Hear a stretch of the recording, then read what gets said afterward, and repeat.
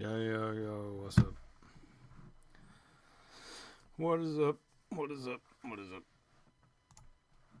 Today we're going to be watching a little bit of this right here. We're going to get started with a little bit of Andrew Wilson dominating some people who are not very nice. Let's just say that. That being said, let's get into it. Have a chat here from Stifler. Ask everyone to rate their looks on a scale of 1 to 10, starting with you. You into the mic, please. 9. 9. Okay, then we're gonna go to you. 6.5. All right. Without makeup, like a 5 or a 6. With like an 8.5. Okay. I think it's sad she had to say that because this is just a hating ass question. I personally think I broke my scale. I think everyone should feel that way about themselves. Anybody else, that's them. So. To me, yes. To you, what? I broke my scale. I broke my. So you're above it. I'm above it. Her scale. Yes. So you're like an 11 or what? But, no, I broke my scale. That's it. So you're obese or what happened? Maybe. She's off the charts. I'm off the charts. Like, just back to back. Just great. It's next level hot. Yeah. That's what she's saying. So. Confidence. 10? Should we just say 10? I mean, if you have to answer the question and you can only pick 1 through 10, which do you pick? 10. Okay. So my boyfriend and I, we call this rate graping because I've had like a lot of men who've like randomly rated me. So I would say the average is probably about 6.5. I guess that's what I go with. Well, what's your own rating? Like 7, maybe. Okay. What about you? I don't know. My teeth are kind of fucked up, and I don't have an ass, so. What the fuck? That kind of drops me down on the scale. Okay. You said 9. What about you? 6. So can you speak just a little louder 6. because you're a little soft-spoken? Go ahead. 6. 6. Okay, I give myself a 5. Andrew? Oh, for sure, I'm a 10. For sure. Do you think he's a 10? Yes. Why are you asking me? Am I don't the know. judge of looks now? Should I rate you too? If you, Yeah. sure, why not? Yes. Go ahead. I would rather not. My mother always told me, if you have nothing good to say, don't say it at all. Huh, okay. Well, I mean, she told me the same thing, but I'm going to rate you anyway. You're a 3. Okay, I think you're very upset, and that's fine. Wait, can you rate me now? I don't feel very upset. Okay. I want to be next. Rate me. Why do you? yo, Frank the Tank. least- Thank you, At Frank least, the at least Tank. 4 points higher than the 3. Everyone's higher than So me because I 7? upset him. It's okay. That's fine. But when you're like let's mention the best of the best. When you're in that category, where are you? Where would you be? Hey, I mean, you if would you're, be. if Well, you're a 10, if a I'm a woman. 10, and everybody could be a 10. What do you mean? Okay, where would you be? We're exactly where you are. No. A 10. I got A invited 10. here. I thought you said everybody was a 10. So when I say I I'm a said 10, why everyone did you should get think so they're a upset about 10. it? I said everyone should think they're a 10, but you Yeah. So then what's the problem? You're the one who sounds upset. no, but you then later said how you felt about me because whatever reason I hurt y'all feelings. It happens to the best of people. How do you hurt y'all's feelings? Isn't this? I obviously did. I must have. I think. Well, there's one. I don't think no one, even at this table, would ever call me a 3. So that means I hurt your feelings. Duh. Well, I mean, I'm a 10. Duh. No, if I'm a 10, I should be able to rate everybody Listen, whatever sir. I want. I'm a 10. Listen. I think that I hurt your feelings. That's Oh, all gee, I'm saying. that'll teach me. Ooh, I think it hurts well, your you got me. feelings. I think it hurts your feelings.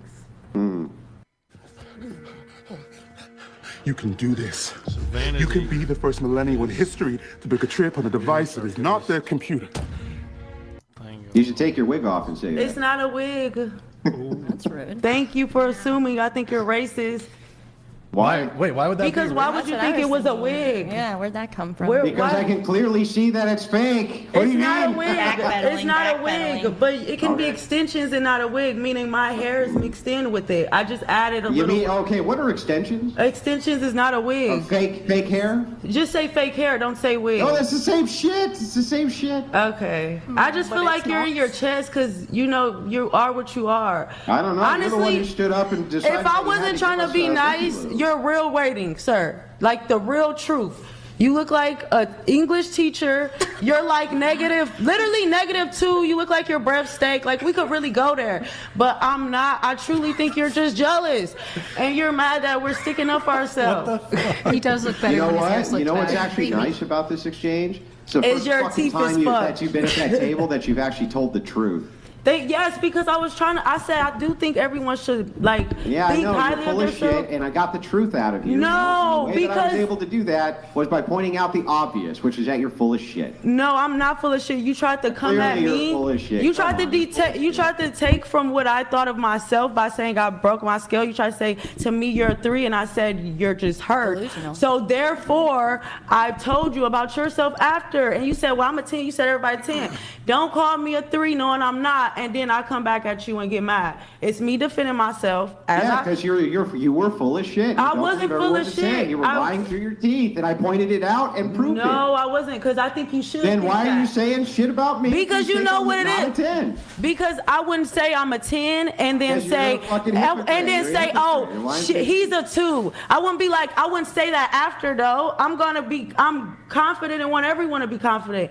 You were saying you're a 10 You and then were lying. I Like, wasn't. Now you lying. told the truth. That's the difference. So you finally told the Listen, truth after no, you I were full of wasn't. shit. That's You your, were lying. Okay, that's your opinion. Very sir. simple. That's your opinion. Very simple. Now you're telling the truth. Thank All I God for know that. You is got the go truth back out. to English class. English class. I mean, I don't know. I feel like you should have stayed in English class. Okay, science. I feel like you should probably have stayed in science class too. Here, I'll give you an example. Maybe Can you tell me? good can thing you I'm tell me- pretty. Yeah, can you help me out with something? I just want to ask you one question. Can you tell me what the scientific method is? I cheated in math. Yeah. And science and English and every last one.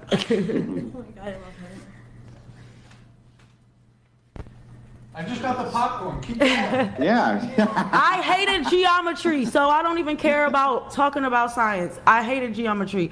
I cheated in most of those, but I do know one thing. You hated the geometry in your science class, did you? Yes, I did. Geometry wasn't. I hated geometry. It wasn't in my fun. science class. I didn't like it. I didn't Yeah, like I didn't it. like it either. Exactly. Like, come on. Let's not act like we gotta be A students. Like I was A in English actually. That was my Well, best subject. as an English teacher, I feel like it is my duty to explain to you that I do need to correct you on these small misconceptions. Okay. Yeah. Thank you. You wear You're wear it Wait. nice. Like I could see you in the position.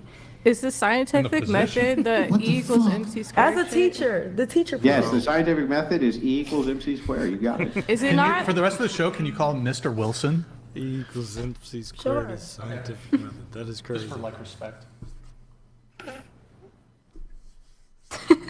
Then we Anything don't else, just see his Mr. face, right? Wilson? Can you hide him behind a fence? That would be better. Wow, that was eventful. Oh, we have a couple. Sorry, guys, we have a couple messages here. Entitled Catfish donated $200. Uh-oh. Pink shirt looking like a 48-year-old Team America puppet. Red dress, those stupid bangs don't hide that giant forehead. I don't baby have hair. bangs Yeah, bro. on. It's baby hairs. That's just my forehead, and it's not right. big. I don't have a big head at To all. be charitable, I'm looking at her forehead. It's a normal-sized forehead. Yeah, you have an off the scale, not even a 10 out of 10. It's off the charts forehead. Thank you. It's fantastic. Yeah, I forehead. don't know what the camera's showing you, sir. Like, but no, this is baby hairs, and it eats in person. Like, if you could zoom in on me, you should do that. Can He's y'all zooming. zoom in? That's as far as we can go, but See, The this, guy's name is entitled Catfish. I wouldn't take it personal. oh, okay.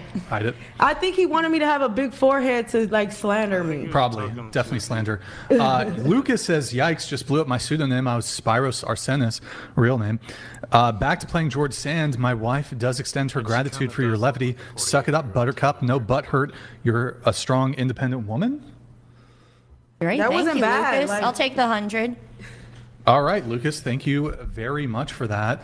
That was interesting. So going around the table once more, related sort of to the rating yourself question. Do you think you'll be better looking in 10 years' time? Starting with you, go ahead. Yes. Okay, so you're 19, you'll be better looking at 29. What about 20 years' time at 39? No. Okay. What about you? No.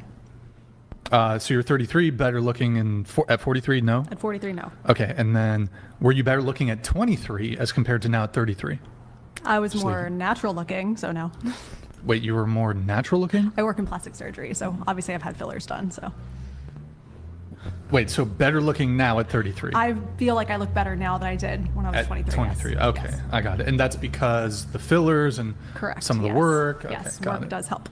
All right, you're Definitely a 10. Thank you. Off the charts. off the charts. And then 27, will you be better looking in 10 years' time at 37? Yes. Let me guess, yes. Of course I I knew would. it. I knew it. Still there. Look at Halle Berry. Look at all the beautiful women who was beautiful young, Exactly. beautiful older. Like, Yeah, like Hillary Clinton. no, that's different. Like all the housewives that She are was never absolutely this gorgeous. pretty How about younger. Nancy Pelosi? I mean, like, I would have piped like young Hillary Clinton. But maybe that's your scale. Like HRC, like- you ever thought maybe that was your scale? Like so, young HRC. Did you like, see the recent picture of Pamela Anderson? You should pull that up, Brian. Recent picture That's of Pamela. Anderson with.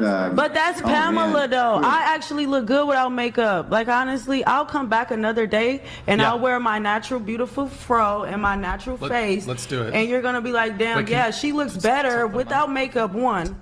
Tilt the mic. She looks better without makeup, one. Okay, but if I say I don't feel like that, are you going to call me racist again? Yes. No, She because will you call would you agree. Or you're just a hater and just still You're mad such about a racist, this. Andrew. It's Because despicable. honestly, the fake hair comment was petty. That's like me saying you're old, so your teeth are about to fall out your mouth for fake or something. Like, that's what it's fair. like.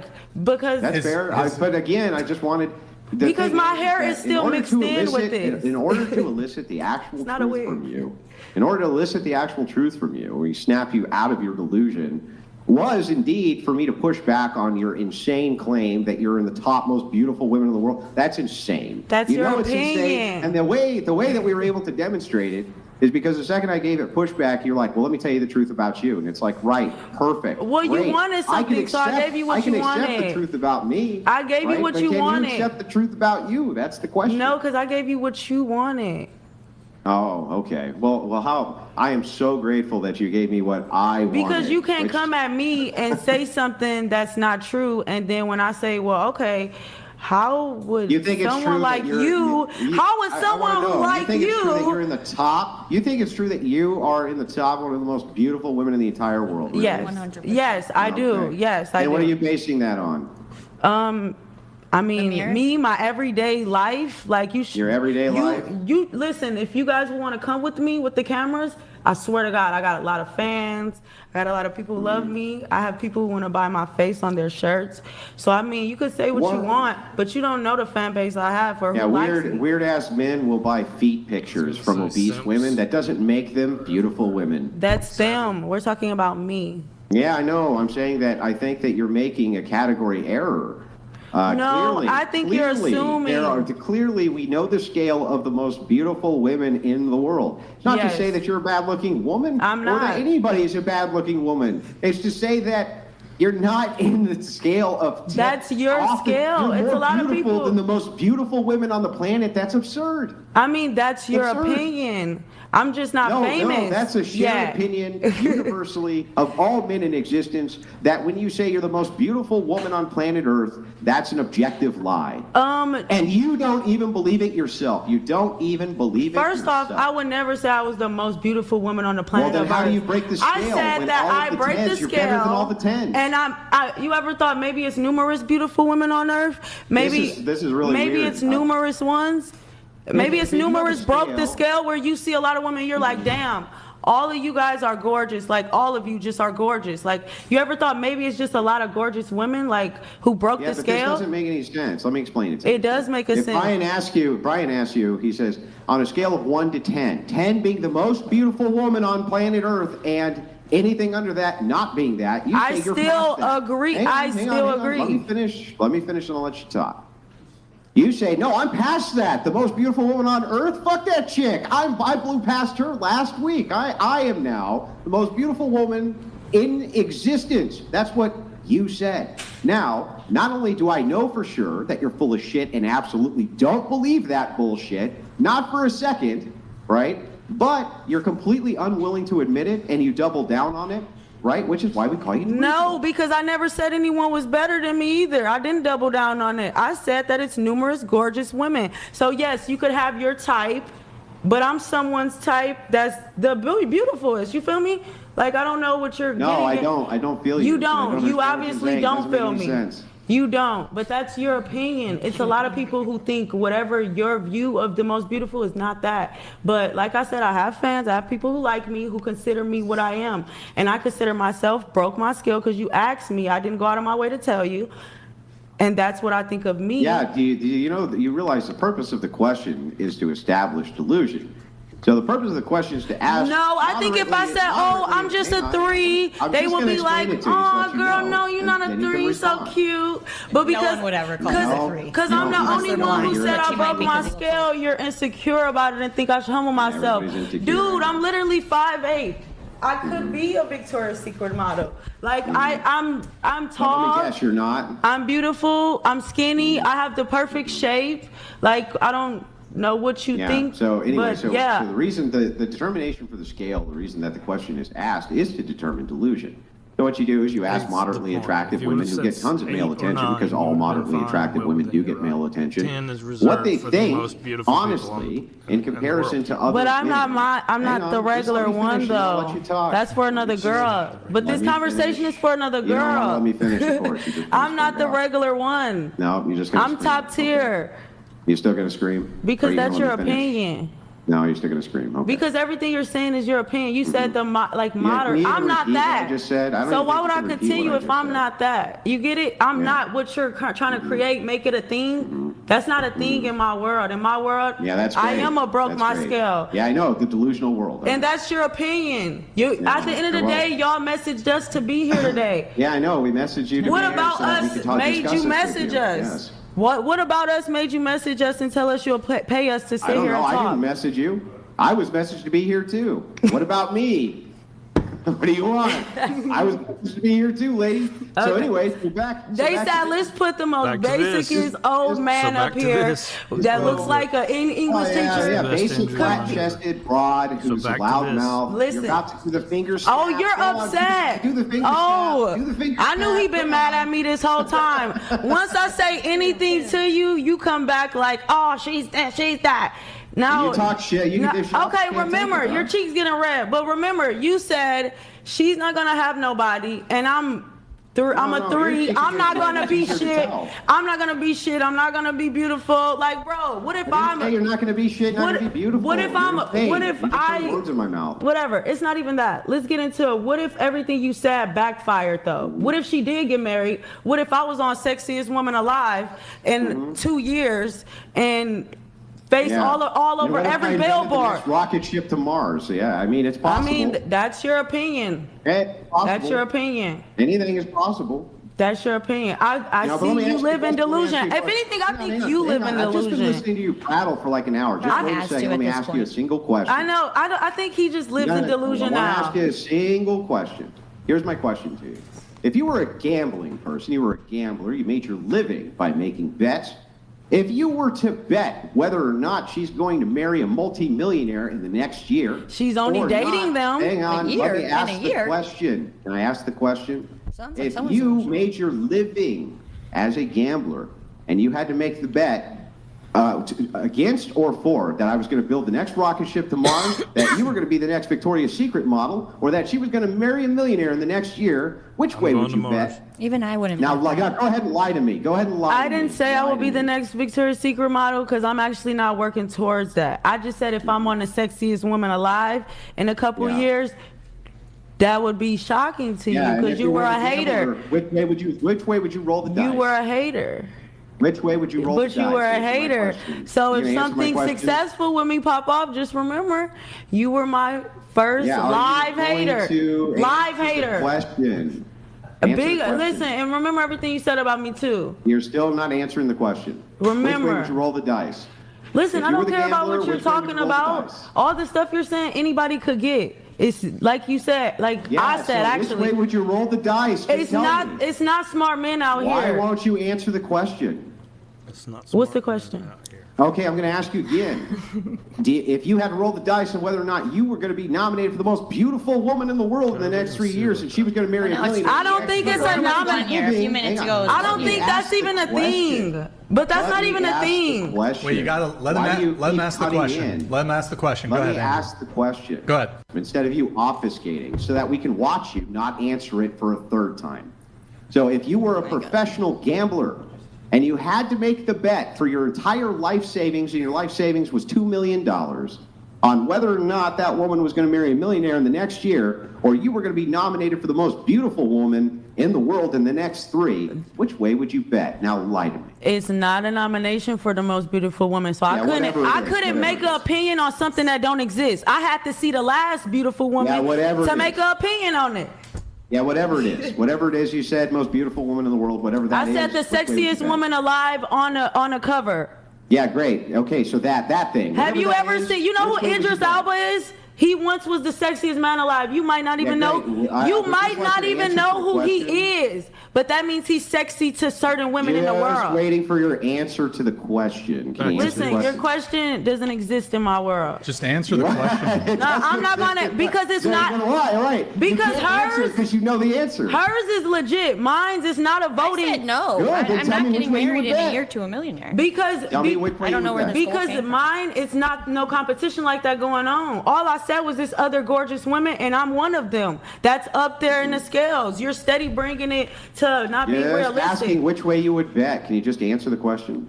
Listen, if I had a cover right now, it would go crazy. It would be beautiful. It would be an amazing cover. So yes, whatever it is with me, off the charts, yes, broke my scale. Okay, so if you wanted to, then right this second, if you wanted to, you could be on a cover of a major magazine that says you're the most beautiful woman in the world. If I had the opportunity to shoot, I don't think nobody will have a problem after they seen the cover. So, and if you had to bet, in the next 3 years, if you put all of your energy into doing just that, do you think you would get it? Yes. If I put all my energy and wasn't like so strong-minded, because me personally, I moved here and I wanted to model, but I don't want to do what all these other women do. And you know what they do out here. So now I'm just focused. They do everything they can to get to the top. I haven't even did one thing to try. So if I actually put effort, can you believe coming to y'all show was my first thing, considering putting myself out there, and this was kind of disgusting, honestly. It's why I don't That's fucking disgusting. This is why I don't do certain things. So I'm sure that you expect everybody everywhere you go to kiss your ass in the second. I feel like that's why you're trying to be rude on purpose, because you don't want to be that person, because you feel like I get it a lot. I do, and I don't care about it. It's fine. You get what a lot? People kissing my ass, and I feel like you're upset about that. Yeah, I know, but in the next 10 years that'll change. Listen, not really, because that's what you think. You think that. Yeah, I literally will. Just think that. He doesn't know me. Listen, every woman on planet Earth is going to sit in the exact same position that you're in. They're going to say the exact same thing. They're going to say the male attention will never dry up. It always does within. I don't need male attention. Power Crunch. Light cookie crunch. Enriched with protein. This is protein worth craving. You're not funny. What? Who said I need male attention? If I needed male attention, I wouldn't be No, single. I'm not saying I that wouldn't you be needed single. it. If I needed You a said man you to give did me it. flowers, take me on dates, do stuff, I wouldn't be single. You know I could get a man. That's so not, all this that's not what delusion listen, is you're, tripping. You're the delusional misconstruing one. what's being said. Right, but if I wanted to marry regular, like you and him, You're still freaking out. All you do is freak out. I'm not freaking out. I'm just over talking you because I don't care about what you have to say. I'm not freaking out. I'm over talking you. I mean, you're still freaking out though. Yeah. So I'm saying You don't care about what I have to say. Because if I decided to settle for less, like be with a regular looking guy like you or him, then yes, I would be married, saying my husband doesn't want me here, and I'm married, and I have to take care of my children. but you got to shoot for the stars, right? But I don't want to be with a regular basic man like you. Prisoners are the ones we go for, right? We were together when we were kids. I did say that 4 years before he went to jail. 4 years before he went to jail. So isn't that mighty convenient that your track record is picking the most basic of the basic men? Not really, because we're from high school. Good for them. We were high school sweethearts, so you don't know what could happen after high school. So, I mean, we live and we learn. I'm not saying that's the best choice, but I'm saying we live and we learn. And if I have one experience, that's better than the women who have a lot and the men who have a lot more experiences doing what they do for a living in life. I don't do nothing of that sort. I don't do nothing of that sort. And I get a lot of offers. So it's like speaking to you is point. Look at you. Look at you. For real. You don't even speak to certain women in this caliber all the time anyways. Y'all have to come and have us. Which caliber? Y'all have to, the broke my scale, the sexiest woman alive calendar, that one. She's the one that broke your heart. Yeah, I know, right? Oh, yeah. So you have to pay women to come across to the table. My black ex-wife is going to have some words with you. You have to come across. He does have a black. You have to pay a woman, and I'm sure she would feel weird that you calling the only black girl at the table weave and wig. So I think she would think you were very tasteless. I think she would think you were very tasteless for that, sir. I said you're wearing a fucking. Like I said. What do you want me to say? What about? Donated 499. We gotta mute your microphone for 10 minutes. Please mute Red Chick's mic for the love of God. All right, can you mute? She do you know how to mute it? Sometimes, but she won't stop yelling, and it's driving me absolutely insane. He paid $500 though because he got mad at me. Hey, we gotta mute your mic. You see? Hey, it's okay. It's okay. We gotta do a little. We gotta do. Is it good? Did you have it? Let's see if it's interesting without me. Well, okay, so I'm going to take this opportunity to let some of the chats come through, guys. We had to put a moderation delay on. I donated $200. 10 minutes. The one with McDonald's arch eyebrows and bike tire lips is insane. Blue collar side piece at best. The one with a doily cloth for a hairline is a 6 on her absolute best day. Ladies, please be real. Wait, what?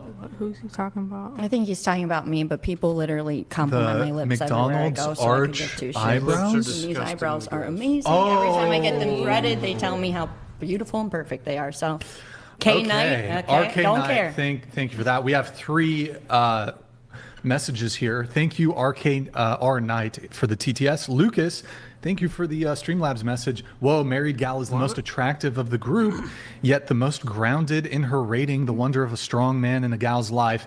Cheesehead? When Drew was your age, he was slinging way above your sexual market value. What is it? Is that like? I'm from Wisconsin. Maybe he's calling me cheese. But because Milwaukee, yes, the like cheese. I said, everyone. Wait, you're muted. The mic is muted. No, everyone. Yeah, you just talked about me. Everyone would be happy if I sat here and said, "Hey, I'm a freaking mouth. Shut the fuck up, okay?" That's pretty rough. That's pretty rough. If you can imagine it. If you can imagine it. She don't know when to shut up. And it makes me wonder.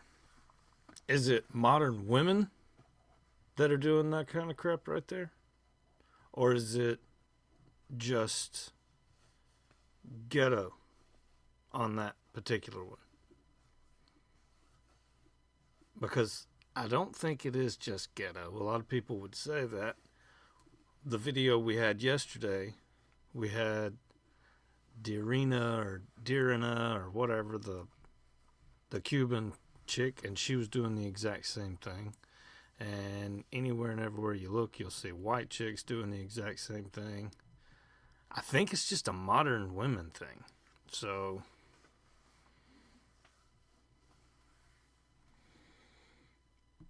man, here's this one.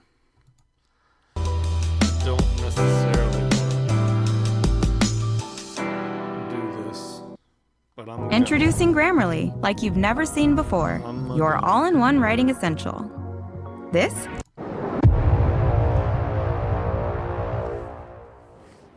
Good job on that. But why do I think women shouldn't vote? Well, I'll tell you why I think women shouldn't vote. So you did a lot of hard work trying to get Trump reelected. You're very pro-Trump. And you want to help Republicans, right? And part of the reason you don't like this gender war is because you're like, look, this is a terrible position for the right. You're alienating all the female. I can't take it. I can't take that girl again today. So I'm just going to go on.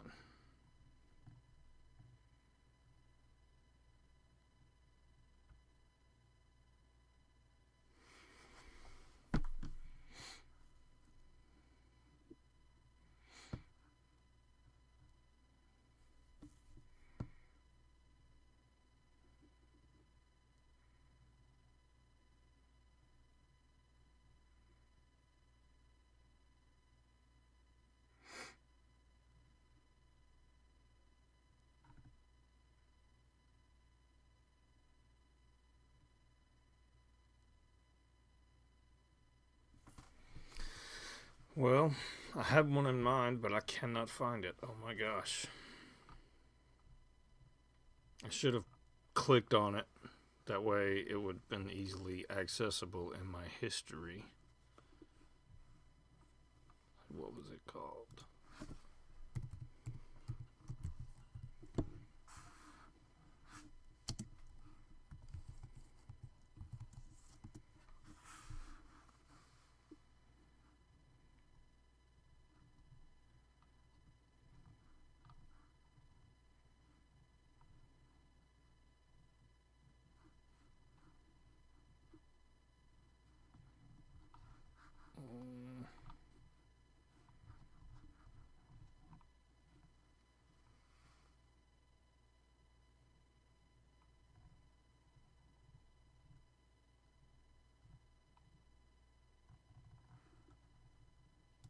Okay, give me a second. I have to go to the channel.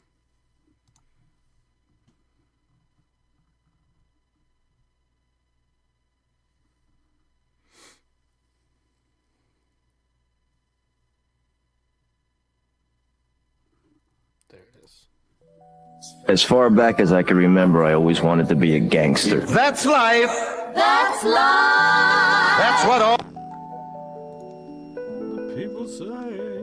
Where are the guys that could actually handle all this? Oh, there's entire neighborhoods of guys that are waiting for you. Yeah, just go out to MLK Junior Boulevard, say the name Tyrone, and before you know it, you'll be pregnant and waiting for him to come home with milk. You're still asking yourself, where are all the good men? They're pretty much hiding out until they find the same thing that they will provide. It's basically for their weaknesses and insecurities to be known but not taken for granted, which I know sounds like a bare minimum kind of thing. But the truth is that that sort of thing is expected of men, but somehow it is not expected for men. And that's why good men are still out there. They just don't want to be found by the wrong person. All right, so everybody keeps telling me there's all these wonderful men out there that'll take you on dates and buy you flowers and do sweet things for you. And everywhere I look, there's all these men on TikTok that are talking about how they would love that kind of opportunity with a woman and all of these things. And I don't seem to understand why I can't find them. Can someone point me in the right direction, please? Thank you. Okay, is it actually true that a guy treats you how he wants to be treated first, and then he starts treating you how you've been treating him?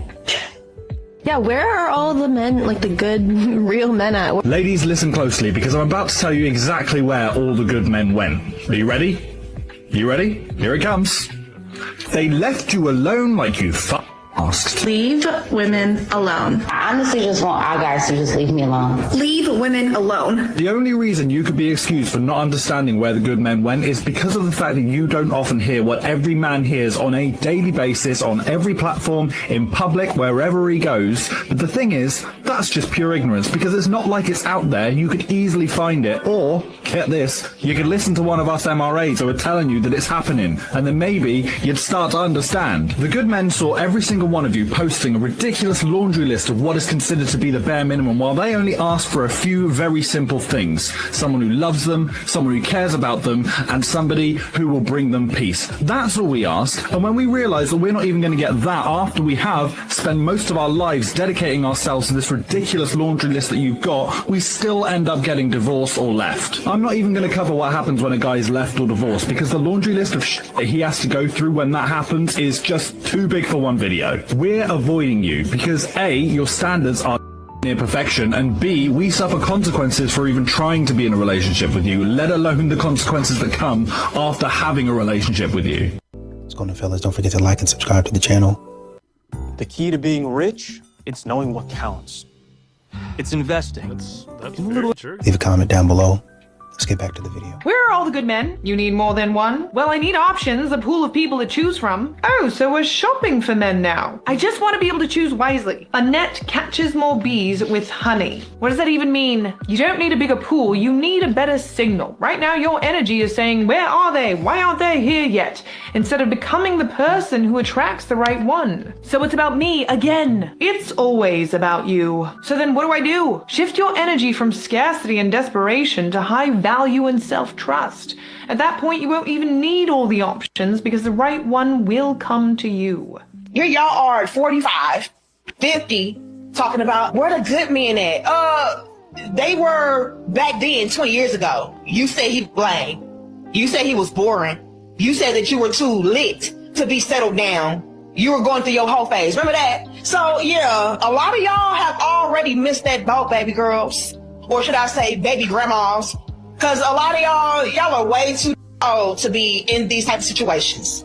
And then y'all are seeking this advice from women who are still in the streets, who still don't have nothing figured out with herself. How y'all doing? You gonna pay my rent and my car? I have 3 kids and I need child support now. I'm still in love with my ex. I need my boobs done. I need another BBL. I don't have a car or a life. I need $1,000 for a new wig. This one's getting old. Never mind. No, get my number. Wait, get my Instagram. How many BBLs you done had? Why? 0. 3.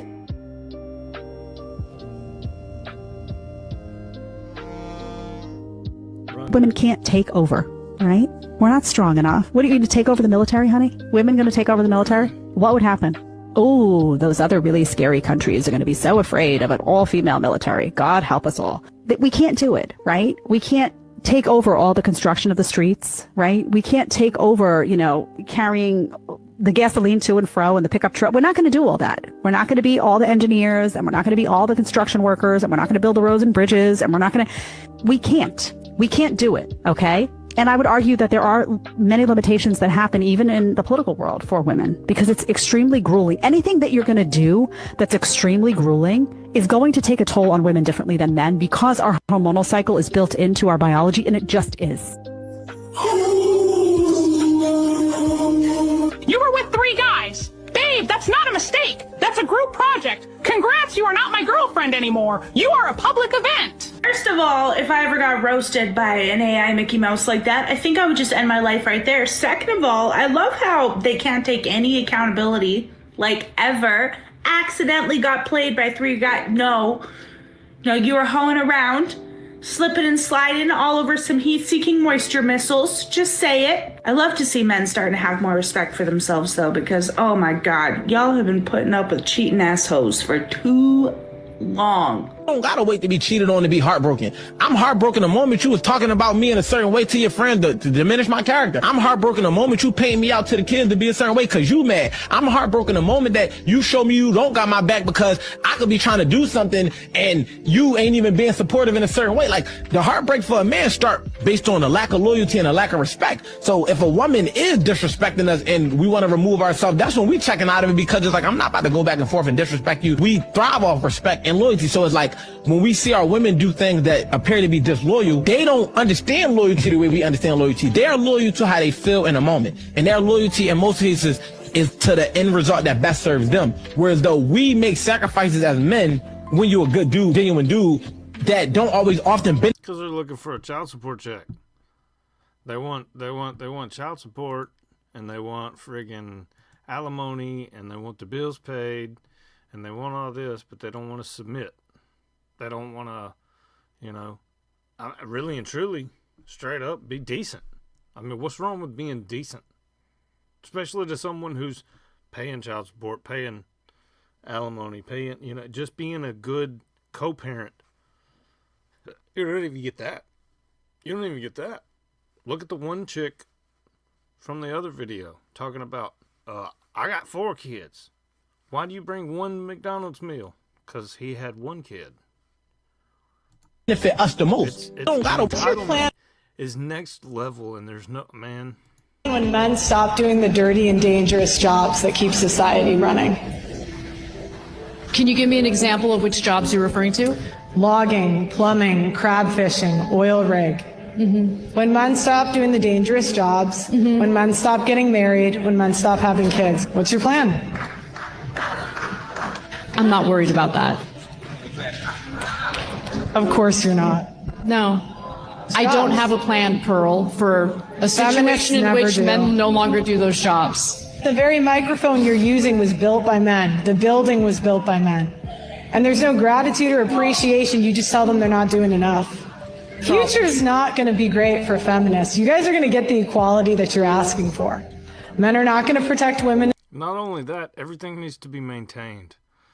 You can take a brand new house today, give it 20 years. If you do not maintain it within that 20-year cycle and 20-year span, it'll be rotten right off the bat. You have to keep putting a roof on it. You have to keep maintaining the foundation. There's certain things that have to be done to maintain a building. The same thing goes for our infrastructure, our bridges, our roads, our the landfills where you put your trash. Literally, are you gonna make it look like friggin' idiocracy outside if it weren't for men? In the streets, men are going to stop signing up for the infrastructure jobs. The birth rates. Can I just get this other stuff? Well, I wouldn't. Roundup. This stuff works. You know you could be vaping formaldehyde, which is used in taxidermy. Yeesh. Going to keep falling, and the future is going to be bleak. This is interesting. This is a good take. I like this conversation starter, Commander. Hats off to you. I recently saw a video of a guy who said any time a woman has approached him, he has realized that she is a man-eater. So, what are your thoughts on that? A woman should always approach the man? I think I'm a little bit old-fashioned, but it really doesn't matter what I think. I'm married. It doesn't matter. But I'd like to know other people's opinions. Actually, I'd even like to know the married people's opinions. I don't agree. I feel like the man should be the one that approaches. But again, you have all those people that are like, ew, I don't want a man to talk to me. Same. But also, what are we thinking? This is interesting. I have only been approached by a man in the wild one time, and let me tell you, it shook me to my core. And I haven't stopped thinking about it. This was a few years ago. I walk into a bar with a friend, and a guy sitting at the bar turned, looked at me, and gave me the I'm gonna talk to you vibes. I am the world's worst flirter. Like, I cannot emphasize enough how bad I am at flirting. And so I froze like a deer in the headlights, like literally frozen. I walk up to the bar to order my drink, okay? And this man walked straight up to me and says, "Hello, my name is Jim." Luckily, my friend stepped in and was like, "Hi, this is Katerina. She's so great," because I was frozen. We played some eyeball tennis back and forth in the bar for like an hour. And he came up to me and bought me and my friend a drink and got my number and was so respectful. And I was actually in complete shock because I didn't know this happened in real life. Granted, this happened to me 2 years ago and it was the only time it's ever happened to me. But men, this is the power of approaching a woman in the wild, because I truly have not gotten him out of my mind. You know, a lot of these modern women were in the area where they would continue to finesse men, getting free meals, getting your bills paid, getting flown out, getting stuff out of men and giving nothing back. That's done. That stupidity is done. That foolishness is done. Men wised up. They're looking back and saying, you know, I see what happened to another guy, and we're not going to be doing that. They know the game already. So when these modern women continue to try to run game on a man, it's not going to work. He already knows that, right? He's already seen the playbook. So that little era of you finessing men, you had a good run, but it's time to wrap it up. Valid concerns men have about getting married. What if she completely changes after the wedding? What if she stops respecting me? Wait a minute. She's supposed to change after the wedding, just like him. Because that's what everybody's problem is. And I mean, like, everybody's problem is they expect a man to be perfect and finished at marriage, and a woman to be perfect and finished at marriage. No, you're both babies together, and you have to grow together. That means you will change together. You will learn how to be better to him, and he should learn how to be better to you. If you're not changing and adapting and growing together, something is wrong, and that's just the way it is. I mean, What if intimacy dries up? What if she only wanted security and now I'm just her wallet? What if she compares me to other men and I don't measure up? What if she embarrasses me in front of my friends or even my kids? What if she resents me no matter what I do? What if she gets comfortable and lets herself go, but still expects me to be attracted to her no matter what, even though I can't help it? What if her family becomes my problem? What if she leaves and takes half? What if she turns our kids against me? What if she stops being my partner and starts acting like a boss? What if everything I sacrificed goes unnoticed? What if I can't win with her? What if she's never actually happy? What if she cheats on me? What if her friends turn her against me? What if she gets bored of me? What if I'm just not good enough for her?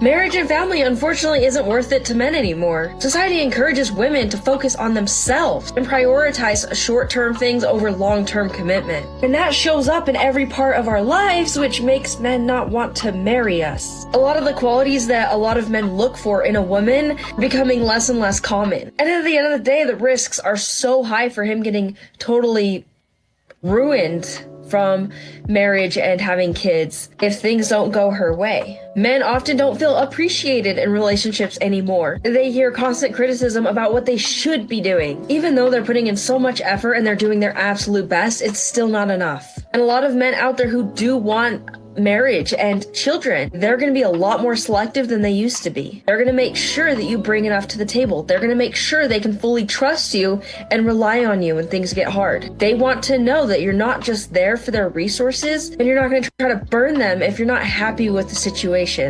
How alone is a man when... This week on You're the Credit One for Me, a group date goes wrong. I just paid off his old car. a relationship ends? Nobody actually talks about this. You know, she gets the check-in, she gets the calls, she gets the, how are you holding up there? And he gets bare minimal. He's expected to just keep going, keep working, keep showing up, process it quietly, and just come out the other side like nothing happened. And most men do exactly that, not because they're okay, but because nobody actually gave them another option. And if that's you recently separated, divorced, or someone who's just feeling like they're carrying this alone, this isn't about finding someone else or someone new. This is about finding yourself again. And if you're ready, then I invite you to DM me the word reset and let's talk. You might catch me on my walk. Can I see a receipt? Look like you probably stole some stuff. Y'all got 2 receipts. Okay. So 60 and then 54. All right, I got y'all. So here's 20, 40, 60, 20, 40, 60. There you go right there. $120. Because I'm just trying to bless y'all today, make y'all day better. What happened? Oh, I just paid for all this stuff. Yeah, y'all have a good one. Appreciate you, sir. Absolutely. Let me get a hug. Thank you. How you doing, sir? A few moments later. $38, $30. There you go. It's on me today. No, man. All right, I'm gonna pass it on to the next. Oh, bet. Come on. I got you. Let me see that receipt. How much it is? Did y'all steal anything? Nope. Y'all didn't steal nothing. We got some luggage. Where y'all traveling to? What you doing in Maryland? His sister's there? Baby shower, yeah. Oh, congratulations. Well, there's 100. What's that for? No. And then 20, 40, 60, 80, 100. 100 for you, 100 for you. Hey, don't spend it all in one place though. Absolutely. Hey, y'all have a blessed day, sir. Appreciate you. Do I work here? No, I just bless people. No, you please do. I just bless people. All right, then. I'm out. There is a growing subculture of young men breaking off from society.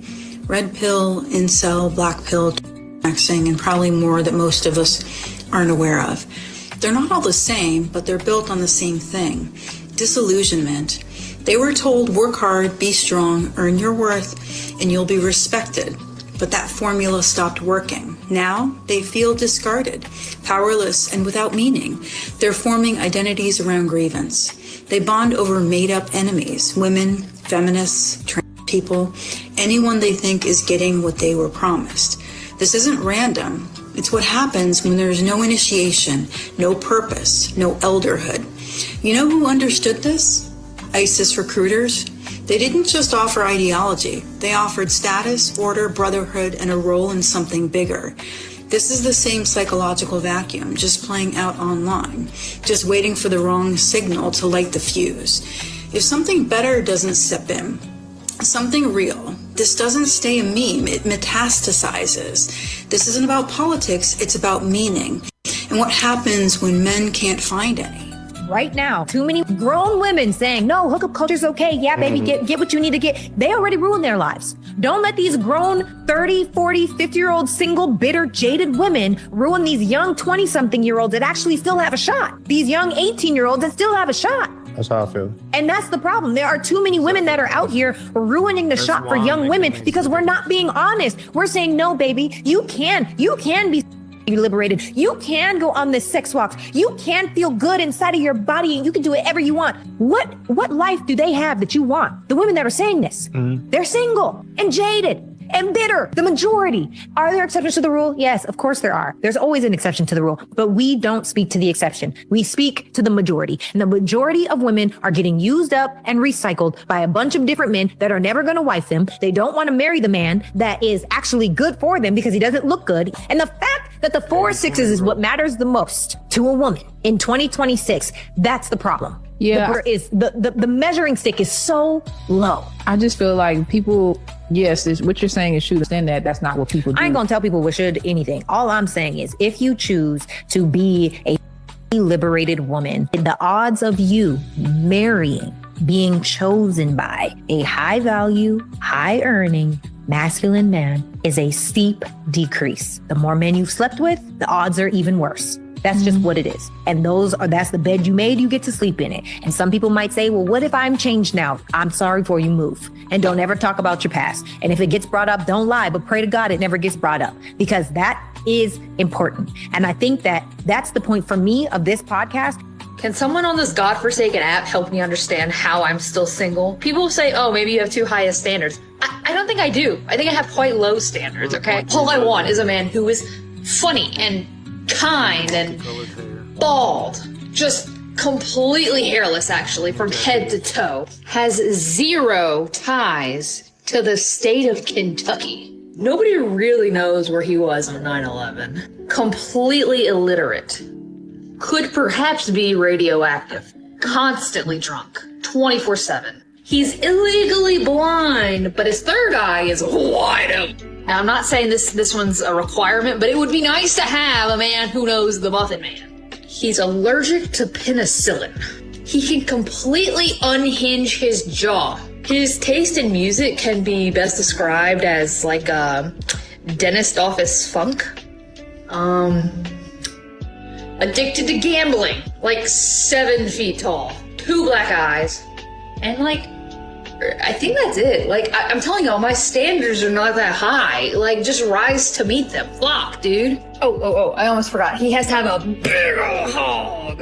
Where are all the good men that don't cheat? Where are all the good men that still respect women to understand that they don't deserve to be played with, lied to, and manipulated? Where are all the good men that want to prioritize their family, their girlfriends, and the people around them that matter? Where are all the good men that know the sacrifice of a woman when she's at home with the kids or she's making a house a home and they appreciate it? Where are all the men that are happy to go to work? I may be an exception, but I tell you what, when I automatically when I hear I was at the bar and nobody's hitting on me, I don't want a woman that goes to the bar. Or I was at the club and nobody was hitting me. I don't want a woman that goes to the club. Period. I don't go to the bar. I don't go to the club. Heck, I don't even drink. I don't want to judge people that do, but I don't want no woman that goes to the bar. And a lot of men don't want to spend all every single day knowing that the home and the house that they built is because they sacrificed time away from their children. Where are all the good men that are trying to balance work, a romantic relationship, their kids, trying to do all the right things and still feel like they're falling short? Where are all the good men that understand that women can be crazy, but you love them anyway? Where are all the good men that understand that things are not always going to be easy, but they're not going to go out and cheat or be out in the club to fill their ego instead of making it work within their relationship? Where are all the good men that still have integrity? They do exactly what they say they're going to do and they never fall short. Where are these men? Because according to women, there are no good ones left. Okay, bye. You know, a lot of modern women think that men are thinking about them all day long. They think that men are solely focused on them. They think that men have nothing better to do than to daydream about them. That's why they say things like, where are the men who yearn? Why isn't he texting me all hours of the day and night? I know I didn't respond to him for 2 or 3 hours, and he let it go the first time. And I didn't respond to him multiple times, and he just quit talking to me. But I want a man who yearns. I want a man who begs. I want a man who pushes through all of that, because that's going to be the one for me. Well, you're going to be single and lonely, because this type of game plan that you're doing, it's not going to work anymore. So there's this girl on TikTok that was talking about how like most guys aren't pursuing girls anymore and how she isn't getting pursued. And when she walks in public, she'll walk past guys and they won't really like look up and try and make eye contact with her, all those sorts of things. And the reason for that, starting off on number 1, this is a man's perspective to how we think like girls are viewing us, okay? This is not what girls think, okay? All right. So for guys, for number 1, guys are usually like, they actually do get like scared or have the fear of being rejected. So with that, like a guy's not going to want to go up to every single girl on planet Earth and ask them for their number and get rejected by, 95% of them. Number 2, most guys are realizing that they're like, okay, well, if I can work on myself, work on my craft, make my money, build who I am as a man, that's fine. That's all I really worry about right now. Guys aren't wanting to chase girls. This is how guys view it. Guys think that girls want to be chased, so a guy's pursuing a girl and the girl is running away. And you're chasing her constantly. A guy is going to want a girl to allow him to pursue her. So the girl is staying still and the guy pursues her and they stay right there. That's how it is. Number 3, most guys think that girls view them as absolute POSs, worst human beings ever to walk the entire planet of Earth. So for most guys, they're like, why am I going to waste time with girls who think we are complete pieces of shit and like don't even want anything to do with us. It's just a waste of time. That's how guys think girls view us. I'm not saying girls view us this way. That's how we view it. And that's probably why guys are not wanting to pursue girls. Your 20s are supposed to be when you travel, make mistakes, No. date around, get drunk, party, stay up all night. No, don't do that.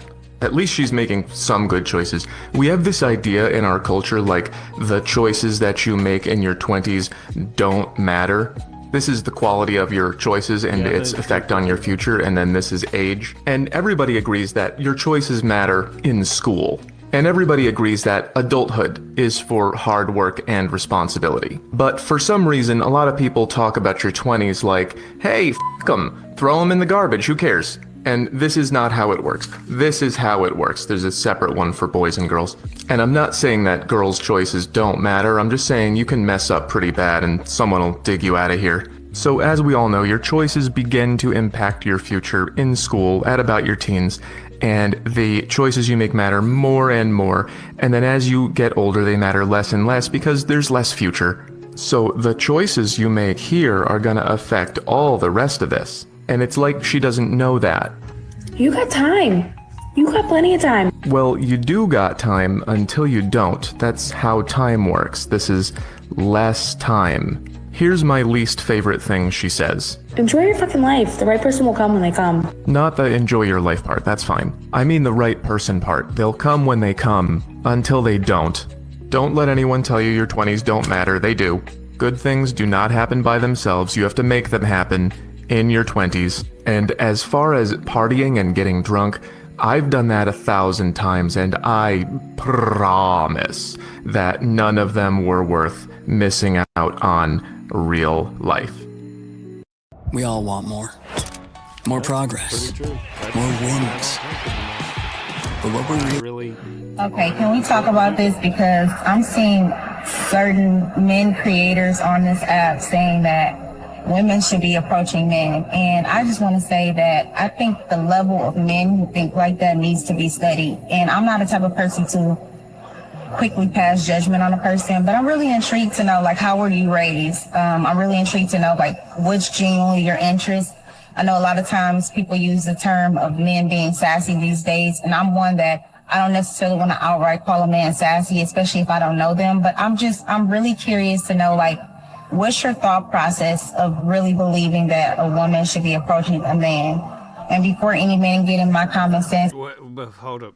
The problem is if you look at the 90s, okay, the every sitcom, every cartoon, every show, every movie had a doofy, goofy husband or father that was moping around, that was barely competent and could barely get through the day. And thank goodness he had his intelligent wife who was beautiful and whatever else to help him carry on.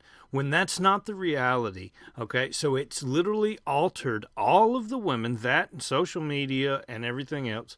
It has literally altered all of the women to think that they're the ones in charge, they're the ones who are leading the things, and that their man can't get anything done. Meanwhile, we're the ones, if it's real, putting people on the moon. We're the ones who are really building and designing airplanes and building and designing refrigeration and air conditioning and homes and automobiles and trains, and all of the different technologies of the world is designed and run and maintained by men. Yet women tell us that we're stupid and we don't know what we're talking about. Okay, yeah. Keep doing that and see what happens. It's already divided enough. And at whatever point women decide that they're going to, get back in line, that's when things can get better again. But not for the ones who've went out and stayed in their hoe face for 20 years. I'm sorry. If you've ever had a hoe face, your value has dropped.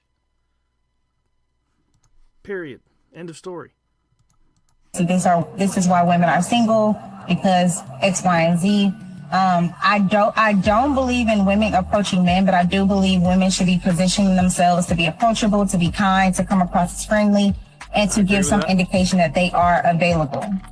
But even if we look at animals, there's birds and different type of animals that literally goes out their way, and we're talking about the male species, literally goes out of their way to be intriguing and to catch the attention of the woman. But you're telling me that the human personnel, we are expecting the woman to pursue the man. And the thing that's sad about it is that I see women in the insane.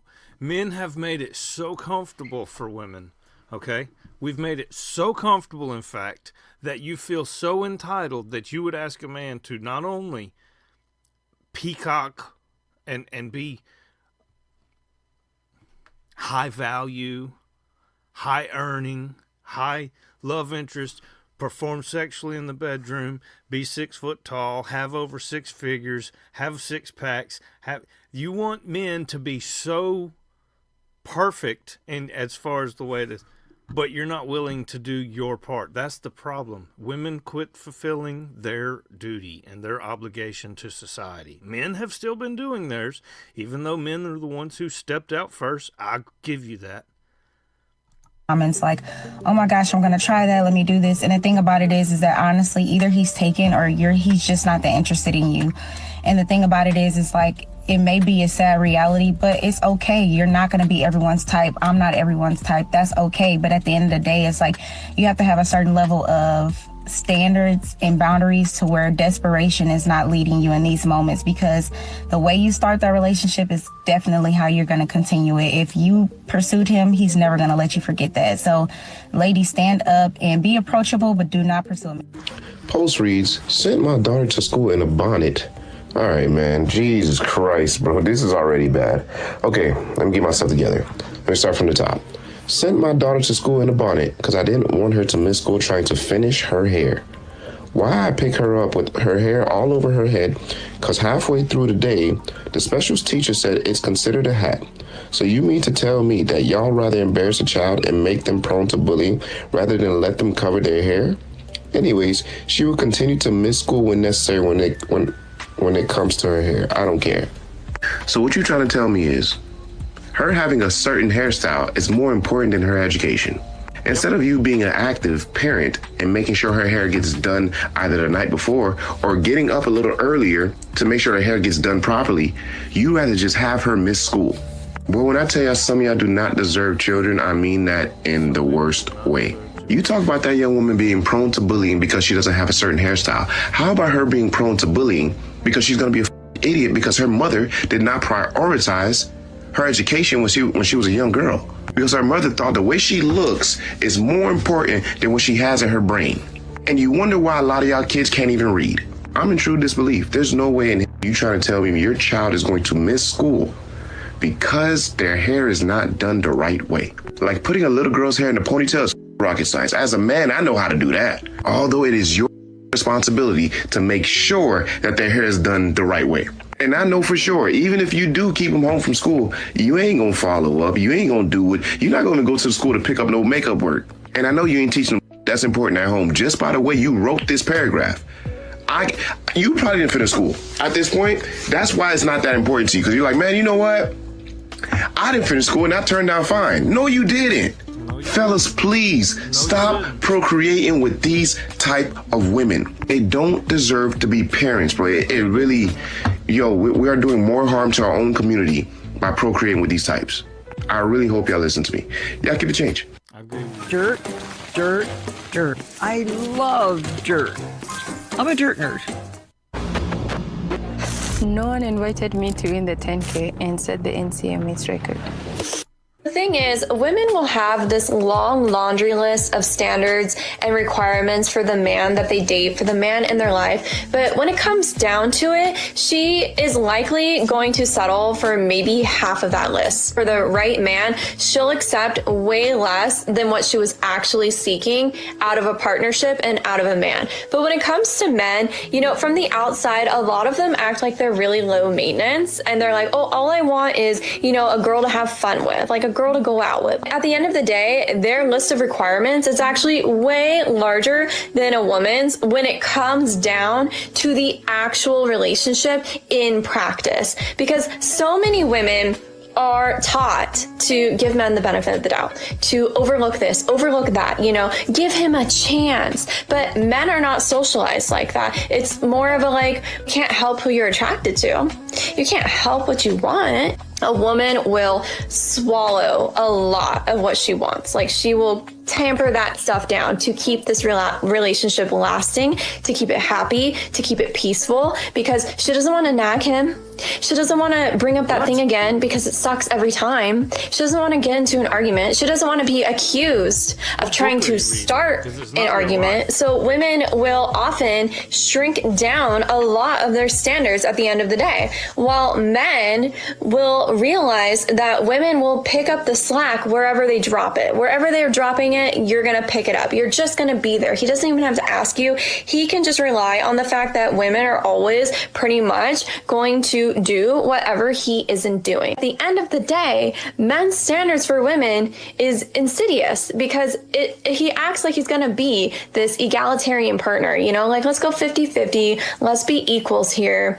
But at the end of the day, he's going to require that if you have children, or if you get older, or if you go through menopause, that your body stays just as hot as it was. So he's going to require that you never change while you're praying God that he's going to change. And this is why so many women say don't build a man up, because he's going to drain you while you level him up. And then he's going to look down on you and be like, wow, you're really not the woman I used to love.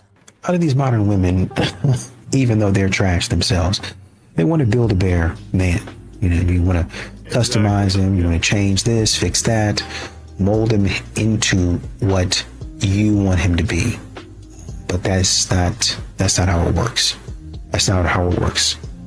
You don't get to build a man to your specifications. You either accept who he is. Now, he doesn't need to be a jerk, but you either accept that and love him for who he is, or you get about his face. And I know a lot of modern women don't want to hear that because they want Chad and Tyrone to be smitten, to be stunned, to be shocked, to be just enamored with them. That's not going to happen. Oh, I'm just so stunned. I'm just so shocked by how beautiful you are. You might be cute, but there's 10 other ones right behind you waiting for my attention. Modern women don't understand that. You're not going to be able to build the bear that you want, build the man that you want. He's going to have some flaws. You're going to have some flaws. As long as they're not toxic and y'all are working on them together, I think you should be okay. I saw the hottest man. I saw like 3 hot men today in my hot yasa class, like my hot yoga class. Why don't we say anything? Why do I have to be the one to say something? Fuck, I understand. It's so uncomfortable to like go up to someone cute and be like, hey. Because for every person that is like on TikTok being like, well, you could approach a man, like, I have been. And are the men just gonna be like, hey, do you want to grab a coffee? Hey, what's your name? Hey, do you go to this class a lot? Like, there are so many ways to slide in, and I'm kind of low-key pissed off that I'm like upset that I didn't say something to a man. What do you mean? Bitch, what do you mean? Why am I upset? I just don't understand why it's like not that easy for men, because it's so easy. Literally just ask the girl one of those questions if you see someone out like that. Don't look at the shirt, it's my work shirt and it's got stains, okay? Leave me alone. Go up to the girl and be like, no, just ask the question first. Just be like, hey, been doing this class a lot? And then, like, if the girl is uncomfortable or she has a man, she'll tell you. Trust me, she'll tell you. Why do I feel like I have to approach a man? Why can't the man just do it? Because it just hits even worse, and it's even more embarrassing when the girl shoots her shot, like, when she already shouldn't be, and then the man's like, oh, I actually had a girlfriend. I can't. Why am I getting mad that I didn't go up to this man? This isn't my problem. This has never been my problem. Women can go approach men, but listen, I've done it like 3 times in a row in the last 4 days, and I'm kind of sick of it. So men, really, there is nothing to lose. I promise, it doesn't hurt your ego that bad. I promise. I went up to a DJ, and I thought he was hot, and he was like opening DJ, and he was, in the background in Chicago, and I literally go to him, and I was like, you're really cute. And he was like, I'm seeing someone, and I was like, that's totally fine. You're a great DJ. And I moved on with my life. It wasn't that hard. If I'm doing what I'm doing, which is approaching men, why can't you guys just also do the same? Can we just like meet halfway. Please. I need to remind you men that seriously, the moment you come up to me and you say something like that it's a simple, easy line. Don't be weird and cheesy. But just be like, hey, you come here often, or like you come to this like gossip class, or do you just like 9 a.m. class all the time? Something like that. I immediately am like, oh, he's hot. Oh, he's fucking sexy. They're not even like maybe being attracted to you physically. I'm just like, this guy's got balls. I appreciate that, and I'm here for it. Imagine if women and men were just approaching each other, and if it wasn't to go out and to go on a date, just to have stimulating conversation with other adults. Just imagine that. Imagine if what I picture to be happening in my head, or what should be happening in my head post a yoga class, what if it actually happened? Riddle me that. Let's make it happen, please. I'm gonna say it, and you're not gonna like what I have to say. You're not gonna like it, man. You're not gonna like it. Where are the real men at? I'm sick of it. They don't make men like they used to. I'm gonna say it loud and proud, because tell me why men these days, they don't want to do an oil change. They don't know how to change a tire. They don't know how to do anything. If Google doesn't know, babe, they don't know. Tell me why my dad knows every single thing to do with his hands. I could ask my dad to literally build a bridge for me to get to the other side of the road. That man will do it within 1 hour. You ask a man this day and age, hey, can you tell me how to check my tire pressure? Yeah, let me Google that. What do you mean you have to Google it? What do you mean you have to Google it, man? What do you mean? You are a man. This is what you're built for, babe. This is what you're built for, and you don't even know how to check my tire pressure. Please. I'm sick of having men that don't know how to literally use their hands. I'm sick of it. Be a man. I agree 100%, right? Where are the men at? Well, I'll tell you what happened. Feminism tricked y'all into saying, we don't need the man around. We don't need the husband. We can do bad all by ourselves. We can do everything all by ourselves. What do I need to do anything for a man for?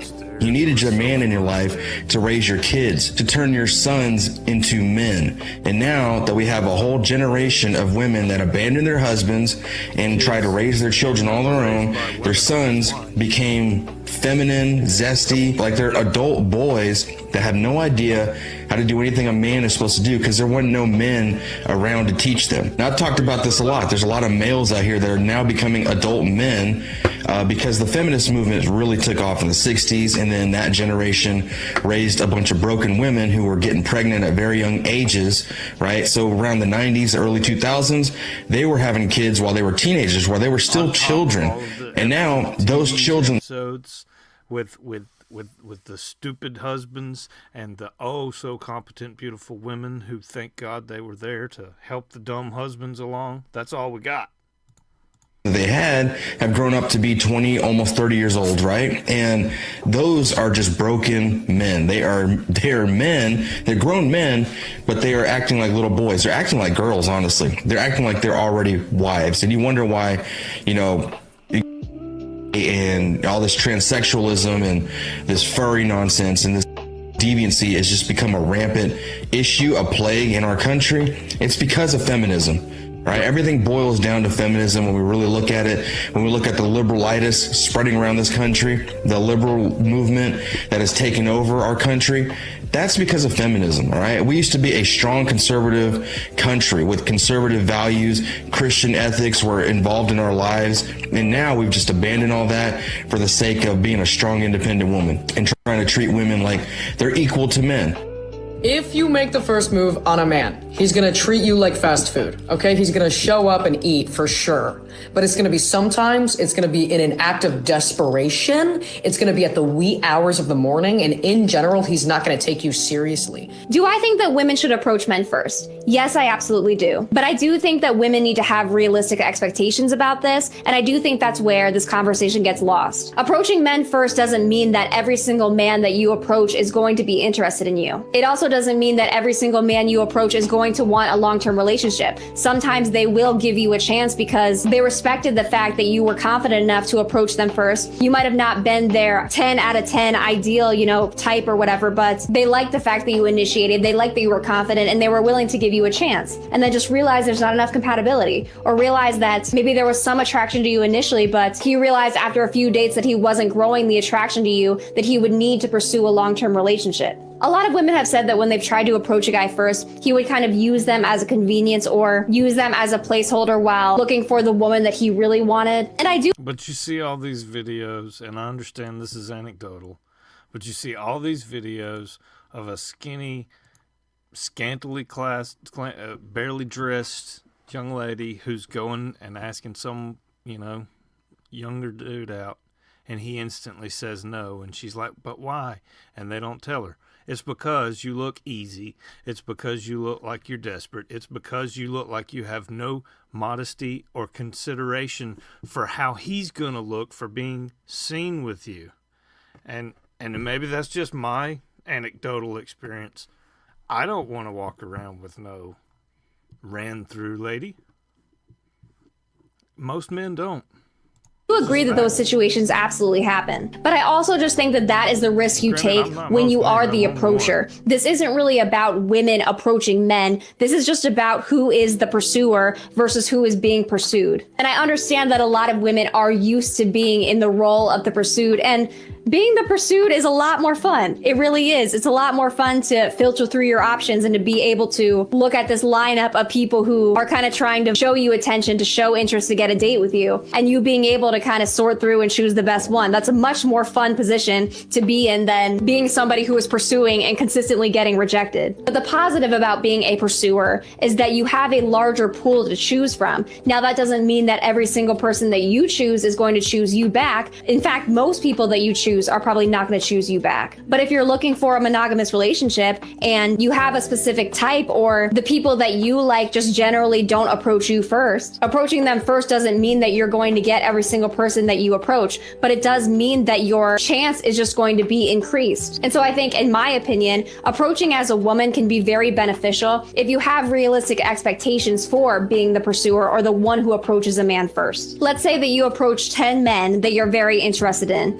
If 3 of them say yes, that is a success. And I do think that a lot of women wouldn't view it that way, because for a lot of women, for them to actually go against gender roles and decide to pursue a guy first, a lot of times they have to feel this very high level attraction to him up here, or it has to be a situation where they've already started to develop feelings for him over time. Maybe he's a friend or something. So again, the feelings or the attraction is already built up. And so I think for a lot of women, when they approach a man first and go against gender roles, it can feel very jarring when they got rejected, because a lot of women aren't just approaching guys that they're like, kind of attracted to, but they're not like up here attracted to. I think a lot more women would actually have better luck if they started approaching guys who weren't just they're like top attraction guys. And I'm not saying that you shouldn't be attracted to the guy, but if you see a guy and you're like, oh, he's kind of cute, you might not be like salivating over him when he walks into a room, but you're like, oh, he's like a, good looking guy. Because a lot of guys who do approach, that's also their strategy. They approach women that they're like very, very attracted to, but they also approach women that they're, attracted to, but might not be the hottest woman in the room, but they still find her attractive and will be interested in giving her a chance. I also think that this involves a lot of women being able to understand when to sort of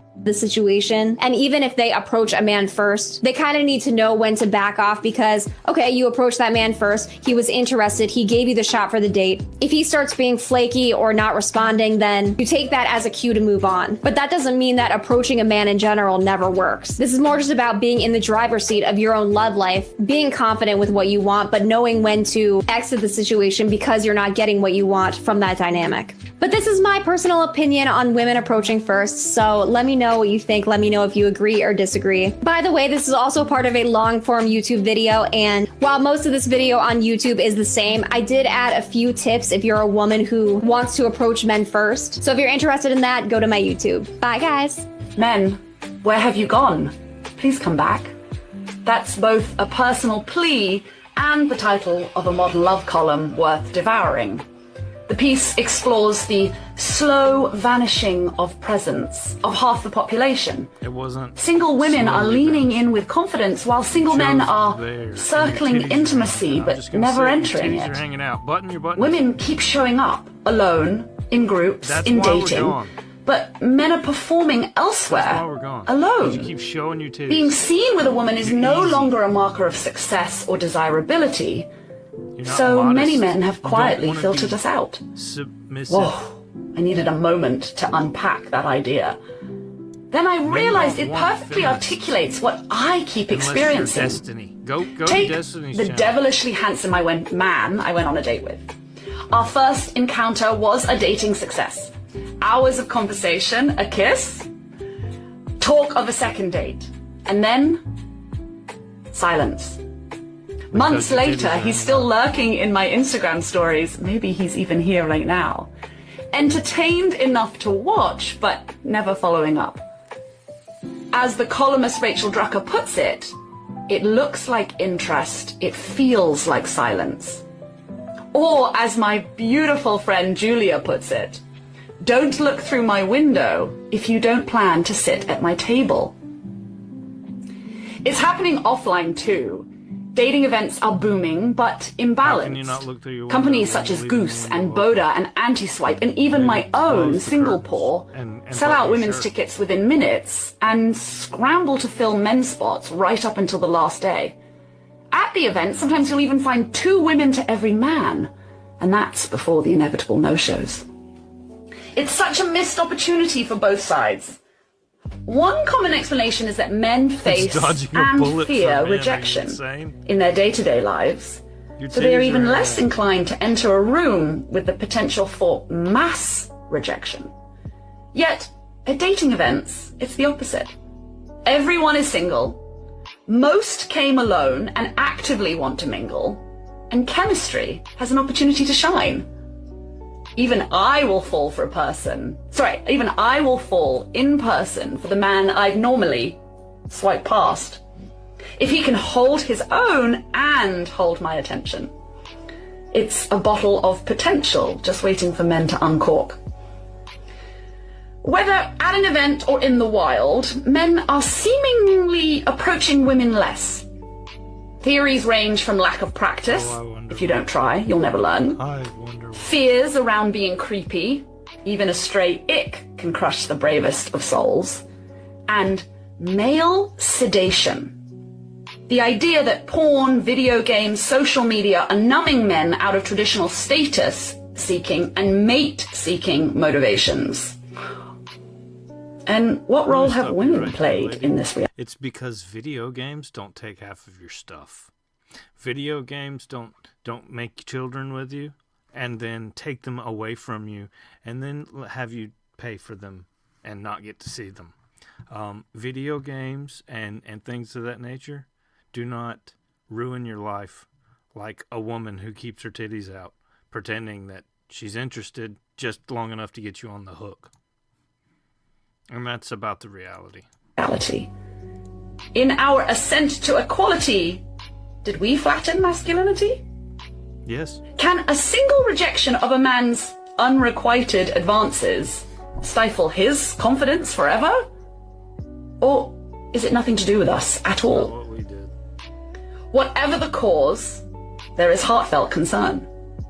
No singleton wins in a lopsided dating market, well, except maybe the bold, the beautiful, and the lesbian. This is not a damnation of modern bachelors. It's a mirror. A rallying cry, not a critique. Regardless of the best solution, whether more women need to make the first move, rebuilding male confidence, more events, fewer apps, a return to arranged marriages, one thing is clear. Nobody should be giving up on dating entirely. It just requires a larger dose of effort.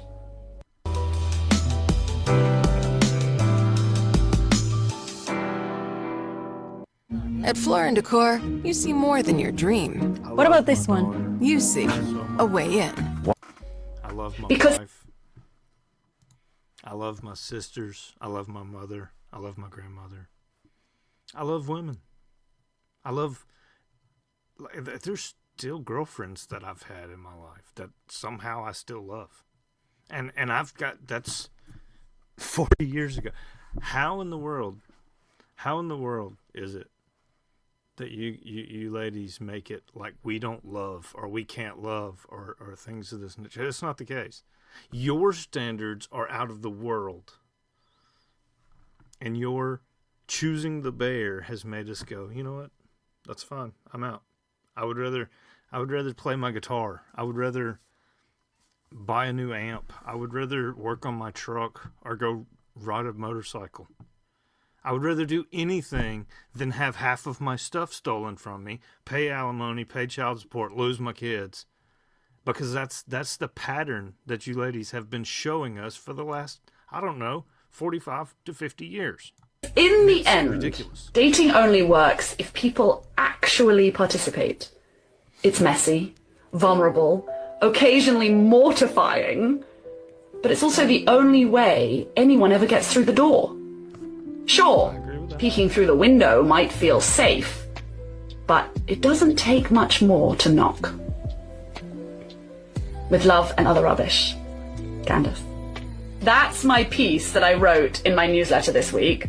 It's called Love and Other Rubbish. And a lot of times, modern women, they can get away with, they can skate along with doing whatever they want to do.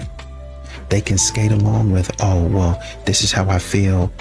My little stupid attitude, the stupid entitlement, delusional standards. And the whole time that mirror is chasing you down. And eventually, accountability. Eventually, that mirror says, hey, how you doing? What's up? Now it's time for you to look at what it is, who you are, and fix that.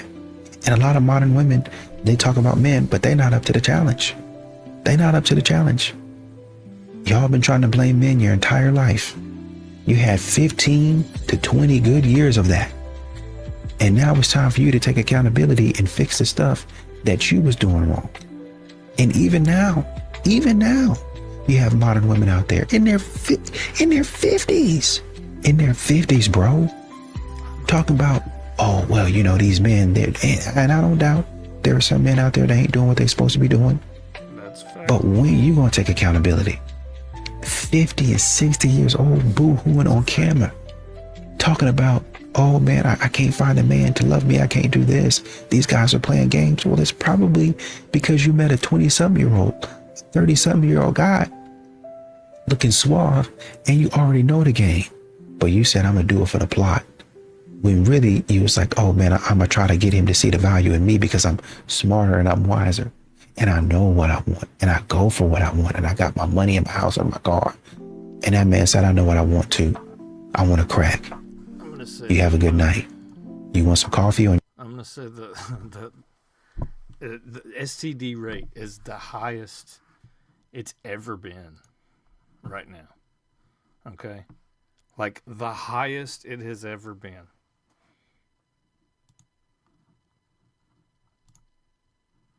What makes women think that we're gonna just go and take on all of your baggage and all of your stuff, knowing that the STD rate is the highest it's ever been? You're looking at 7 out of 10 men and women have some form of STD. That's awful. That's awful. Probably going to be single my whole life at this rate because every guy I think is cute apparently has like 5,000 other people on him. Body inflation is way too real. Everyone's got a ridiculous body nowadays. I just can't compete, bro. Y'all can have them. I'm out. I'm good. Oh dear. Now, this comment was left towards a very good friend of mine who had to go private on their account due to at least 5 of their videos being reported within minutes of engaging a certain individual. It sounds suspicious, I know. But then there's this, that they were so kind to put in writing. Now, it's one thing if you disagree with someone's opinions. It's quite another entirely to report their content and trying to get their account taken down simply because a person doesn't like what they have to say. That is almost the very definition of cowardice, in fact. So, just consider this a public service announcement. Women who complain that they can't find a man are the same women. Bring your work with you, wherever you go, with Remarkable Paper Pro Move. Your last chance to disappear until summer and come back unrecognizable. Start the chair Tai Chi flow. Who hide in their bed every day, ghost every single guy who texts them, and literally have a private Instagram profile. Where do you expect to find him? In the fridge? If you want to have the most honest advice you will ever receive, ask God, not people. Your gut is where He speaks first, and that's the one voice that never lies. People will confidently give directions to a place they have never been.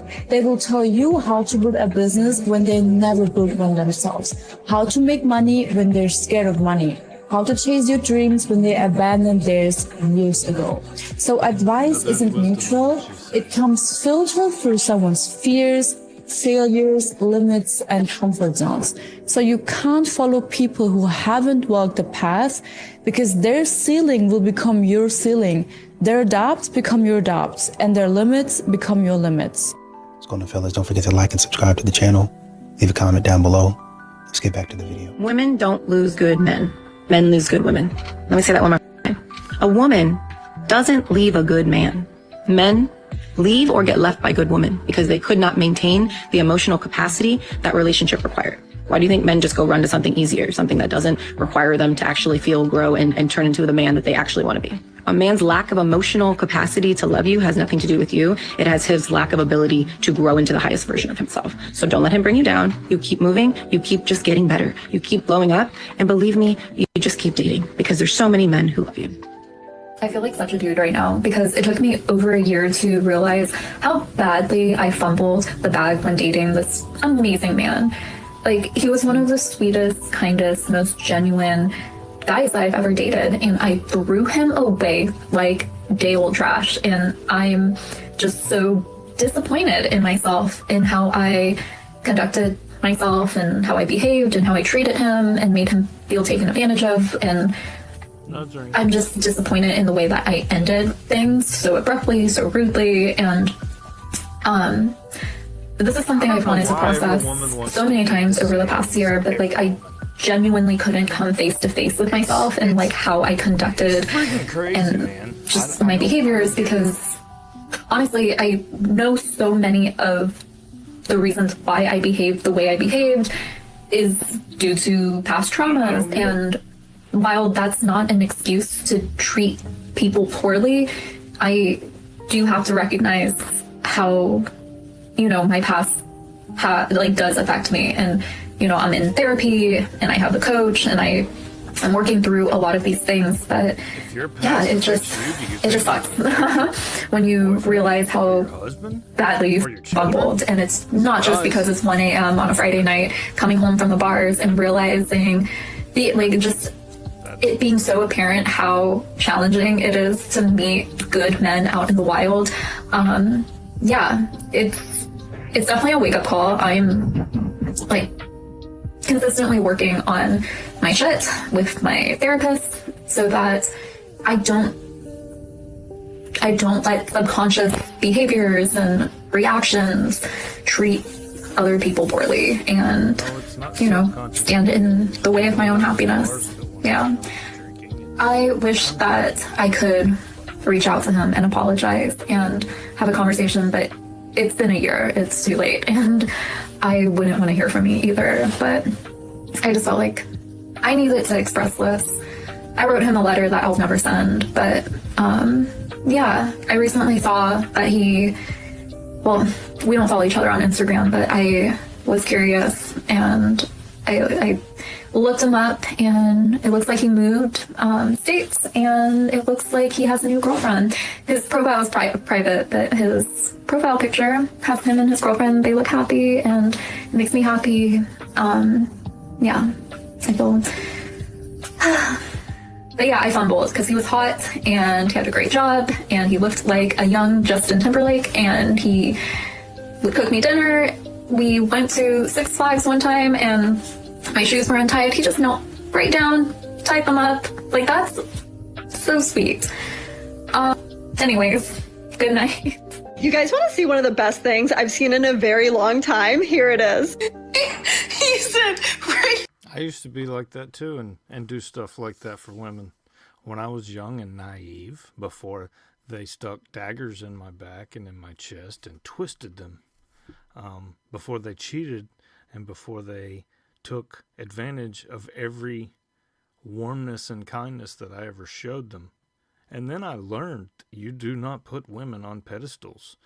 When you find a woman and marry her and she has your children and she's worth putting on a pedestal, you put her on a pedestal. The rest of them, you don't. Although I am a Southern gentleman. Girls like chocolate covered strawberries. But my wife am I wrong? Devil's egg.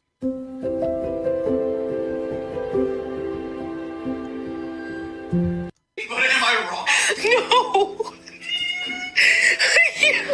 Between that woman's giggles and that cat agreeing with her meowing and the way that the husband's voice just almost squeaked a little bit when he said, "Am I wrong?" That to me right there is true love, because to be loved is to be known. And that man, he knows his wife. I wholeheartedly believe that that is the type of relationship dynamic that we should all strive for. A year and a half after my ex left me, she decided to send me a message. I was with this girl for 4 years, so I was still going through the healing process. So I opened up my phone one day and I see a message from her. And I opened up that message and she's asking me if I still had any of her stuff left at my house. At this time, I had already thrown away everything she had, so there was nothing left at my house that was hers. We broke up because she left me for another guy. And by this time, I didn't have any of her social medias anymore. So I decided to go to her page. And the pictures that she had with the guy, they were not there anymore. They had broken up. That's when it hit me that message that she sent me wasn't really to see if she still had her stuff at my house. She was sending me a breadcrumb message to see how I was going to respond to her. She wanted to know if she still had access to me. It's only when they find out the grass isn't greener on the other side that they'll regret the breakup. I never responded to her. You know, you have a lot of men out here that for decades, for literal decades, they've been told that they're the problem. Men are trash. Men are toxic. Men are, I mean, whatever name you can think of. Men are this, men are that, and all that other nonsense. Okay, fine. So when men step back, if I'm such a problem, let me go ahead and move out the way. Let me remove myself from the situation. And now society, now modern women are trying to figure out where men went. Bro, you chased them off. What are you talking about? What are you talking about right now? You told them that they weren't needed. You told them that you didn't want them. And they listened. They started doing things that benefited them. And now you're confused? How does that work? And y'all don't want to pay no bills. You can't build. You can't change my tire. You can't change my oil. You don't know how to manage money. You can't fight. You can't swim. You don't know how to travel. You can't even book a flight. Y'all don't show affection, and you don't prioritize making your lady smile. Like, y'all just don't give a fuck. Are you able to change your tire? Are you able to change your oil? Can you swim? I just know you're useless. Because if I go through your page right now, there's probably another video of you saying, I'm not cooking for a man. I'm not cleaning. I'm not going 50-50. But yet still, everything you just listed, you expect a man to be able to do it. You guys must think that you're special. Because I'm not supposed to be expected to do anything. Because I'm a woman. But I expect him to do every and anything because he's a man. A lot of women are going to hate me for saying this, but I'm just going to go ahead and say it. When it comes to relationships, men are the prize. Yeah, I said it. Men are the prize. Men are the providers. Men are the protectors. Men are the stability. Men are the reason we're able to carry life into this world in the first place. Men keep us grounded and are able to build us up, us very emotional and sometimes illogical thinkers, into the woman God has called us to be. Unfortunately, so many of our men have been incarcerated and so many of our men come from toxic households. Therefore, it's up to you to do your honest part to make sure that the man that you're interested in is actually a good man and doesn't just look good. A good man is a prize to the world because where would we honestly be without our men? A good man is a prize to a single woman struggling with 4 kids on her own. A good man is a prize to a woman who didn't grow up with a father to know what love really is. Call me a pick me, at least I'm getting picked. I keep hearing women say, I do not want a man telling me what to do. I basically do my thing, he does his thing, and I just want a husband to be there for me. And I completely understand not wanting to be controlled. I understand wanting independence. But I'm gonna be honest, what they are describing does not sound like marriage. That sounds like two people slowly living separate lives under the same roof. Marriage is communication. Marriage is compromise. Marriage is accountability. Marriage is sometimes hearing things you don't want to hear and growing from it. You can't ask someone to be there for you, but also say, don't correct me. Don't challenge me. Don't expect anything from me. That's not partnership. That's convenience. Marriage is not you do your thing and I'll do my thing. Marriage is let's build a life together. I feel like LA is notorious for like nobody approaching each other at bars unless you're on the west side, which like I'm not going to the west side. And there's this really scary dive bar like walking distance from my house. I mean, it is scary. And I've only been late at night when I'm already many drinks deep. And last night my friends and I wanted to go as like a bit. We went at 8 o'clock. And there were so many good looking men there. And they like multiple people came up and talked to us. And it was a great conversation, cheap drinks. And I was like, is this where they're hiding? At the scary dive bar that has darts? I guess I gotta go back. They're not at the regular bars. They were like, girls have never walked in this bar before. Gotta catch them while they're here. And you know what? I'm here for it. I'll be back. You can't expect us to be wifey material for someone that doesn't deserve it. Automatically wrong. Automatically. Okay. You can't give your best to someone that doesn't deserve it. So you expect me to give my all and give my best to I someone? expect you to appreciate the men that built the world around you that allow you to be able to live in a first world country. The entitlement you guys have. The reason the dating market is the way it is today is because women have a free market system. Your great-grandmother's generation didn't have the problems modern women had. You're the most educated, the freest, the most liberated group of women that ever lived, and you're the most unhappy at all. Why? Because one, nuclear rejections, so entitled. In college today, the average man sitting in college with a woman knows that that woman wants a man making six figures. They can't even date because today young women don't want men who are making average money. Right. I know this is probably like an unpopular opinion, whatever. But like all of these women that are out here being like, oh, men just think they're the prize.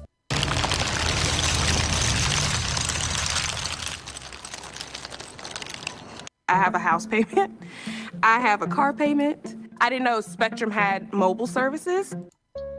And like, I guess I understand the concept behind the comment, but like, shouldn't they also be a prize?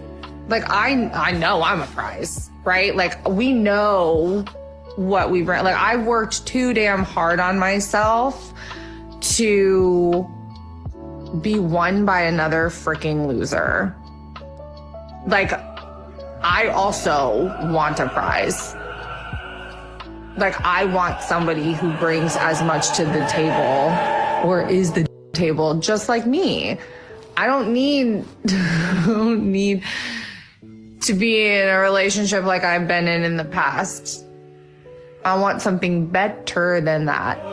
And that should be a prize, right? You had a woman somewhere in the comments say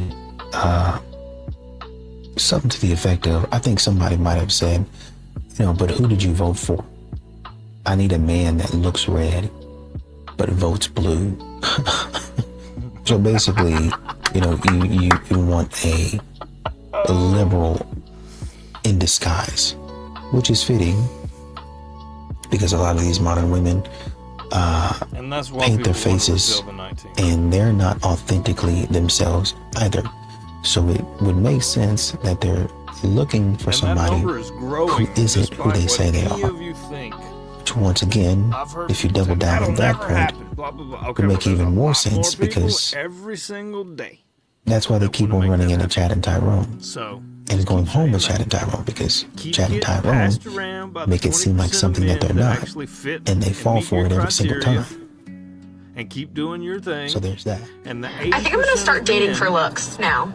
Like, you know, I've come to the not Chads and Tyrones, as he just said, that don't make six figures, that don't have six packs, that aren't over 6 foot tall. That 80%, eventually, the more galvanized they get, the more they're gonna say, you know what, we're gonna do something radical and drastic because our lives are being basically just thrown away. I mean, you know, something to think about. conclusion that just like all men are the same. So like might as well be traumatized by somebody who's nice to look at. Might as well be traumatized by somebody who's like attractive. Like I'd rather be traumatized by somebody who like I can look at and like look past the trauma. It doesn't work like that, but okay. You were dating men you weren't attracted to. Did you spend the whole relationship putting them down or lying to them, being like, oh, you look so handsome, when you secretly don't find him attractive? And then you use it against him. But if you have the habit of doing this, when you do end up with a guy you do find attractive, you'll just find another quality in his personality to do the exact same thing too. Or maybe you were actually attracted to the men you were dating, but you don't want to admit that and you find that embarrassing. So when the relationship doesn't work out, you switch to finding him unattractive. And not all men are the same, not even close. So if you're attracting the same type of guy, you need to consider what you're doing to cause that to happen. Because there's a lot of good men out there that could treat you right. Some men are actually the prize. When you have a trophy husband, he is the prize. Yes, when you have a trophy husband, when he's the pretty one, when he gets his nails manicured, when you give him some of your paycheck, he is the prize. Yes. Some men can be a prize. They're called trophy husbands. Okay, they sit at home while you work. They look good. They have a gym membership where they work out, make sure they keep the abs right for you. They may or may not be all the way straight. And they may or may not have anyone on the side, but they are the prize. They consider themselves the prize, and so do their women. Okay? So, this is the only way that a man can be a prize, is if you make them one. If you make them your trophy piece, your trophy husband, your I'm successful woman so I can have a handsome man and have it all and work and have the career and my man is this and my man is that. My man looks better than your man. Yes, he can be the prize. But then that simply means that you are not the prize, ladies. You left your husband because he went through a little financial struggle. Indeed. Did you feel that love should have kept you there? I feel like he didn't love me because if he did, he wouldn't have went through a financial struggle. Oh my God. Look, we listen, but we don't judge. But that's the dumbest thing I've ever heard in my life. I'm sorry. Is he an infant? Because those are the only things that don't go through hard times. Grown adults go through life. Life happens to every single one of us. And a financial struggle, a spiritual struggle, a mental struggle, an emotional struggle, an energetic struggle, physical struggle happens in our lives. Everything in our life is seasonal. Please believe, yes, we have summer and we have spring and we have fall where we get to wear the best outfits, but winter is coming. Yeah. You're never going to be 100% in all of those all the time, ever. For me, it's not about the things. The things are great, and I've experienced a lot of the things. I ain't gonna lie. But at the end of the day, that's not what makes a relationship. Right. You have to make the money to learn that it's not everything. So, two people are in a relationship, right? If the beginning of the relationship was based off of something that's not rooted in something real, let's say it's rooted in possessions, materialistic things, clout, they have an epiphany moment. I don't want to be this person anymore. I want something real. Do they have to completely change their partner? I think that's a beautiful question. And I think that they'll tell you whether they want to do that or whether they don't. Because the truth is, most people that are in it for possessions will quickly find the next person that's also in it for possessions. It's a small circle.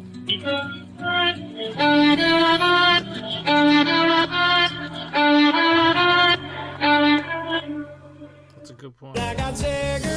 Zegrid releases immediately and blocks acid that causes heartburn for 24 hours. Feel the difference. The key to being rich, it's knowing what counts. It's investing in a little. We're told to lower our standards, and then when we find a man who does us wrong, we're told to pick better men. It can't be both, but both times, it's the woman's fault. Stop it right now. This is exactly the point I was trying to make in my last video. And don't hear me wrong, I am not a raging feminist. I'm not someone who's gonna sit here and say it is always the man's fault. I do not feel that way at all. However, in this case, it's often women are blamed for the mistakes of bad men. All men are not bad men. All men are not going to hurt you. However, there are bad men and bad women who don't know how to be emotionally mature in a relationship. And often it feels like whoever is getting done wrong in a relationship is told that they need to pick a better partner. But simultaneously, there might be some people in their life that have told them in the past that they're expecting too much and to lower their standards. So how can it be both? It can't be. And this is a bigger issue of how single people are talked to. Okay, and I'm not only talking about women, but I think it can apply to both men and women. And it can be infuriating. And I'm not trying to sit here and harp on it, but it is the truth. So I'm vocalizing it in case someone else needs to hear it. Okay, bye. One of the most toxic traits that the majority of women have that I don't hear anyone talking about is the way that women will always apologize or tell the truth only after they've been told about the consequences to their actions. Let me explain. If a woman is only telling you the truth after you've threatened to leave, just know that it is a form of manipulation and a form of self-preservation. Yes. Because the only 100%. Reason that she's supposedly being honest is because she doesn't want to have to deal with the consequences to her actions. And let me give you an example. Let's say you tell your wife or girlfriend that you don't want her having Snapchat, but she turns around and she's been having Snapchat behind your back, and you question her about it, and you're like, you know what? I'm not cool with you lying. I'm out of here because you have self-respect. And I say that from experience. From experience. Oh, from experience. From girlfriends, believe it or not, wives, my mother, my daughter, men. Granted, we've got our flaws. But most of the time, we admit when we're wrong. You have morals, you have self-worth, and you're like, no, that was a boundary for me. I'm cutting you off. I'm never talking to you again. And now all of a sudden she's going to tell you that she has Snapchat, that, you know, she hasn't been happy. She's telling you that, you know, all of the things that are supposedly wrong in the relationship, and she's finally being a truth teller. Again, it is not to be an honest person. And this is where it gets twisted. When she gets into that next relationship and she starts telling the new guy, oh, but I was so honest. I was so upfront. I always told the truth. She leaves out the part in the situation where she only told the truth to keep her in this relationship, or to keep her from accountability and to deal with the consequences of her own actions. Because is it really honest behavior or somebody that has integrity if she's waiting until all of the cards fall against her and not in her favor for her to be honest? No, that's fake, that's manipulation, and you shouldn't be falling for it.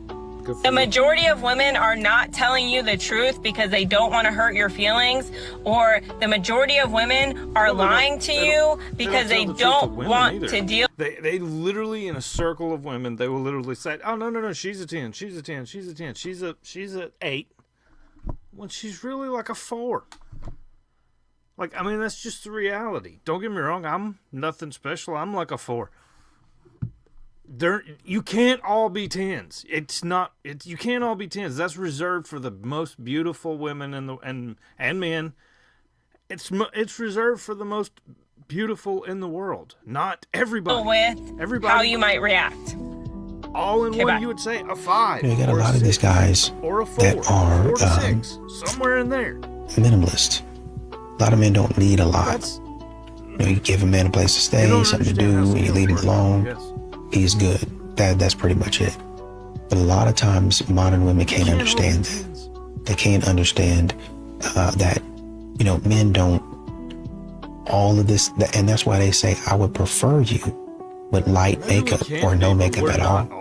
To be honest, I would prefer you a little more natural, because men are a little bit more simple than a lot of people like to give them credit for. But a lot of times these modern women can't understand it. They think that there's something wrong because a man doesn't want that type of stuff. They think that there's something wrong with a man because a man's not chasing. It's not really anything wrong with the man. It's just a lot of men have figured out what makes them happy, and they go towards that. And if you're not that, then you can probably guess that he's not going to go towards you. Where are all the provider good men at? As a dating coach, I can tell you that they still exist. Unfortunately, a good provider man is just not average anymore. And as someone who married a provider mindset man, I can tell you that there's going to be seasons in your life and in your relationship where you might have to do 20-80. Or in my case, for 4 months, it was 40-60. But it was all temporary. And here's one of the things that you need to understand as a lady who's in the dating market. You have to take a risk. There's risk in everything you do. So if you think, okay, so he has good character, he has good money, he has this, he has that, he has that, there's nothing that could go wrong. Think again. But where are these provider men? They are literally everywhere. I need you ladies to understand that if you are a man's dream woman, he will move mountains for you to give you the lifestyle that you want. You won't need to force yourself. You won't need to mold yourself into something that you are not. Men are simple. They either love you or they just want you for a good time. They see you as a wife or they don't. So instead of focusing on where are they at, where are they at, where are they at, I recommend for you to build a life of love. Learn to love yourself and learn how to accept yourself and learn how to be at peace with yourself. Because that energy alone is so magnetic to the correct men, and you will intimidate and turn off the men that are not meant to be in your life. As always, ladies, be wise. Does anyone else feel really bad actually for those girls with the extremely hot, like, TikTok famous boyfriends? I saw this video this girl posted, and the whole comment section were people fangirling over her man, being like, girl, like, you did so well, props to you, like, he's hot, he looks like straight out of a movie, like, oh my god, the way I would simply combust, like, that would be my 13th reason you would never see me again. If the whole comments of my video was hyping up my man, I don't know what I'd do. Like, yeah, my fiance is perfectly handsome, in my personal opinion, like, wonderful, cute guy, but ain't nobody out there being like, girl, like, you're the uggo compared to him. Meanwhile, like, that's kind of what these people were insinuating on her comments, like, girl, you did good for yourself, like, he's hot. She's cute and super pretty, like, nothing wrong with her. Very pretty girl. But these comments would have ate me up, like, I would have been, I could not, I don't think I could do that.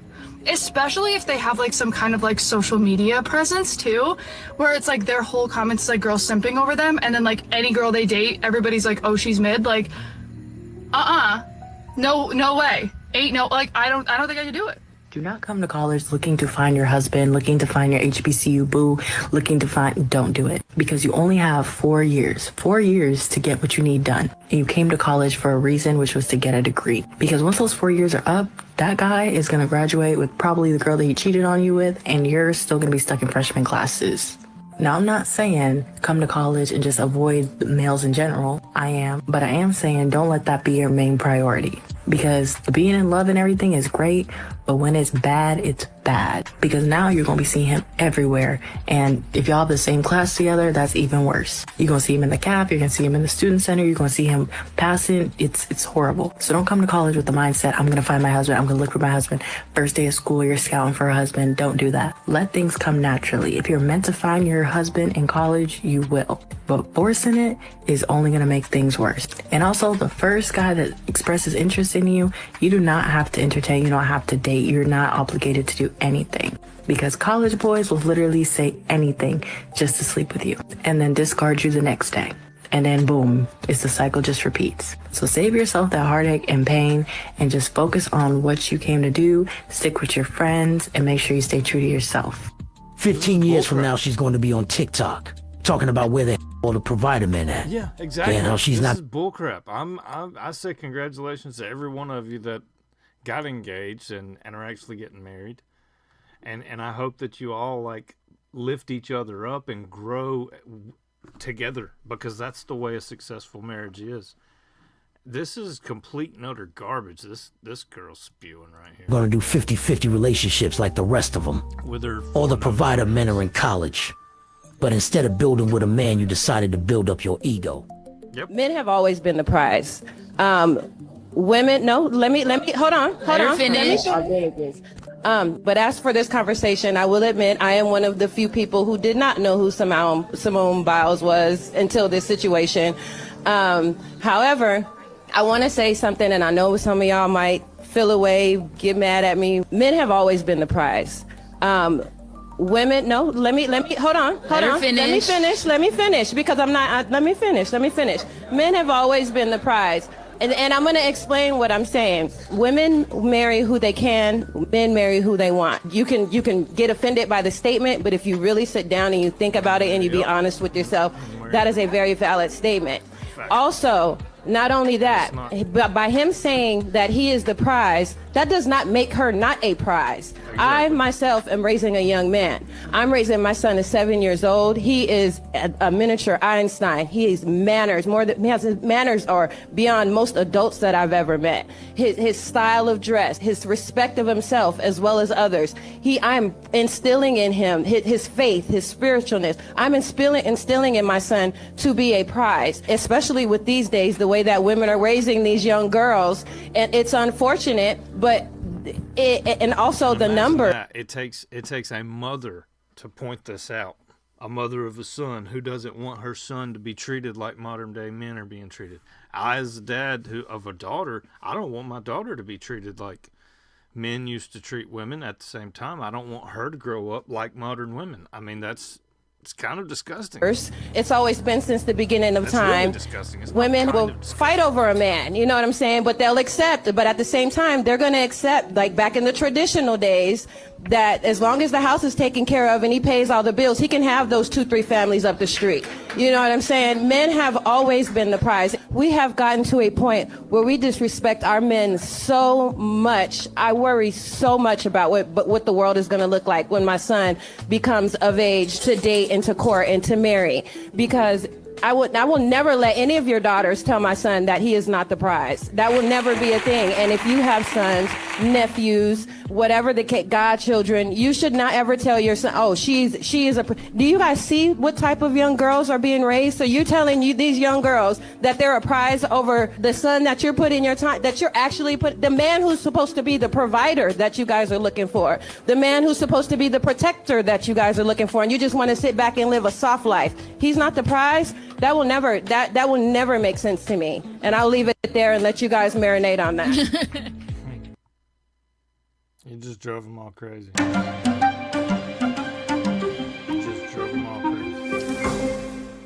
And why? Because she's thinking about her son's future. In Alabama, we take care of each other. We show up and work hard for the people who count on us. Obviously from Alabama. So Now, we're rednecks over here. If you want to know where all the great men are hiding that you want to be dating, I'm going to tell you this. You're going to think I'm crazy. Babe, they're hiding in your beliefs. They're literally hiding in your thoughts and your beliefs. Because here's the thing. We have one energy. We just have energy. But we have two perspectives, two lenses through which we can filter that energy. You're either in a lack mindset or an abundant mindset. Lack mindset says there's no good men out there. The dating pool is a struggle. I live in a place where there's just not a lot of available men. Or you're in an abundant mindset, which I like to call Delulu mindset. Your abundant mindset is, I meet good men every day. There's great men. There's an abundance of amazing men who would love to date me, and that I get to choose who I want to date. And that, you know, like an abundant mindset where you're like, all possibilities exist. So you're either flowing through one or the other. You cannot be in both at the same time.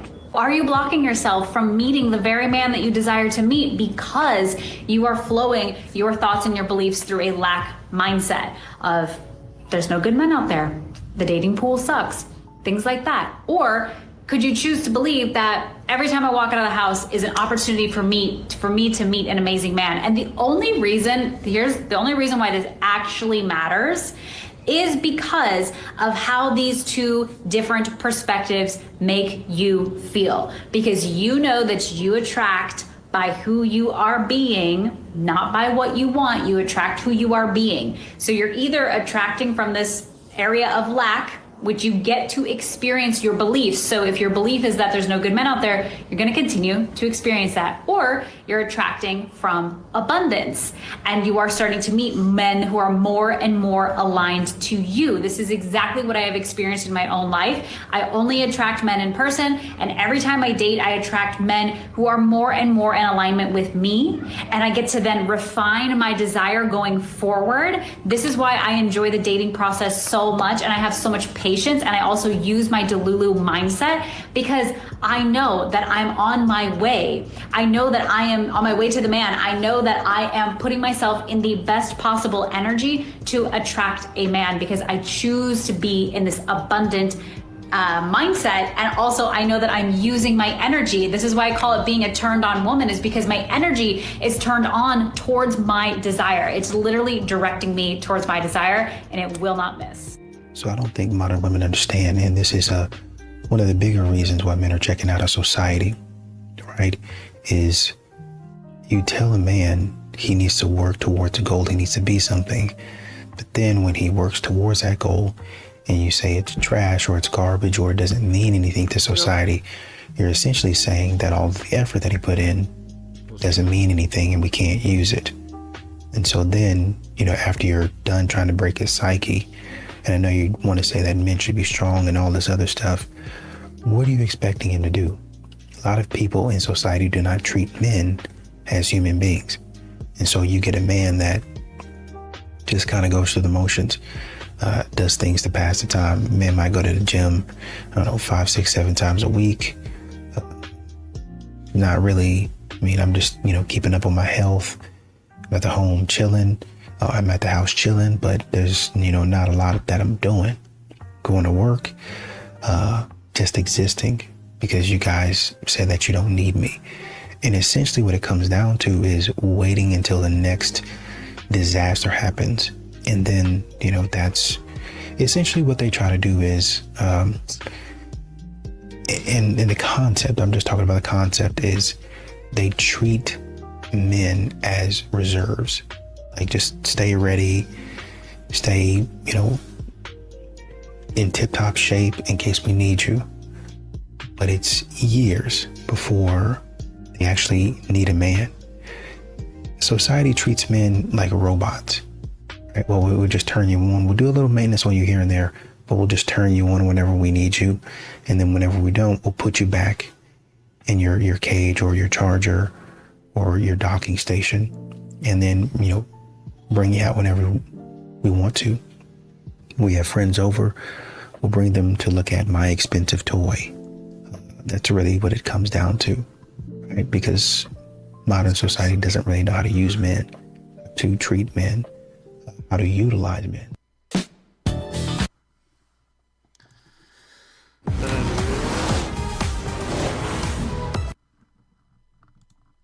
But it's kind of true.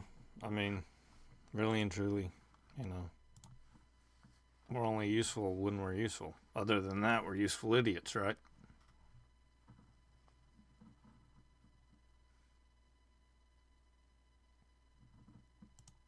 He's a 10, but he wakes up early every morning to go to work. He barely goes out. He plays video games. He sends memes to the same 2 friends, and he has social anxiety. If you're this guy, please marry me.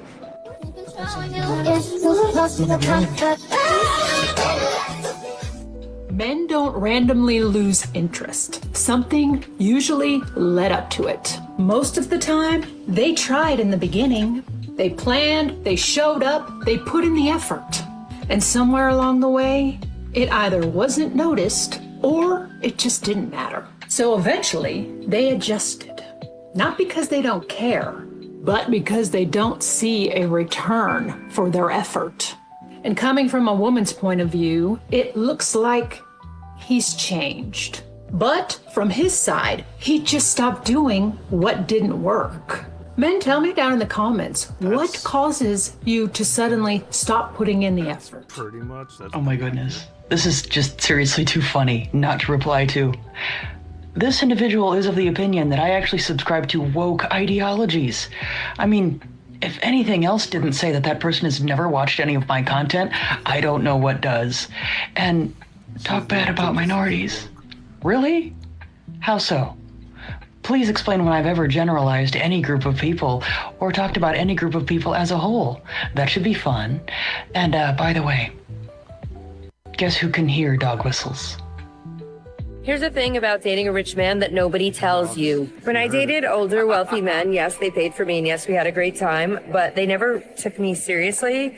And if they did, I was just an object. I was never an equal. It wasn't until I got a real job, real money, bought my own house, that I met someone that was an equal. Being a pretty face is wonderful if that's what you're bringing to the table, but plenty of girls are just as pretty and bring more than that to the table. You need to also be capable, and you can only be capable if you can take care of yourself. Otherwise, you're just a liability, and he's going to treat you as such. Stay toxic, my friend. What's going on, fellas? Don't forget to like and subscribe to the channel. Leave a comment down below. Let's get back to the video. I'm so tired of being independent and strong. I'm stressed. My cat has a UTI, and I just miss having a partner who I can call, whose shoulder I can cry on, who can like tell me everything's gonna be fine. I caught a flat tire. I'm by myself. Let me show you. I tried taping it. Tried putting super glue on it. It didn't work. And I didn't cry because I got a flat tire. I cried because I have a flat tire. All these men around me at the gas station see me literally super gluing my tire together. Nobody stopped to help. Breaking news. I am now accepting applications for a man.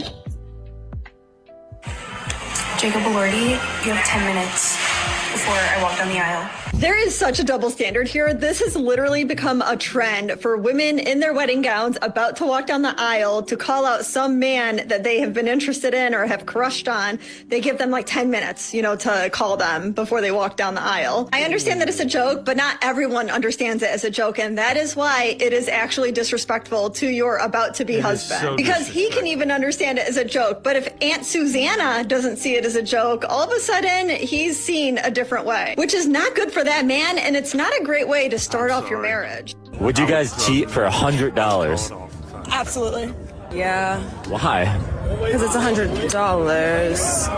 And I got bills to pay. That's money right there. Like, it's only 100 though. 100 less than my boyfriend would have given me, especially if he went to college. Exactly, he has bills to pay. So you guys want to cheat right now then for 100?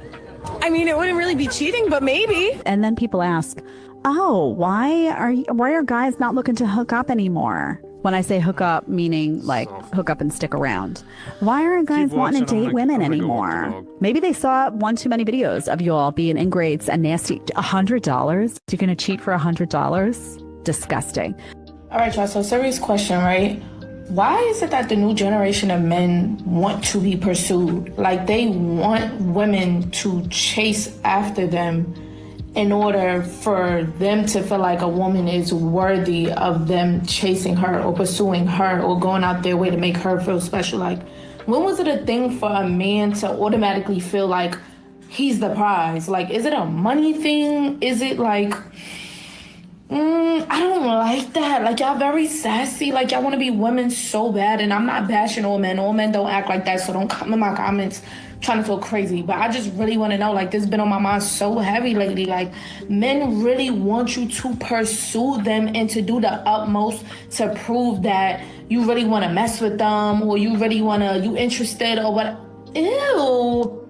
Where's your balls? Sweet.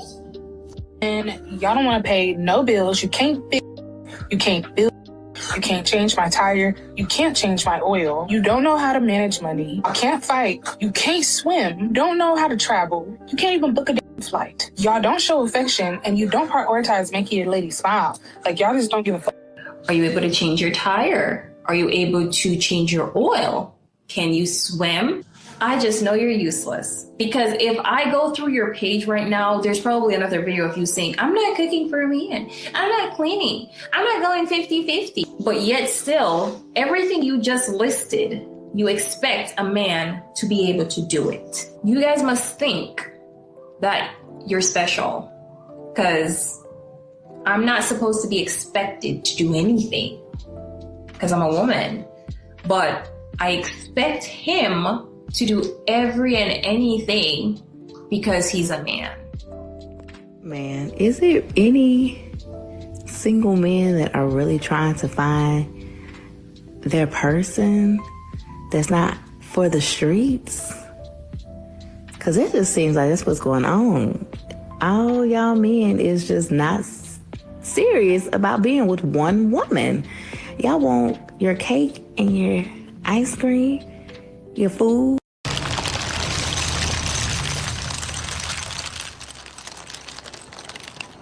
On this episode of You're the Credit One for Me. What up, Janae? I always make my payments on time. Impressive. I maxed out my credit card. You do what? Girl, I'm kidding. You know my credit utilization is under 30%. Learn how to build your credit with tips from Credit One Bank. Like everything. And then you ruining the good women because you're lying and you're playing games. Like, where are the real men that are really trying to find their person and settle down? Are y'all out there? Like, where are y'all? I know I'm at home. I'm a homebody, and that's probably one of my reasons or why I haven't ran into the right one. But golly, dating sucks. Bless it. You know, a lot of these modern women are just flat out masculine. They present as feminine, but they're flat out masculine. They're so focused on being strong and independent and not needing nobody that a lot of times they forgot how to be soft. And that's what men actually want. Femininity, softness, peace, nurturing. A lot of these modern women don't know nothing about that. But they're thinking the stuff that they do and the things that they say, that's attractive. It's not attractive. It's exhausting. Give it a rest. Say this to your husband tonight and watch what it does to him. Look him in the eyes and say to him, I don't just love you, I respect you. Not for what you buy me, not for what you post about me online, not for how you look, but for how you carry us. For how you get up and go to work even when you are exhausted. For how you protect this home. For how you try every single day. Men don't need more pressure. They need to know that they are seen. You would be surprised at how many husbands feel like they are failing silently.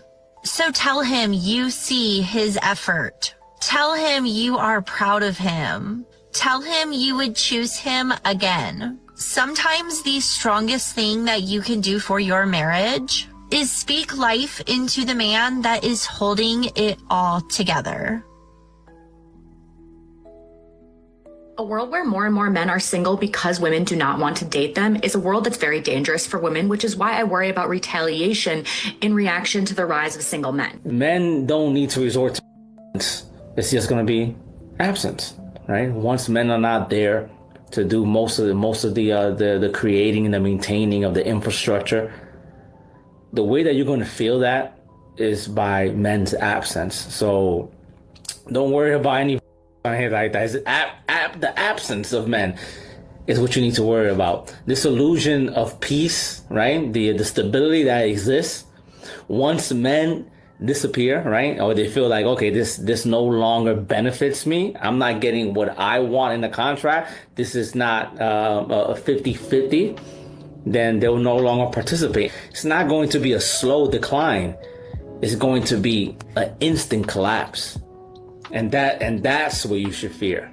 That's what you should fear. Stop treating your husband like he's a woman. Not disrespectfully, just realistically. A lot of wives try to connect with their husband the same way that they connect emotionally. But men do not process the same way. When he's stressed, he doesn't always want to talk it out. Sometimes he just wants space, silence, or a solution. And that silence is not distance, it's him processing. Men also do not bond through endless talking. They bond by doing life with you, physical closeness, respect. That's connection for him. And when he feels constantly corrected, managed, or emotionally picked apart, he's going to shut down because he doesn't want to be handled. He wants to be respected. And a lot of men show love differently than women too. Providing, protecting, showing up consistently. He may not express love like you do, but he is expressing it. If you want him to open up more, create peace first. Because most men recharge through calm,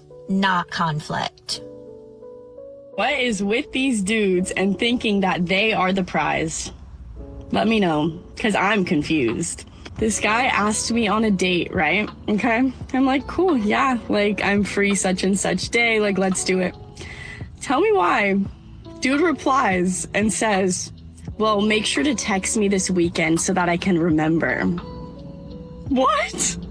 I have to text you to remind you of the date that you asked me on? Crazy work. That is quite literally like almost insulting. Like immediate ick. I just feel like ever since I've been single, I've just been learning that these dudes really think that they're the prize. Like their egos are so big and they genuinely think like they are the ones that should be chased. Like, don't these dudes realize that they're supposed to chase the women? That's how it works, guys. Insane work. If you see me on that date though, mind your business. He's fine. I just had an urge to text my man, just like, you know, out of the blue, hey, I love you, like a sweet little I'm thinking of you text. Yeah, do it. I'm not gonna do it. I'm not gonna do it. And this is a man I do love, and he loves me very much, long-term, committed relationship, happiest relationship of my entire life, and I'm not going to do it. Why? I have the urge to, but when the idea popped into my head, I asked myself, why do you want to do that? Why do you want to text him? I just got curious. And the answer was, I want him to know that he's loved. Yeah, that feels good. That feels good to love someone and let them know that they're loved. But my girl, you need to understand that men are not like you. You would like that. You know why? Because you like to be pursued. You like to be pursued. But for so many of us women, we were taught or conditioned to reciprocate. And we're for a lot of men, they've never received gestures like this, ever. And it would just totally make his day. You claim to love him. Don't you want him to feel loved every day? Just a quick text, it takes 2 seconds. It's not you pursuing him or being clingy or anything. It's just simply you expressing your love. It's so crazy how often women will demand effort from men. There's no limit to how much you can demand. But something as simple as sending a little text, all of a sudden is treated like this big, huge thing. So for real for a second, how are men like not the prize in relationships? As women, we expect men to approach us first, plan the dates, pay for the dates, drive everybody to the dates, provide, protect, stay loyal to us, keep themselves looking good, keep calm in all of the situations and never freak out. And they have to do all of this without complaining. Because, God forbid they do complain, then all of a sudden they're too emotional. Or God forbid they don't make 6 figures and all of a sudden they're broke. Or God forbid they're not taller than you and all of a sudden he's too short. Or God forbid somebody tries to set boundaries and oh my God, he's too controlling. And then you're doing all of this while simultaneously yelling at him that he's replaceable and you can have any man that you want. Or you're saying that you don't need a man actually and you can do everything you want by yourself and you don't need anybody to tell you anything. And it doesn't make any sense. Like, at a certain point, we have to stop yelling at men and expecting them to be superheroes and then getting mad at them and criticizing them like dogs whenever they act like a human being. Like, maybe men are the prize and we just need to start appreciating what they bring to the table a little bit more. You ever notice it's always, I wish a guy would do this, I wish a guy would do that. What you really mean to say is, I wish a guy would make up. If your blood pressure stays high, no matter what you do, or how many medicines you try, excess for the mistakes that I've made. I wish a guy would really forget what I've said. All of the dumb stuff that I've let fly out of my mouth over the last 4 or 5 years. I wish he would forget that and just go ahead and correct my mistake for me. I want to turn off my brain and let my man take over, which means I want somebody to come up, allow me to relax and be lazy, because I don't plan on doing anything until I want to. And that's what femininity is. You guys have the wrong idea of what you should be doing out here. You should be working together. And the fact that you don't want to, oh, I want to go back to the old ways of what exactly? You mean when you used to cook and clean? You mean when you used to put in effort? You mean when you used to say thank you? And you would be okay with somebody taking you out to coffee or ice cream or, hey, let's go have a soda pop. You mean those days? Taking you out for a burger was, oh man, that took me out for a burger or a meeting in the park and that being enough? You mean those days? When you were looking for a genuine connection? Y'all don't want that nowadays. It's not that a man doesn't feel safe with you. It's not that you're not doing enough or you're not a great person. The truth is, we'll only allow ourselves to feel as safe with others as safe as we've made ourselves feel. Ooh. So if you've never done the work on you, if you've never had the experience of diving into who am I, what's important, what are my core values, what are my core needs, if you've never done any of that, then of course,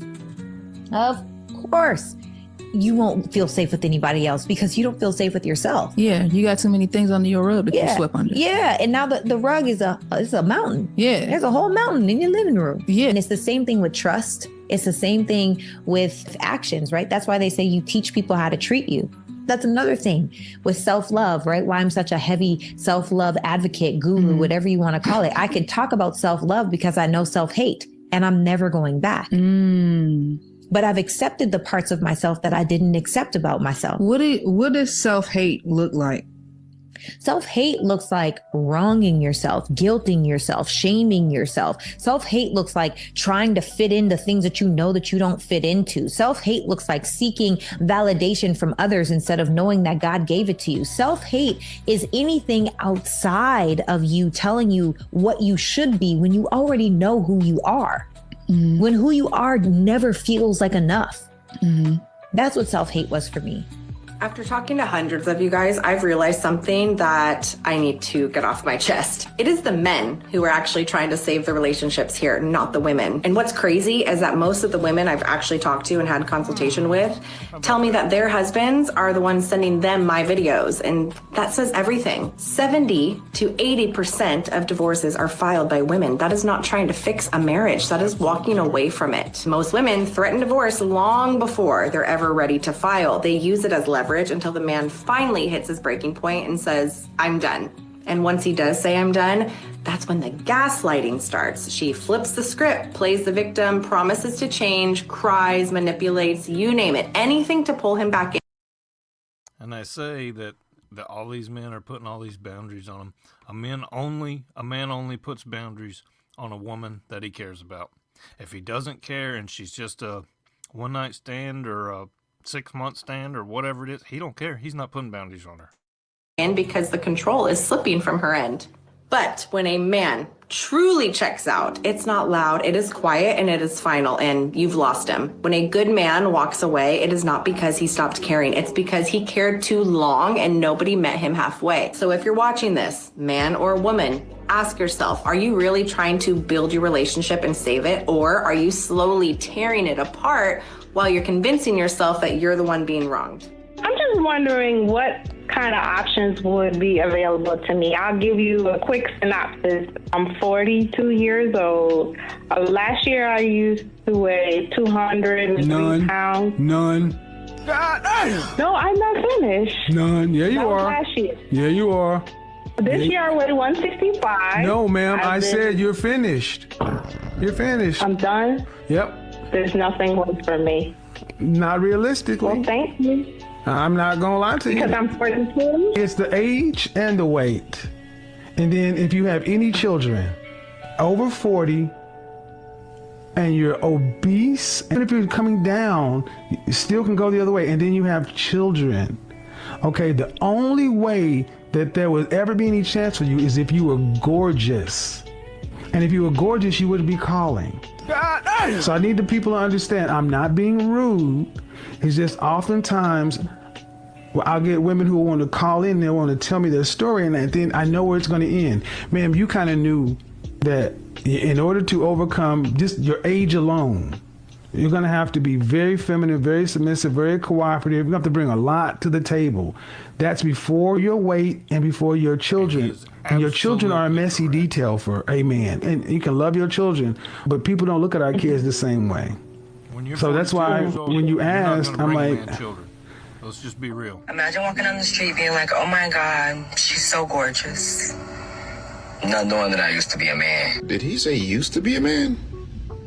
I don't think that's how that works. And contrary to unpopular belief, we didn't think we did. We could all tell that you are what we thought you were. Plus the way the makeup looks, I'll be honest, that was a giveaway. I don't think I've ever seen a combination of that sort. Like, I've seen a lot of women with a lot of makeup, and I don't think that, like, just the way you put that together, I don't think I've ever seen that. Yeah. And believe it or not, despite all the technology and advancements that has been made, all of y'all not gonna be able to pass. Like, some of them, I know some of y'all getting away with it, but all y'all just not gonna be able to pass, bro. It's just what it is. I don't make the rules. But besides that, I don't think there was a true element of surprise. I think anybody with decent vision could see what we all saw. Yeah. Oh yeah, and fellas, just be careful out there. They hiding in plain sight, if you know what I mean. And if you think that you're hiding that very well, the last thing you should do is get on social media and reveal it to everyone. Although I don't think you're hiding it very well, but that's a whole nother conversation. Y'all keep the change. You know, a lot of these modern women will, kind of speak under the guise of, I'm empowered, I'm free, I can do whatever I want. And they'll spend, they don't only make fun of men, they make fun of women that they don't like as well. So they'll spend literal years mocking and making fun of a traditional woman, or a woman, not even traditional, because a lot of women, aren't traditional nowadays, but women that don't mind reciprocating, women that don't mind doing as their husband asks and kind of trying to follow that lead. Oh, you're a pick me, or you're not really empowered, you don't really have your own life, he's going to leave you, and all that other stuff. They don't understand is a relationship is a give and take. While you're out here crying yourself to sleep every night because you can't figure out why nobody loves you and what to do, the woman that you're calling a pick me has the stability that you're looking for. She got the family that you're looking for, the connection that you're looking for, the companionship. She has all of that. And while you're sitting up here talking about, well, I got my independence, my ring light, so I can be on social media and all that other stuff, it don't really matter. No one cares.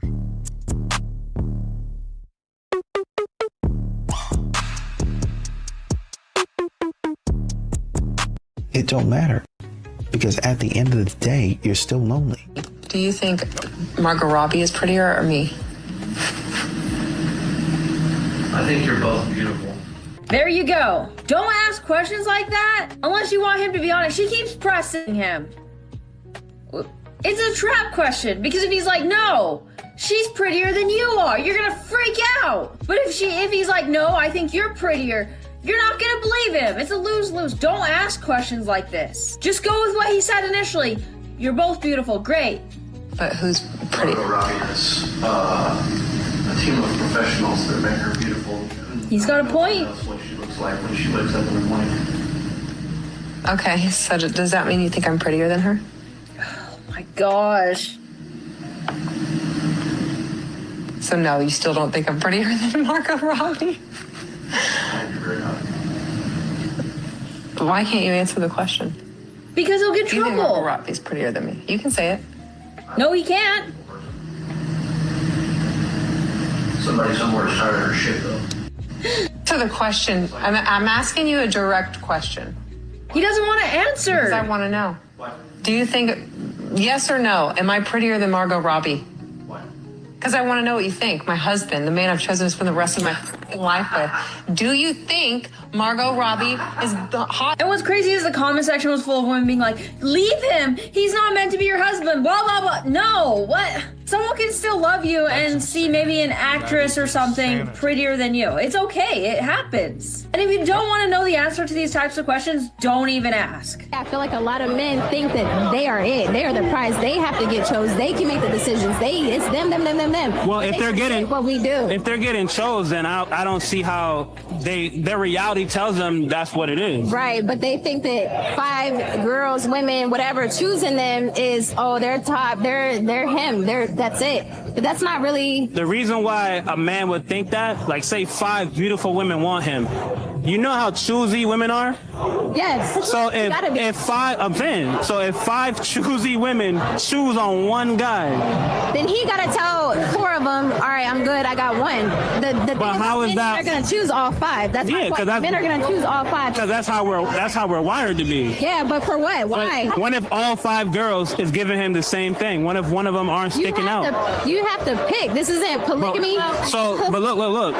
When a woman's being winded by multiple men at the same time, does she have to pick?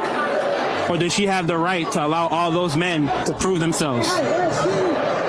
Okay. You gotta say yes or no.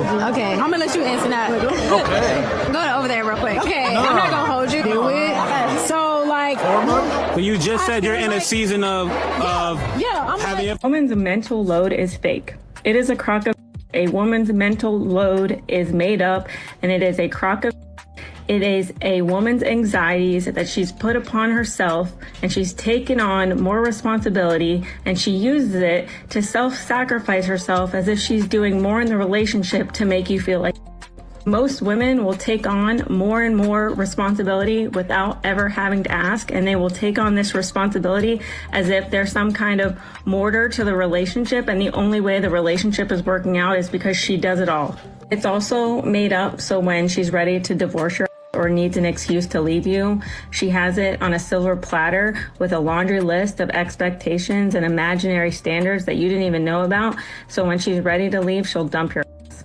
And it's all just one big manipulation tactic to use it against you later on for not doing enough in the relationship, even though it's all her made up anxieties in the first place. And what's crazy is that some of these women are so delusional is that they use this kind of mental load talk to pretend like they're like oppressed in their relationships because they're taking on too much of responsibilities. Like, so now you're oppressed and your husband or boyfriend is not doing enough because, let me guess, you're thinking about all of the responsibilities that you simply have to do it as an adult. You're resentful and angry about it. Like, can someone make that make sense? Somehow that's your husband's fault for taking on all this imaginary workload to make yourself feel like you're doing more in the relationship as a self-serving act just to use it against him later. As if that's not manipulative. And what's actually crazy is that men do struggle with mental load. This is the exact same mental load that men have, but guess what? Men are told to shut the hell up. They have no support, and they've been told to be quiet since birth. Okay, bye. Because the problem with women in social media is really not the media itself, it's what we choose to consume, right? So for men, a lot of times they consume content that is about leveling up to some extent, you know, how to get more money, how to look better, how to attract more women, whatever. For women, oftentimes it is just content that validates, you're perfect the way that you are. Everything about women is great. You don't have to change for any man. You can just keep being yourself and somebody's going to come into your life and fall in love with you just as you are. That's the issue, because then we're not growing. We're not challenging ourselves. We're not becoming better people. We're not becoming better women. And the women that do try and make content like that, y'all reject them like because you think that they're talking bad about you, when in reality, they're just asking you to do better, step up, become a better version of yourself, so that way you can actually get the things that you want. But y'all just want to believe that you can stay the same and get the things you want. And that doesn't make any sense. So if we collectively as women change the type of content that we consume, I think that it could help us grow. But, you know, the girls just want to hear about what's on sale and clothes and makeup and shoes. But is she lying though? You're obsessed with your pet. At Open Farm, we're obsessed with grass-fed, humanely raised cattle who actually roam free, like your herd does. No. Let's see what her comment section got to say. I'm actually really impressed by how she's willing to call it out for what it is. Yeah, shout out to that first comment, because this is exactly why I'm highlighting these female content creators. You risk getting bullied when you call it out for what it is. So big up to all the female content creators who aren't afraid to call it out for what it is. She said, thanks, I grew up with brothers, so I'm pretty direct. Another comment said, this is why Derrick Jackson got the bag by telling them what they wanted to hear and reassuring them that the problem is never them. Exactly, reassuring them that the problem is never them. One thing that's always puzzled me is why so many men are so desperate to cling to the idea that women only date men if they have money, despite so many women trying to tell them otherwise. But a recent interaction I had on that platform made it all make sense to me. So he subscribes, we exchange pleasantries, and then right away he launches in saying, sucks being 45, single, no prospects, because I'm not rich and treat women with respect. To which I reply, lots of women are willing to date men who don't have a lot of money, so maybe there's another reason that you're single. He completely ignores this. The next thing he says to me, can I you? Obviously, I just leave him on red. I don't take those types of requests seriously. And he then follows up with, guess I don't have enough money. And then, and here's the kicker, he comments on one of the posts on my wall promoting a new movie I have with a boy, and he says, how rich was the guy? Mind you, the boy that I made this movie with, not rich, just a personal friend. And then it hit me. The reason that this man is so insistent that I'm not interested in him because he's not rich, despite me explicitly telling him otherwise, is because he doesn't want to face the reality that there's another reason he's not getting. And it's because his personality stinks. In that entire interaction, he has given me zero reason to want him, but he's not ready to own up to the fact that there's something about him intrinsically that repels women. And I think that's why a lot of men keep trying to insist that women don't like them because they don't have money. They don't want to face the reality that it could be something else, and it could be something that's personal about them.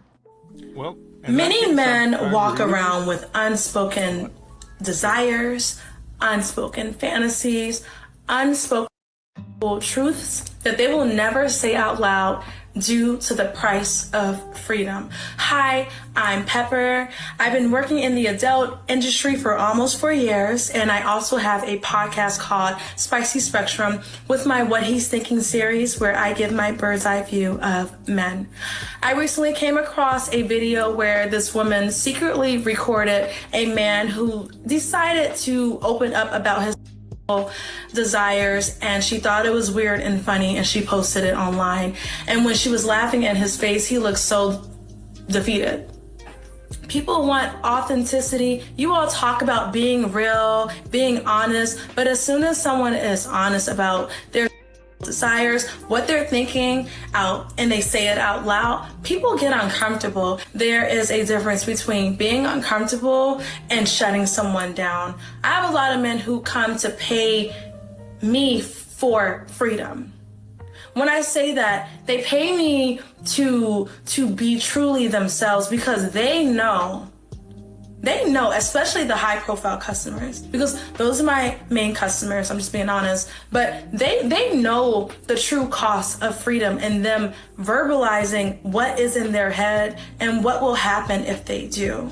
Not everyone can walk around being 100% authentic and true and not wearing a mask, because we still live in a world that you will be punished for being free.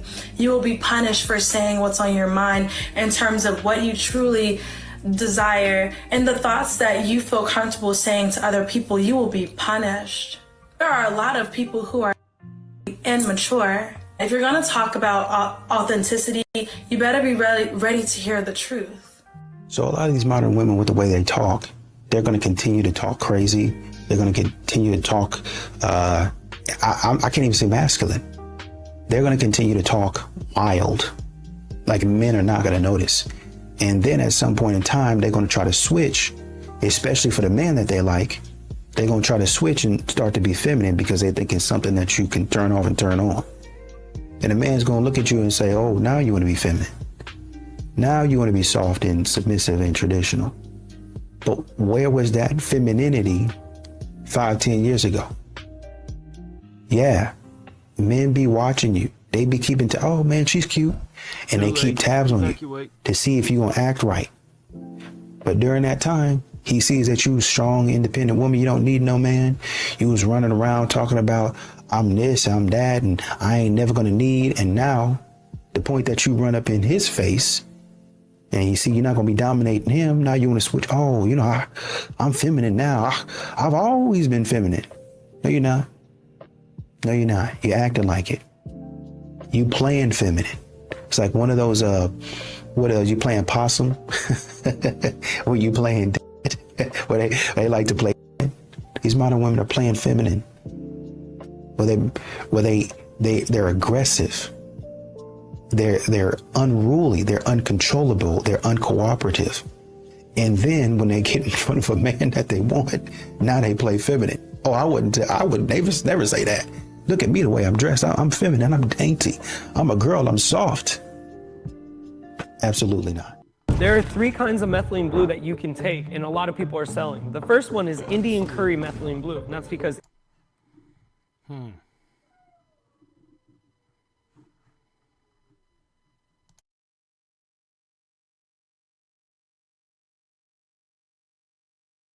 Do you think the United States, specifically where you live, is under greater demonic attack than it has been? Historically, yes. The demon will communicate to the person or what they're experiencing. The exorcist won't see it or hear it, but the person is experiencing what the demon is often going through. That's the product of a demonic attack. It can be, in the sense that the demons can begin to foster through temptation. This is fascinating. Tucker Carlson has on a Catholic exorcist who talks about demon activities within this world. It's wild stuff. And he gets asked about the United States. Are they under demon control? And he gets asked also about speaking to Satan himself and about child sacrifice. Let's get into it, guys. Very wild stuff. Watching the intent of almost everything, well, say the U.S. government does, it's aimed at Jesus. Yeah, or even the mainstream news media. I mean, a lot of times they're, you know, you can talk about anything about Christ, although that dynamic has changed a little bit more recently, a little bit. But generally, it's Christianity that's under attack. You can be any other religion you want. You can believe anything, do anything you want, but whatever you do, don't be Christian. Yep. Yeah, and especially don't use the J word except as an epithet. Yeah, exactly. Yeah, no, I came to this backwards, just sort of noticing, like, I see a pattern here. What is this? That's how I got interested in this topic. But, so do you think the United States, specifically where you live, is under greater demonic attack than it has been? Historically, yes, and I usually tell people this particular aspect of it. So under Satan, this has been the common experience of exorcists for centuries, that under Satan there's 5 demons, and they're called by different names like the council, the generals, but their job is to execute the plans of Satan that he wants done in this life. The first one is Baal, who is the spirit of fornication, the spirit of impurity. So in the United States, when they shot down the anti-fornication laws, and they basically, you know, and then plus you have all the problems with pornography and that type of thing, is freedom of expression and all that. Once they allowed that, they ceded the territory to Baal. After Baal, and we get this from St. Paul, he says, well, if people give in to lust, then eventually men start sleeping with men and women start sleeping with women. So the next 3, the first one is Asmodeus, which is, he's a demon of impurity, but he's specifically the demon of homosexuality in men. So if you... What's his name? Asmodeus, yeah. Asmodeus is sometimes how you hear it pronounced as well. Asmodeus. So he, so if in cases of possession, if you have a guy that is possessed and he's had homosexual experience, it's a pretty good bet that Asmodeus is one of the possessors. You're here because you want to make a difference. Wow. That's crazy. A lot of people don't realize this. Like, a lot of Catholics, at least from this guy's speaking, it seems really similar to another guy I listened to that is completely like some Protestant person talking about demonic possession and demonic influence from the LGBTQ community. By name? Yes, at a certain point. In fact, the ritual that the church has us do tells you to ask the names. And the reason you want the names is because once you know the name of the demon, you can actually know a bit about his history, because these guys are throughout history, right? So you can actually go and read. There's Asmodeus is mentioned actually in Scripture. You can also study, like for example, the demon Isis. You can actually study the history of the Isis cult, and you'll actually understand certain aspects of his personality because he engendered it. One of the more ones I had more recently was the demon Loki, who's a demon of mischief. And so once I got Dang. Literally, he's talking about Avengers over here. Out of him, I went and researched Loki, and this demon was a spit image of this, spitting image of Avengers. the mythology behind this guy. Getting him under control was very difficult. Okay, so all that. What does it mean, mischief? He was just constantly trying to create havoc, and he's a bit of a jokester, and he just doesn't want to obey commands, and he just, and so it was very difficult to get him to be compliant in relationship to doing what he's supposed to do. And what were the problems that the person possessed by this demon was experiencing? Excessive religiosity. Really? Yeah. Excessive religiosity, like super religious? What? What does that mean? It means in the sense of doing things that's actually spiritually harmful to them under the guise of religion. Oh. Huh. So, like, for example, fasting excessively, or praying to the point where you're neglecting your duties that you're supposed to be doing, your duties of your state in life, that type of thing. Right. That's just crazy. I always hear about we want a revival, but the reason why it happens in college towns and college campuses is because those people don't have to go to work. Those people don't have families that they have to take care of. Imagine if they spent 20 days sitting there worshiping Jesus, but they didn't work to bring food to the table for their children. That would not be okay. Because Christ expects, for you as a father, God expects you, hey, you got to be taking care of your kids. Well, this is something Jesus lectured the Pharisees about. Yes. He said you're ignoring your parents because you said this. That's exactly right. This wealth goes to God. That's right. That's exactly right. And it's the same thing. So you can get people, the way we see it a lot is you'll get married women who will spend all their time at church and they're neglecting their family at home, for example. Wow. And that's the product of a demonic attack.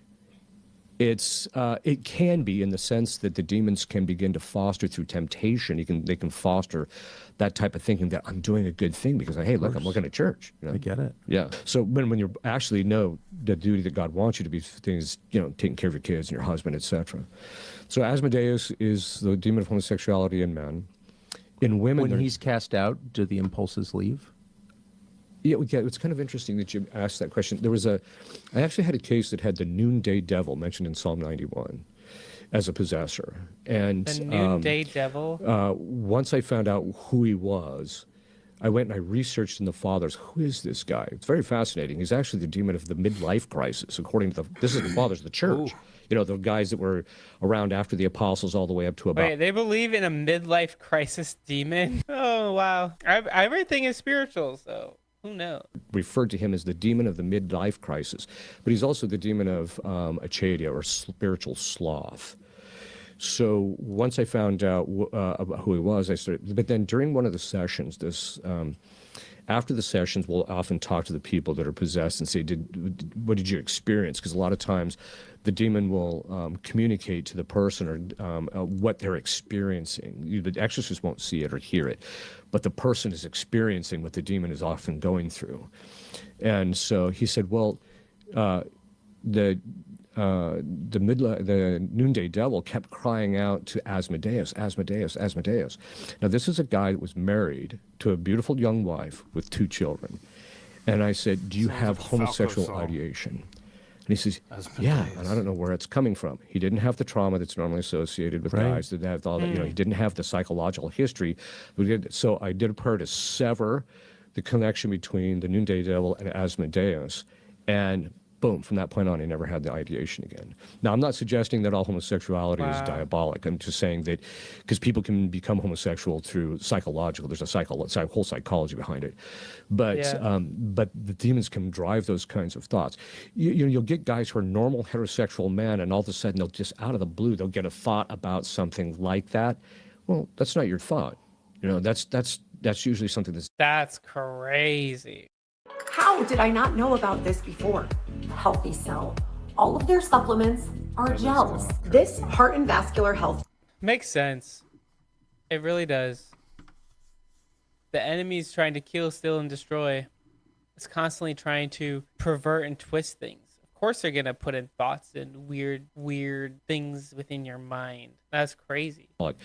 The difficulty we're having in our culture, though, is that we're forming perverts, basically. Yeah. We keep putting stuff on the news media and in like on YouTube and that type of thing, where we're making these associations between this thing and that thing, and over the course of time, people's minds begin formed by that, and so they're becoming perverted in the process, where they automatically presume if a guy's unmarried, he's got to be gay. That kind of a thing. That may or may not necessarily be the case. So we're making those associations. Okay.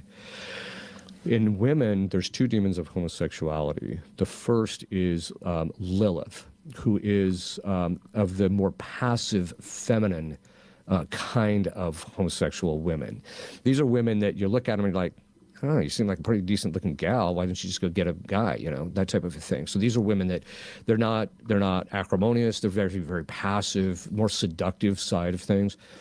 The other one is Leviathan, and Leviathan is the demon of homosexuality in women of the more aggressive kind. My nickname for them is the women who are heavy on the heels, right? Yeah. Yeah, so these are the butchy women that are very, masculine, actually. So you'll see that kind of that phenomenon actually happen. Butch. So then I tell people when they actually allowed gay marriage, they ceded our country to that tier of diabolic influence. And then the last one is, there's some debate whether it's Moloch or Baphomet, because the exorcists have different experience of it.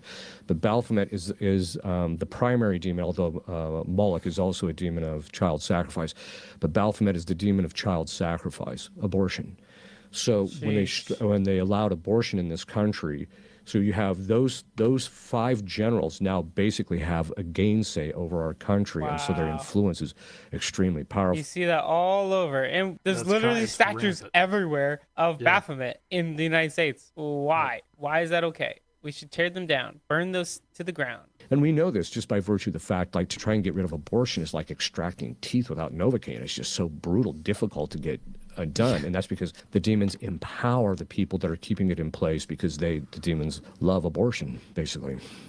It's interesting that child sacrifice seems to be a feature of most religions, really, historically around the world. Like, there's almost no region in the world that we haven't found evidence of human sacrifice, child sacrifice.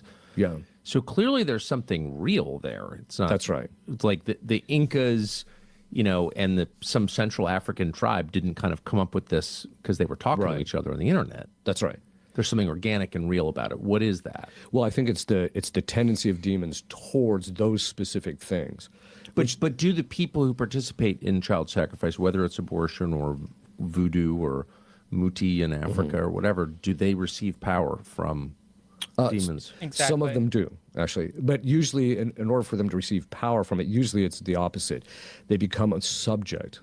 There's a subjection now that they're under the demons as a result of engaging in that behavior. But there are certain people that are intentionally involved in the occult arts that engage in these specific things to empower themselves. Yes, for sure. Right, or to gain something like riches or power. Well, to empower is to, but riches and fame or crops back in the day, like food on the table, to have a good, healthy crops, or rain. Yeah, and it's exploding.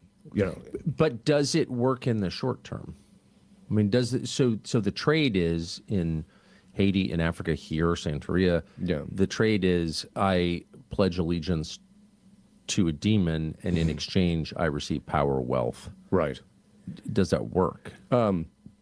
So the technical term for that is a pact. You enter into a pact with a demon, right? Yes. No, a pact is a form of contract.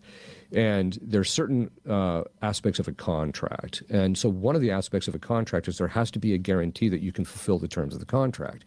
Like, for example, if you enter into a contract for some guy to mow your lawn, but he doesn't even own a lawnmower and he's never going to bother buying one, well, then he can't fulfill the terms of the contract. Dang. The problem with the demons is because they're subject completely to Christ and cannot do anything unless he allows it, they can't guarantee they can fulfill the terms of the contract. Yeah, everything that happens is still because God allows it. Even if it's bad, even if it's good, he allows it. Did he force you to do it? No. But Satan had to ask God about Job.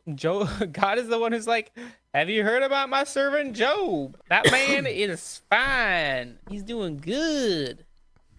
So what that basically means is that because of the disordered act of entering into the pact, you can still become subject to them, but they may or may not be able to deliver on their side of the contract. So I've had a case of possession, or more than one, but where they entered into a pact with the devil, and the devil couldn't give them anything, but the person ended up possessed as a result of entering into that and pact. destroyed. Fortunately, these people climbed out of it because they actually sought the help and did what they needed to do in order to become liberated from the diabolic influence. But a lot of people just become destroyed. There are times, however, though, that God will allow the demons to fulfill the terms of the contract. Now, what most people think is that they think, oh, well, the demon's doing what I'm asking him to do, you know. But what they don't realize is each individual time he does what they ask, they become more subject to him. And it becomes harder and harder to get out from underneath that subjection. They're accruing debt. Exactly. Wow. How'd you get into this? I was minding my own business. I'm an academic, you know, because I had was teaching in a seminary at the time, and a case in the Archdiocese of Omaha came up, and they didn't have an exorcist. And naively, I just told the Archdiocese, I said, well, get one, you know, and just find some priest. But at that time, there were only 13 exorcists in the country, and about 5 knew what they were doing. So They only have 13 exorcists in the country. I know for them, they have to go to so many different things, but I believe the Holy Spirit and God can give anyone the power to cast out demons. We've seen this. So there was very, very few. And so eventually they ended up asking me to do it because I had written a book in psychology where I had consulted with a number of different exorcists to deal with the interchange between how demons affect us psychologically. Because there are specific patterns that you'll begin to see that are distinguished from something that's just pure mental illness as opposed to something that's purely diabolic, which is different from the intermix. So, you know, if you saw the movie Nefarious, that's that interchange between the human and the diabolic psychology that you saw.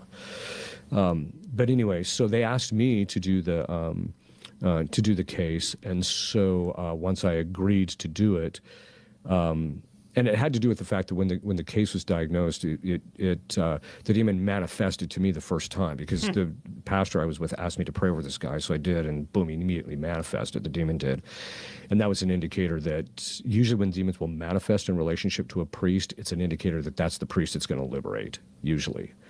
And that's because demons are very tuned to the power structure, and so they know this is the guy that Christ is intended for me to, you know, take their slacking from. So I started being their exorcist. I did that for about 2 years, and then I was actually moved to take care of a problematic parish to clean it up. But I continued doing exorcisms for the Archdiocese of Omaha and one other, and a couple of other dioceses actually. Again, because there was virtually nobody that was available. And then in 2011, Bishop Slattery of Tulsa asked me to found a society of priests that this is exclusively what we do. We only do exorcism work. We don't do parish work. You know, I do lecture publicly, but primarily about this particular area to inform the people about what they can do to keep themselves protected. So that's how I kind of got drug into it. And so I've been doing exorcisms for about 18 years. Wow. So when you started, there were 5 capable exorcists, you said? Yeah. How many are there now in the U.S.? Well, right now there's probably about 130 to 140 exorcists that are mandated. Or Oh, wow. There's a lot more. 2 things that I think you find interesting. I actually did a series on how communism and diabolic psychology are identical. When you strip the veneer away of That's one what I was being talking political about and the earlier. other one being from the spirit world, we peel that veneer away. The patterns of thinking are exactly the same.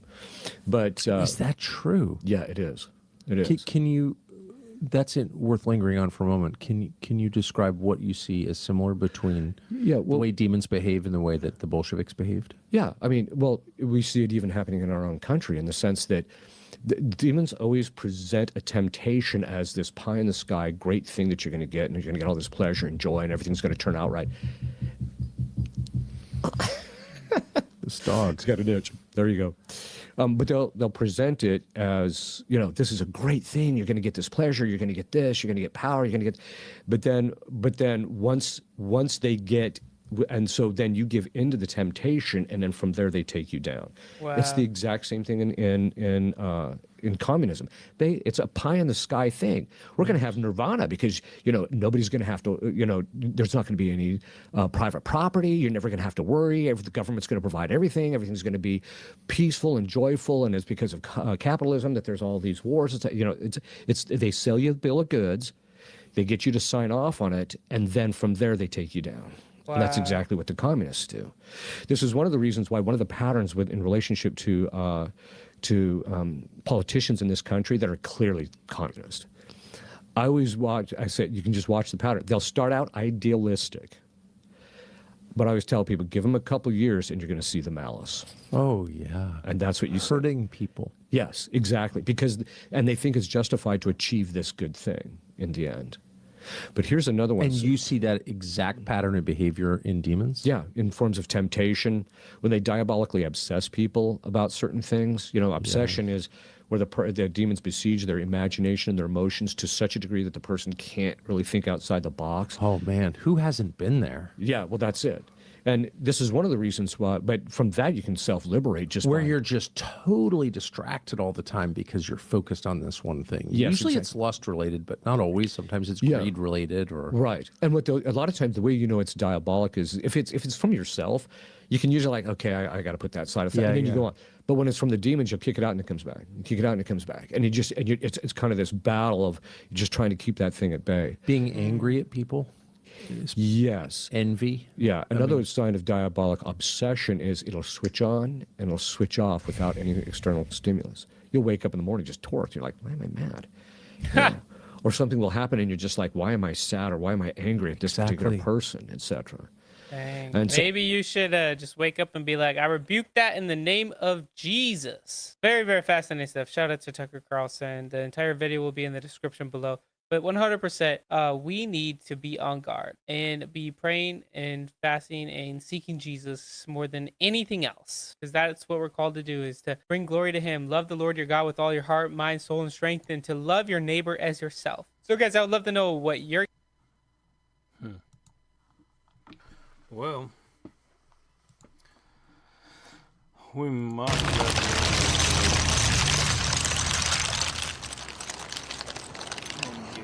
Let there be late nights and early... I don't know.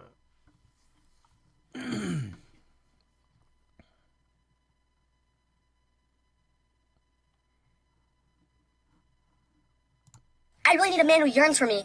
Translating, I want a boy who will sit in the cuck chair while I get rearranged by 10 other guys, then he'll clean the wet sheets from all the mess I made, then tells me he loves me after. For those of you who've been through the divorce, going through the divorce with somebody who's threatening divorce, I love that too. Women who constantly threaten, I'll leave you. I'm going to divorce you. That is so freaking toxic.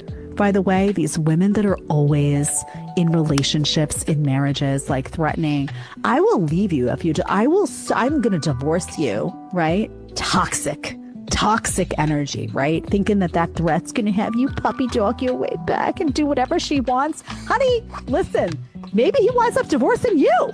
Need a man for what? Need a man for what? Can someone please tell me what I would need a man for?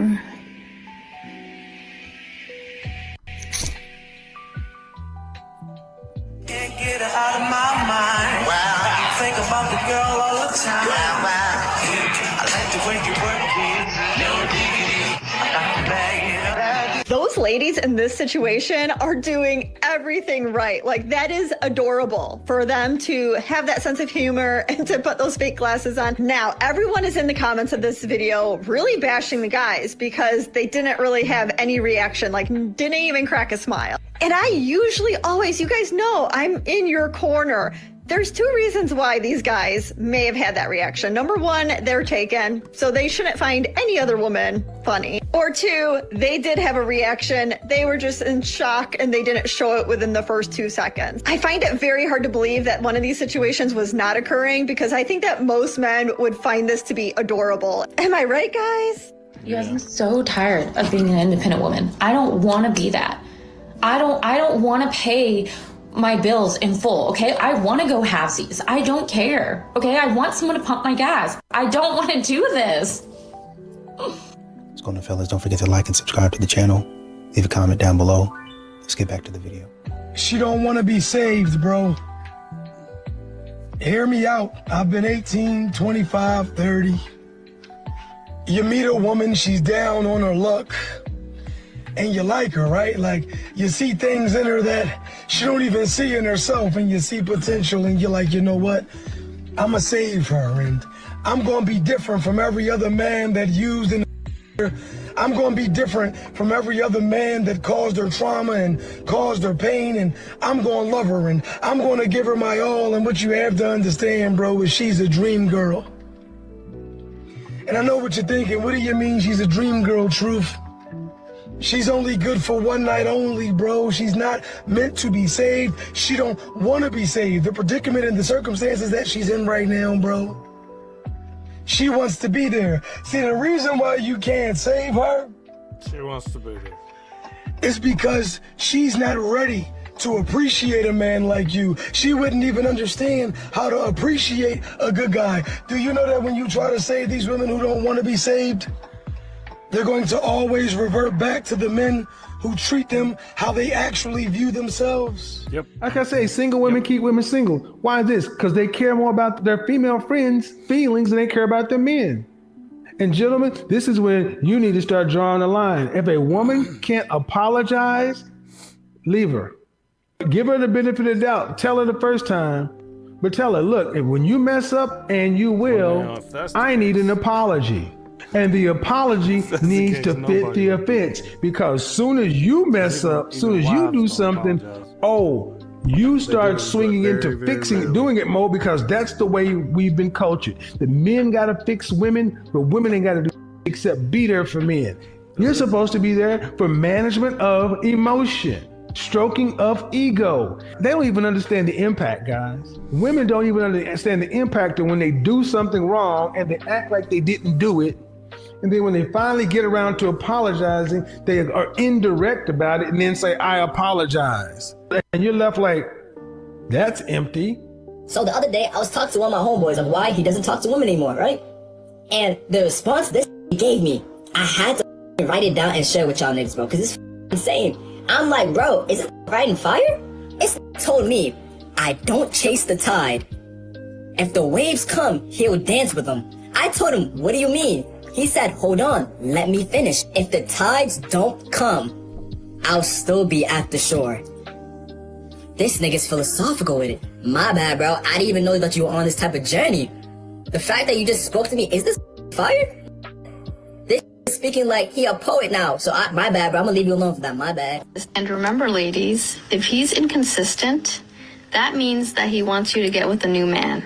You're welcome. Or maybe he's an inconsistent person, and that's not ideal, but a lot of people are. So if she's inconsistent, do we hold her to the same standard if she makes dinner 5 days a week instead of 7?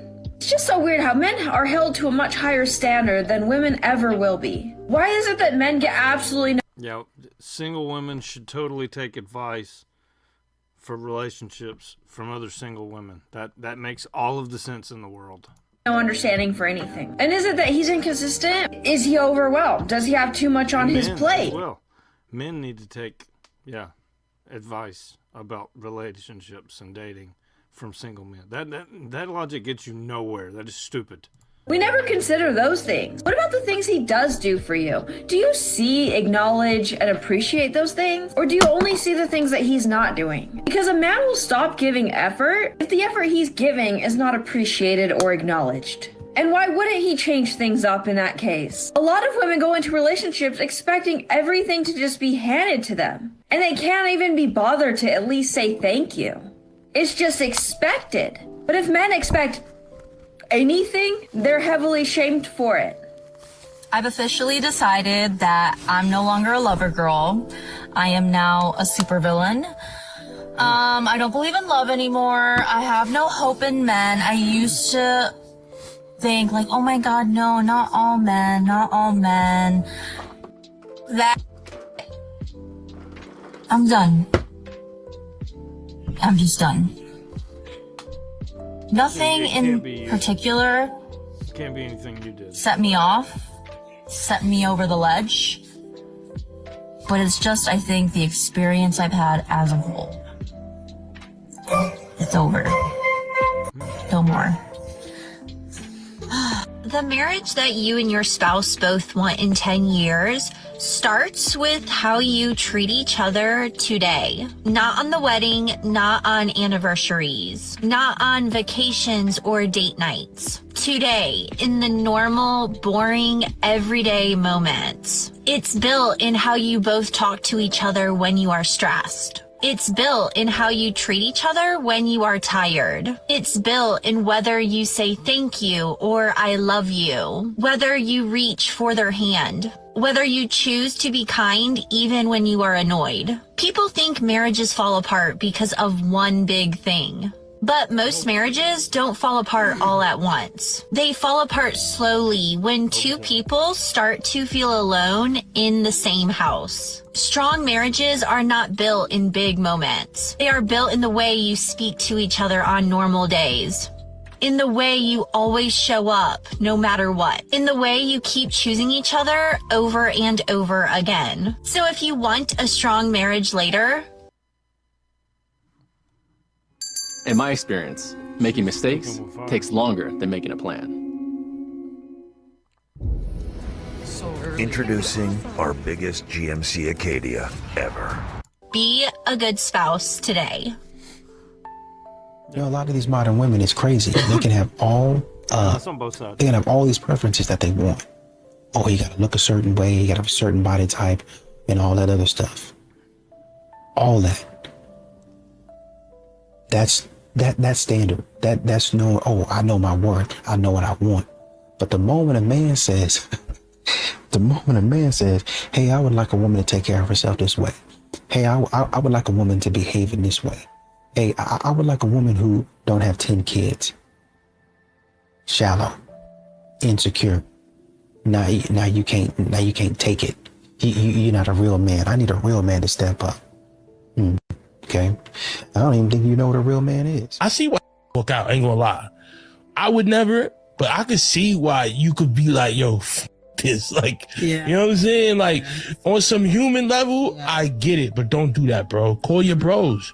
That's why all my friends that get therapy. Facts. Conversations. Therapy is Get a gangster. mentor. Yes. Same thing with men. And Yes. like you said, men are the prize. There's some good men out there. Yes, ma'am. I would never say all men, Right. because that's not the truth, right? But again, you can understand why a man would walk out. Right. But you also understand how important a man's presence is in a child's life and in a woman's life. Mm-hmm. So you chose positively. Is it insecure of a man not to like or want you to dress sexy in order for you to be his wife? What's sexy? What I got on, like what I got on right now. Oh, let me, I gotta get a good look at you. Let me see, where your shirt at? Kitty, what do you think? And that's what they think sexy look like. Dressing half naked. They want to wear a panty with just a mesh dress. And then they think that their husband or their man should be okay with them going out like that, where everybody can just look at them and see everything. What man is going to be okay with that? That is some attention-seeking dressing. Because what reason do you have to leave your house with your popping out like that if you're not trying to get attention? The attention your man is giving you is not enough? That's the way you dress when you're single. You dress like that because you're seeking attention and men can approach you and start conversation and possibly start a relationship. But when you get into a relationship, why are you dressing like that? And then they call it insecure. It's insecure to not want your woman getting unnecessary attention from other men out there. Couple hours, yeah. That's why men are walking away from women. But not out of spite, not out of hatred, out of self-preservation. Because the state of modern women today means the juice is no longer worth the squeeze. Why? Because they compromise peace instead of multiplying it. Actually, that claim doesn't really hold up empirically. If you look at the data, young men aren't disproportionately walking away. In fact, they're still actually more likely to report actively seeking relationships and desiring marriage than young women. This is despite the fact that most men in their 20s are single, while most women in their 20s are not. As a whole, people are turning away from the effort, risks, and responsibilities of dating and marriage and starting families, but the more robust trend is a decline in women women's interest in marriage and long-term partnership, not a collapse in men's desire for it.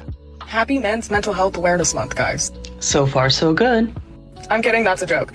Never mind. I think it is very weird, the concept of this Men's Mental Health Awareness Month, which is not a real holiday. Okay then. But doesn't that text across the screen just broadcast great things to come? Then why the don't women have a mental health month? I don't see no women's mental health month. Where's this going? Because somehow I don't think it's about equality. I think it is very weird that the concept of Men's Mental Health Awareness Month is basically meant to make us women feel bad. Make us feel bad that your guys' mental health is. What exactly would lead a person to that conclusion? Well, maybe they have something to feel bad for, but it's amazing how many individuals actually try to make things that are really about others all about themselves. Like, everyone's mental health is important, but it's weird that the concept of this month is meant to prove to women that, like, we don't give a f about you guys. Like, we are not your mothers, okay? Yeah, that is not what Men's Mental Health Month is about. It is actually about recognizing some of the unique struggles that men actually are going through all across the world, trying to maintain and in some cases regain their mental health. But some women out there think that it's about trying to make women feel bad for how they treat men. Well, in some cases, yeah, if the shoe fits, wear it, but it's not always about you. I wanted a trip I'd never forget. The hotel was so beautiful.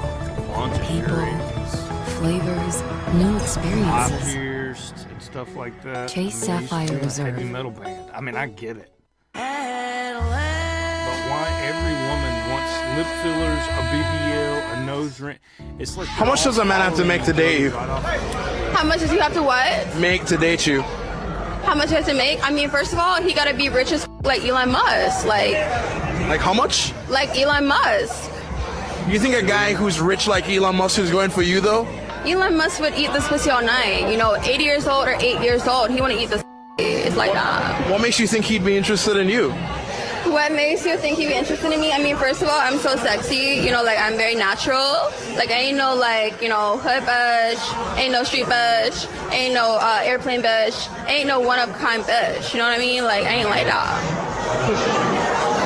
So what kind of girl are you then? What kind of girl am I? Like, yeah. I'm super fun. You know what I mean? Like, I'm so adventurous.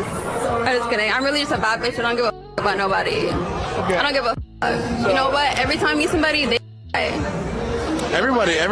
Not take the heat. And that's point blank. Fun fact, my husband and I got married on April 1st. And because it was April Fool's Day, a lot of people did not believe that we actually got married. But now that we have lived some years of marriage, I realize there's a lot I wish I could go back and tell the girl on that wedding day. I would tell her that marriage is not 50-50 like everybody tries to say. Some days it's 80-20, some days it's 20-80. And a good marriage is just two people taking turns, being the strong one when the other one is tired. I would tell her, you are going to marry someone that is different than you. And that's not a problem to fix. That is a person to learn. I would tell her that most arguments aren't actually about the dishes, the money, or the schedule. They are usually about feeling unappreciated, feeling disrespected, feeling like you are carrying a lot with nobody noticing. I would tell her that a good marriage is not built on big romantic moments. It's built on how you talk to each other when you are stressed, how you treat each other when you are tired, and how you show up for each other on the days that are not special at all. So be kind on the normal days. Be patient on the hard days. And never forget, you are on the same team. Because at the end of the day, it's not you versus each other. It's both of you versus the problem. Happy anniversary to us. You know, dating feels like an audition where you don't even know the role that you're being hired for. Like you just performing, you know, I'm just trying to figure out what you want. I mean, men do a lot. I'm doing a lot trying to impress you. But for modern women, they're so scatterbrained that the criteria, the things that they want, it keeps changing. They can watch a movie, criteria change. What she wanted last week, she don't want that this week. What she wanted yesterday, she don't want that today. And you have men out here, figuratively speaking, tap dancing for these modern women, trying to figure out what they want, trying to figure out what they're looking for. And most of the time, she don't even know herself. Would you rather date a virgin waiting for marriage or date a girl with like 300 bodies? Oh, this is tough. What do I want? Do I want the rookie or the vet? 300 bodies. Is she clean or does she come with stuff? She's clean the same way you're clean, not getting tested. What mama don't know won't hurt her. I think I would. I don't know. This is tough. I'm glad I posed a question that's making you guys think. I couldn't imagine having with a virgin. Like obviously we would be the same age, but like a 26-year-old virgin, I almost feel like, I don't know if she'd be fun, like not even just in terms of like the bedroom, but like can she go out and like hang and have a good time? But I wouldn't say that makes her like not fun. Right, but I just feel bad for her. Yeah. I think I was worried about asking this question because I was worried about how you specifically would reply to it. I think I'm doing all right. I think I would lean towards the virgin. Okay. Yeah, I'd lean towards the virgin for sure.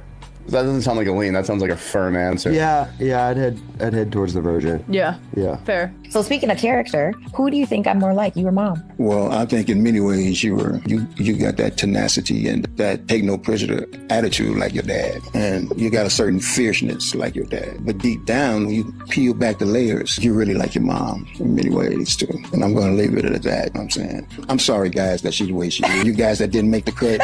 True. That's her dad. And Here, y'all taught me. Can't be no wimp. Yeah, you cannot. You got to mean what you say and say what you mean. That's right. And that's one thing I'm learning. I actually have learned. I got asked to do a podcast before Brock and I had gone to Chicago. And they were like, would your fiance like to come? And I was like, I'll ask him. And so I asked him. And he was like, no, because he's not a podcaster. Right. And in my past, I feel Thank like... God for that. Right.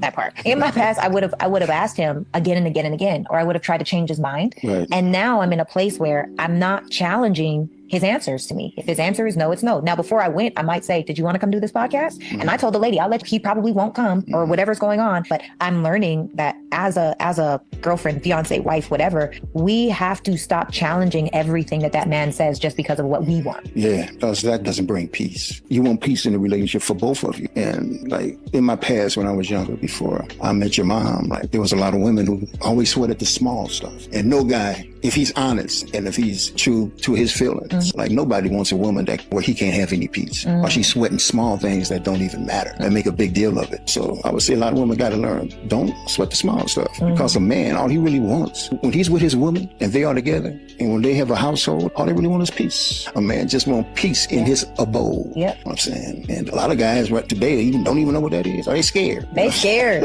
They don't have a conversation because they scared. Like, what happened to being a natural man? Yeah, just a conversation. Just don't be scared, man. Man, it's a struggle out here. Then on the flip side, though, I think a lot of women make these guys scared and insecure because a lot of women don't know what they want either. I love being independent, but babe, it gets to a point, like I'm tired. I'm tired of being independent now. I am a woman. I don't want to take out no garbage. Like, I'm tired of taking out the garbage. Like, tired. I'm tired of trying to move this big stove myself, move this big refrigerator myself, just to sweep behind it. Like, this is why I need a man. I'm tired of groceries. I live on the 3rd floor. Groceries is the toughest time of my life. I'm tired of walking up and down the stairs with all these bags out of breath, huffing and puffing just to bring food into the house. I'm tired of bringing big boxes in the house myself. I am tired of being an independent woman. Like, it just gets to a point where certain things is like, this is what a man is supposed to be doing. Like, I'm tired of why am I pumping my own gas? Why am I pumping my own gas? Like, please, that's something a man should be doing. Why am I doing that? I shouldn't be doing that. Like, it just gets to a point. I be in here being Bob the Builder. Like, where's the man? Where's the man? Please.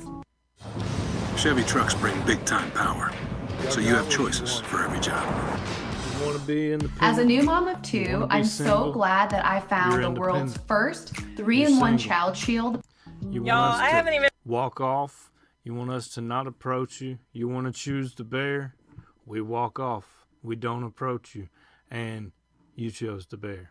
Simple as that.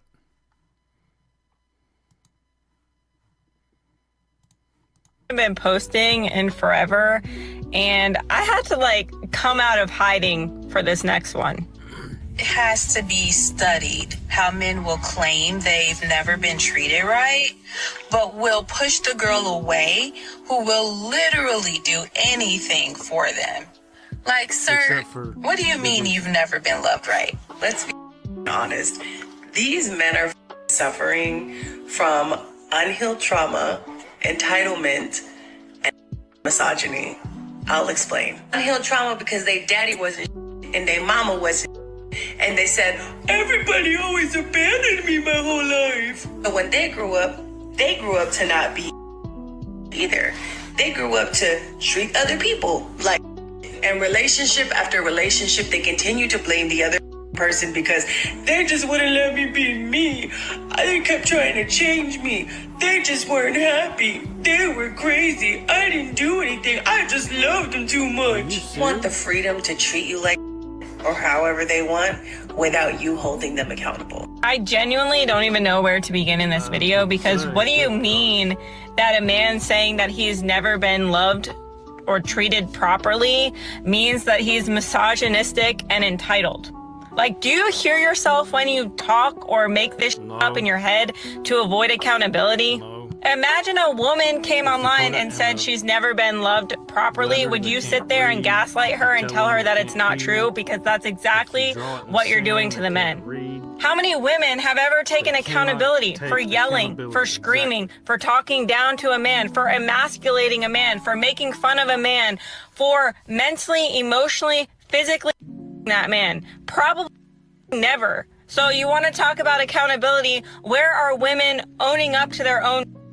You want to talk about entitlement? Last time I checked, women think that they are automatically entitled to a man's time. If you start talking to a man, then all of a sudden y'all think that he owes you his quality time. But not only that, is you expect him to pay for everything, so you feel entitled to all of his money. So if he's earned his money for the last 10 years, but he's known you for a week, you think that he should be taking you out on dates, spending money on you. He doesn't even know you yet, but y'all think that you're entitled to everything that he has already built before you. Like, make that make sense.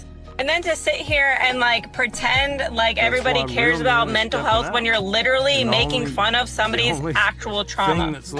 And obviously your entire video is some form of projection, because since when do you get on the internet and want to cry about someone's trauma or their accountability while simultaneously doing the exact same thing? What is it? The men that you want aren't interested in you, so you're pissed off, or you're not conventionally attractive enough to attract the men that you desire, so you're pissed off and you have daddy issues? Like, we can go on and on all day and back and forth, but at the end of the day, if a man says that he hasn't been loved properly, since when are we making fun of that?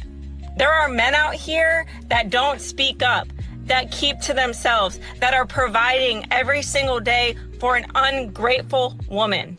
How many times have men gone into conversations where they haven't wanted it to start as an argument and it turns into an argument because she wants to bring up from 3 years ago? Or how many times has a man been on a grind trying to build a future for his family or for his girlfriend, trying to build a company, trying to be successful, only to then be accused of cheating because she's too busy scrolling social media and, you know, the internet is telling her, oh my God, he hates you, it's misogyny, oh my God, he hates women. And that same woman will never tell you that he's on the grind for her, that he's busting his for her, that everything around her that she has is because of him. And all this is the fact that you are the exact woman that this woman is talking about. You are the type of woman that is not treating men properly. So when things go sour, now you want to blame it on their misogyny because you don't want to take accountability. So take a look in the mirror. Okay, bye. You know, let these women tell it. You can have a job, you can have a car, you can have an apartment or a house. It don't matter. You can be in shape, a respectful dude, you can be consistent, and it still ain't enough. It still ain't enough. These modern women really know how to go through your life, and even though there ain't nothing wrong, they know how to find something wrong. Yo, you're not checking my check. Oh, you wear white loafers instead of black.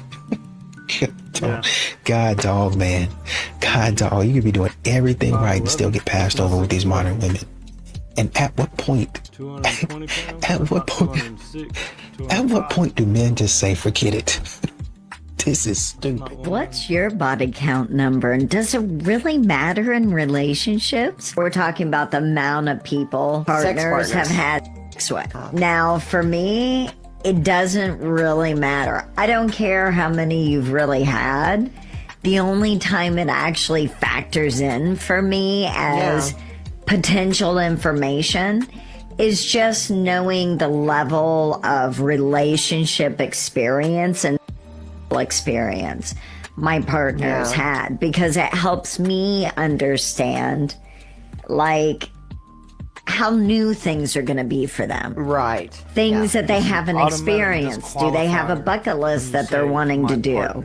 You know, it kind of helps me understand that environment with them. But it really doesn't matter if they've had 1, 3, 5, 100. It just doesn't matter to me.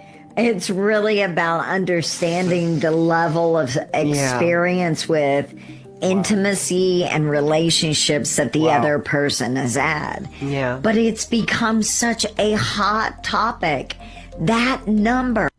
Does it really matter to you, Olivia? I'm hoping you guys can help me settle something. Okay, I'll be happy to help. And we can put the rumors to rest once and for all. Ooh, rumors. I like rumors. I don't, but what's up? Will men ever not pursue a woman because they are intimidated by her? Ah, that rumor. No. Will men ever not pursue a woman because they're just too scared of how much they're gonna fall in love with her? Ah, that other rumor.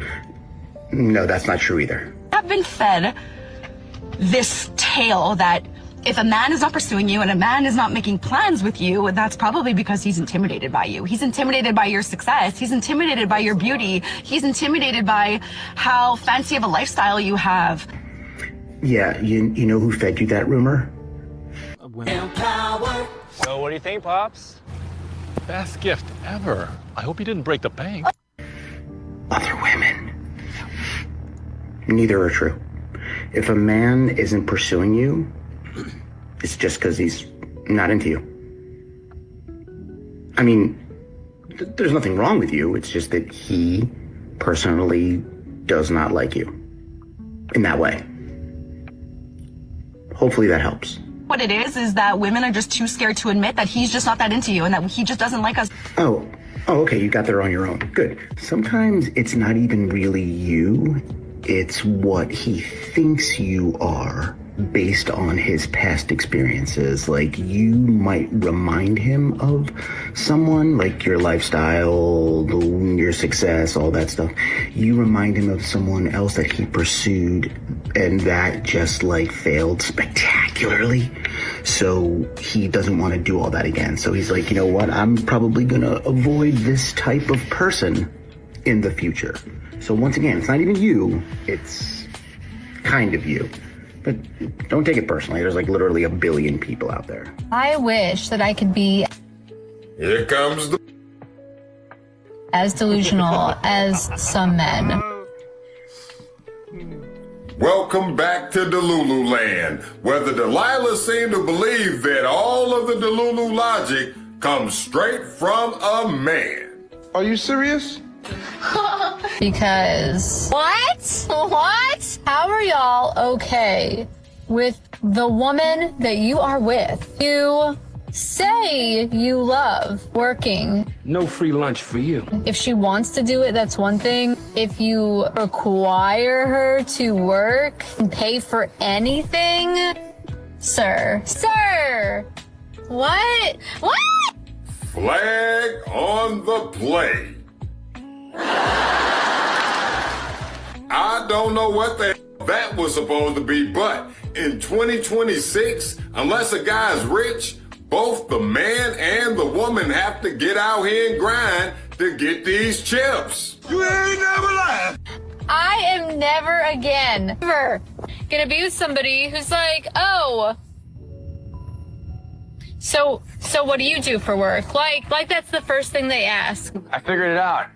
Next time I'm just be like, I volunteer. I make nothing. Are you trying to take advantage of me? I just would like to be taken care of by someone, love of my life, that wants to give me a soft life so I can be the most feminine that I've ever been, which has been basically never, which is probably why the past 6 years, I've buzzed all my hair off like 10 times. Can you be quiet for a minute?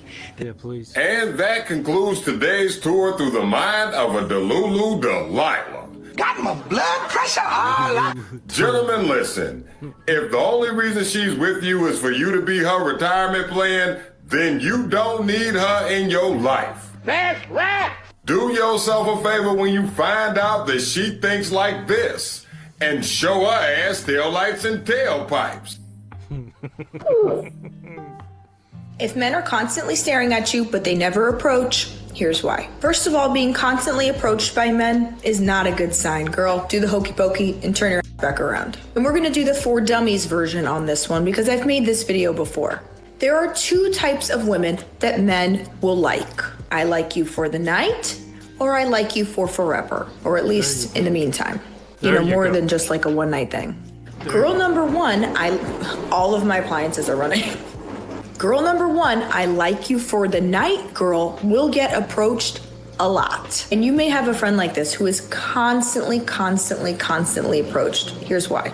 And this is gonna be harsh, but I really don't give a shit. There is a certain aesthetic that men will constantly approach because they know it is an easy aesthetic. I'm not saying I agree with this. Dress however you want, look however you want, but it is true. If you're up to your neck, everything is visible and your butthole's about to come out, what do you think? Of course they're gonna approach that person. Duh. They look like easy pickings. Okay, it is what it is. This may not even be that they're prettier than you. It may not be that aesthetically they have more on you. It just looks to a man, in a man's eyes, this is easy. I don't need to do much work for this. Now, situation 2, the girl that's good for forever, or at least the one that they want to date and have something with. Here's the thing about being option 2. Okay, option 2 is when they do not come up to you as often, they stare a lot, but no one really ever approaches you. Number 1, you look expensive. Men will not approach women that they feel they cannot financially support or at least get through the dating period on. This is true. If you're sitting there in gold, diamonds, and a Rolex, and he's wearing a Timex, all right, he's probably not going to approach you. And he's doing you a favor, okay? He's doing you a favor. Now, all of my appliances keep going off. Now, the other side of the coin is this. You may be looking like a girl who is wife material. Now, there's 2 sides to this, okay? Because wife material to a man usually means they can use you, but that's like another end of the spectrum. We'll get into that in another video. But you look like wife material, okay? You are dressed the right way. You have the right demeanor about you. Likely you're not falling over drunk, you know what I'm saying? And on top of that, you're beautiful. More than likely, 99% of the time, you will not get approached because most men know they gotta chase the rabbit to get the tail. And some of them just wanna be Elmer Fudd, you know what I mean? Where's the wabbit? You also look like a girl who will very likely turn them down. Again, this is a good thing. Do not take this personally. When a man does approach you, that will be your point to go ahead and vet him. And you can see, is this man actually a good man, okay? The ones who aren't coming up to you, I promise you, are doing you a big favor. Don't let this pull you down, okay? Do not let this pull you down. There is a top for every pot. And you happen to be a French pot, a copper pot, one that needs more love, time, and attention, and the right person will come along who can do that. I love you. You know, a lot of these women, a lot of these modern women anyway, they want a man that doesn't want them back. They want a billionaire. They want a billionaire that don't even know they exist. They want these men that are top 1% that have never even seen them. They've been in this man's face, and that man don't know them from the next girl. That's the type of man they want. They're chasing the 1%, maybe even 5%. Chasing these guys, tall ones, rich ones with options. And honestly, truly, these guys don't really have a reason to commit to them. There's nothing unique about them. and they keep getting played by the same type of dude over and over again. Meanwhile, the regular man is right there in your face.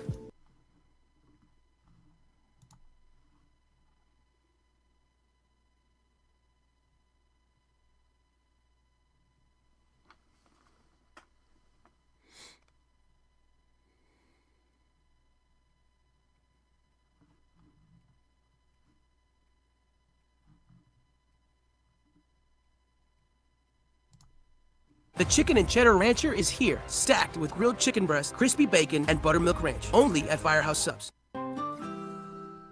Nature-made gummy vitamins. A delightful way to take care. Seen her laugh a lot more. And by the way, has anyone seen a real tear come out of her eye? I haven't. Patting herself with these tissues. She's a weirdo. She's a psycho. And she's a grifter. So I am not going to sit here and... She's a weirdo and a psycho now.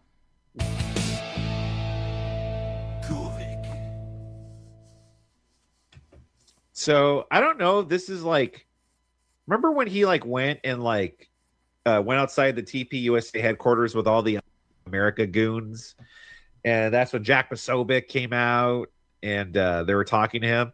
So I don't know what this is. I'm just going by the title of this video. How Brian got Turning Point leaders to come out and debate him for almost 2 hours.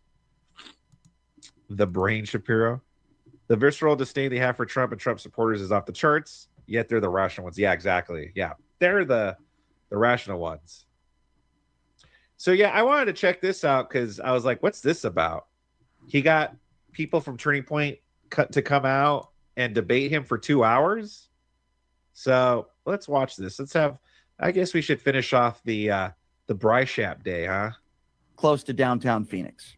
And the reason why I went to Phoenix earlier last week is because I was with the UNF America Tour, Destiny and the gang, and we were there to set up a tent. Oh, gosh. And to, for lack of a better term, counter the gang.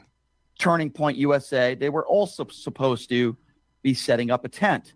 Now, we were told by some very credible people that Erica Kirk had a problem with us being there. In fact, she is caught on tape mentioning our name, not in a positive light. So we thought that Erica Kirk was responsible.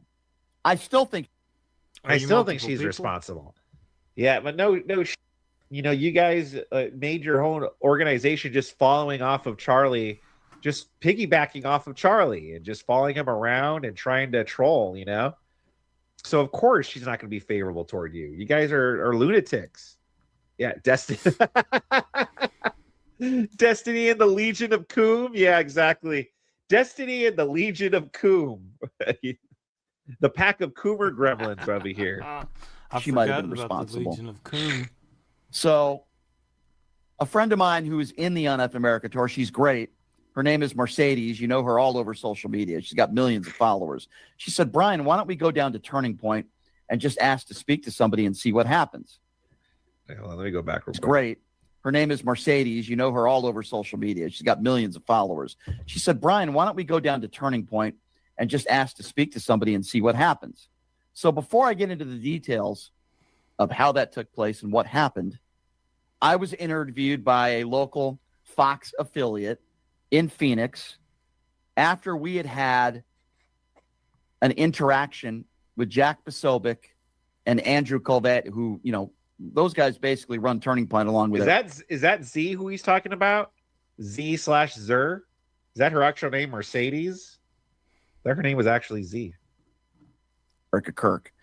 I'll get to the details of what took place there, but I thought it was kind of interesting because Fox 10 actually did a story on what took place. Some of it is not accurate, and some of the words they used were not accurate. I'll get to that. Some of it's not accurate.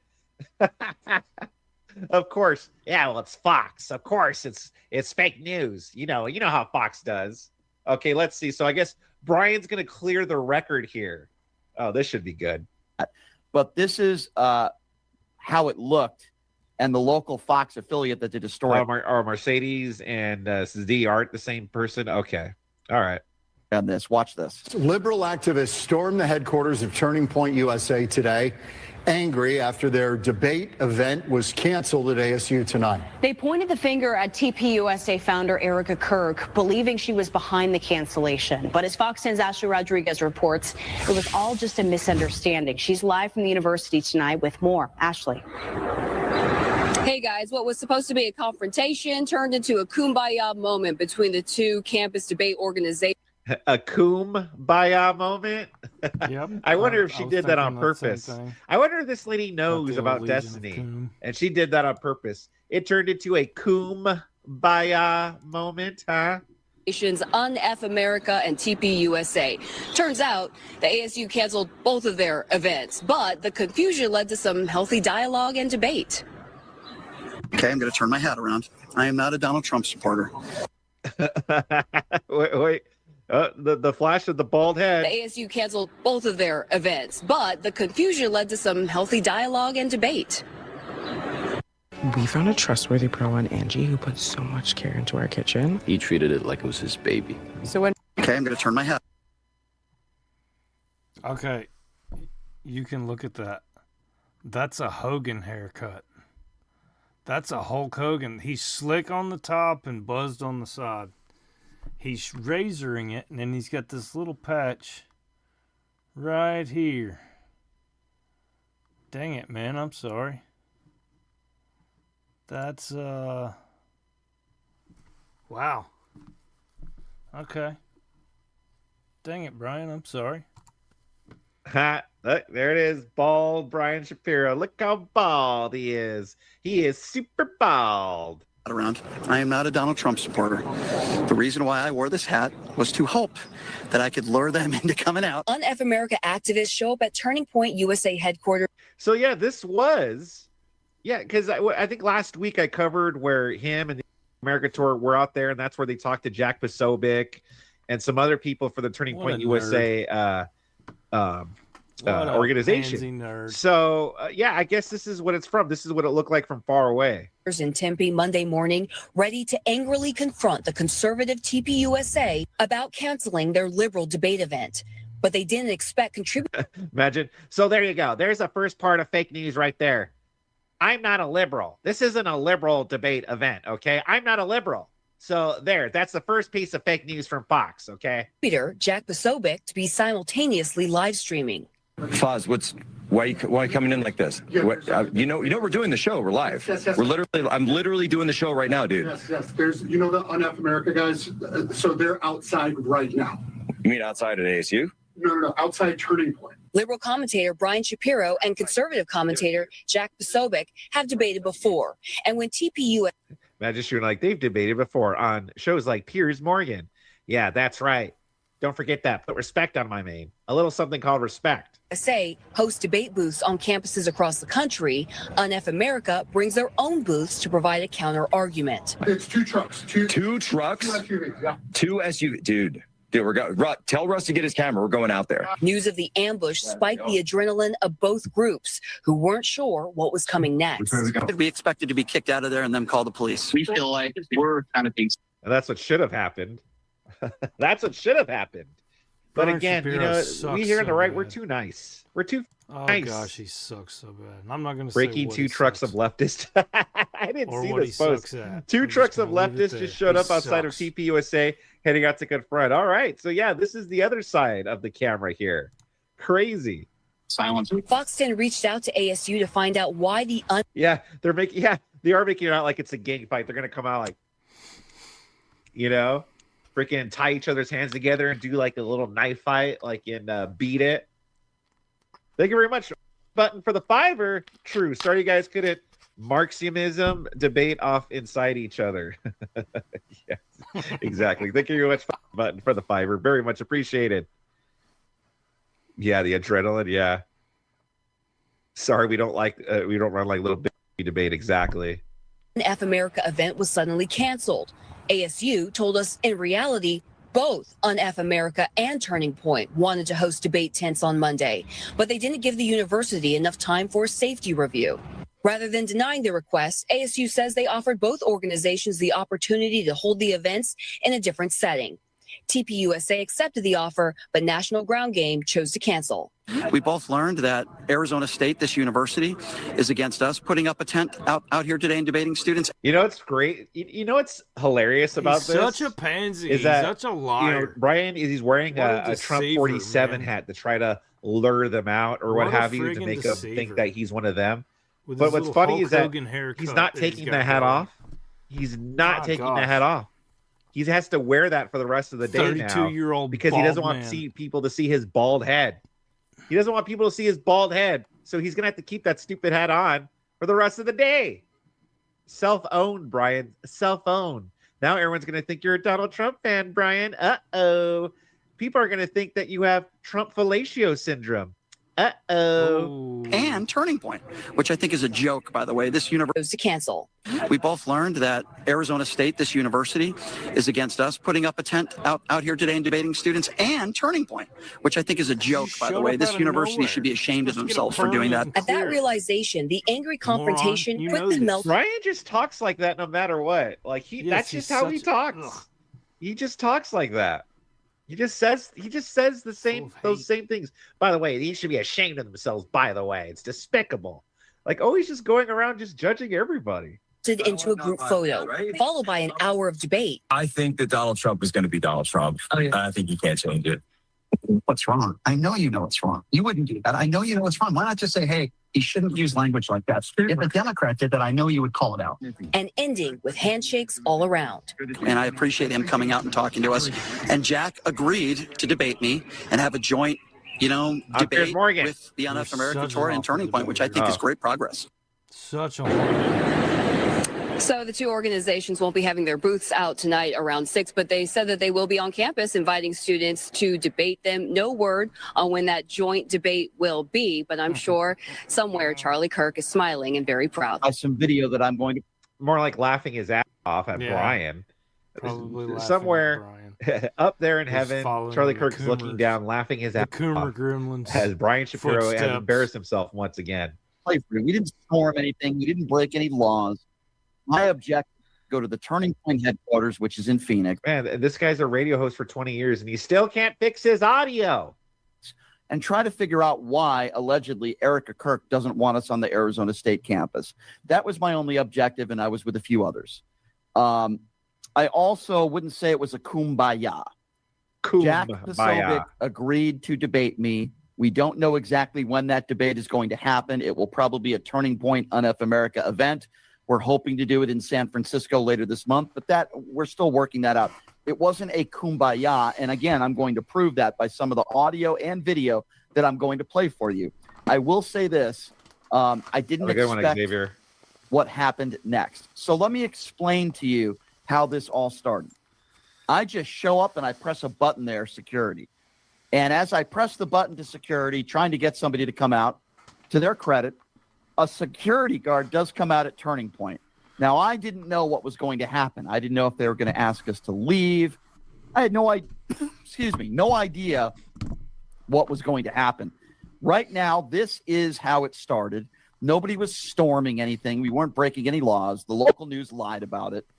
But this is my interaction with the security. We didn't beat up any cops or security, unlike at January 6th, where they all beat up cops. They are not patriots. They are scum. We were being patriots. Guard and how it all started. Weapons on me. We need you to come to, that's what the appointments are for. Okay. Well, I would ask you respectfully, and if you don't want to do it, I understand, to let somebody know that, hey, there are some people from UNF here. If you don't want us to record, we will not record. We will respect that. If you allow us inside to talk to somebody, because we just want what you want. We want freedom of speech. We want to be able to have civil discourse. If you don't want us to record, I respect that. We won't do it. I also understand that's private property. I know what the laws are. You guys have the right to do that. Obviously, we're on a public sidewalk now. But just to let you know, all of this is owned by the embassy. All of this is private. Okay. We were unaware of that. Okay. But yeah, would that be okay? And if they don't want to do it, I respect that. Can you say, hey, there are a couple of people from America Tour outside. They've tried to go about it the right way. They've tried to go on the website. They've tried to make an appointment. The reason why we're here is because Erica Kirk mentioned our name, America Tour, in a negative way a couple days ago. Obviously, we didn't like that. We want to figure out what her problem is with us. And we want to figure out why we can't do what you guys do and set up a tent like this. with Destiny and me and a bunch of other people. That's really all we want. We're not here to cause problems. We don't want to cause problems with you. Is there a way that maybe we can do that? Yeah, of course. Like I said, I mean, everything gets relayed to them. Everything that, all the information that I'm told is told to them. So it's not like they're not going to know you guys right here. Right. Like, of course, if you guys want to take a seat, do whatever you guys do, wait. I'll talk to some people inside, see what I could do. I appreciate that. Maybe like 10 or 15 minutes. You want us to wait out here? And then either way, if you have an answer, yes or no, I appreciate that. Thank you very much. The only thing I ask Thank you. is, I mean, like I said, these are employees. Sure. Look at this. Decades in radio just to sound like crap. Versions of AI. He does have a talent. It's actually hard to be that useless. Still a talent, allegedly. No cameras. You don't. No, we're not going to do that. We're not going to do that. I respect that. Thank you for your help. So we'll wait out here for a little bit. Is that like 10, 15 minutes? And if the answer is no, can you just come out and let us know? Is that okay? Yes, sir. I'm sorry, what was your name again? Israel. Israel, I appreciate you being respectful. Thank you very much. What was your name? Thank you. Thank you. We'll chill out here for a little bit. I appreciate it, Israel. Thank you. And by the way, as a Jew, I really like your name, Israel. I like that. Button for the $5. It's in radio just to sound like the versions of AI. He does have a talent. It's actually hard to be that useless. Still a talent, allegedly. Yeah, I agree. Thank you very much, Button. Very much appreciated. Yeah, Israel. Yes, yeah, exactly. TPUSA has Israel working for them, huh? They're not working for Israel. Israel's working for them. Thank you. We all want more. More progress. More wins. But what we're really chasing. We appreciate that.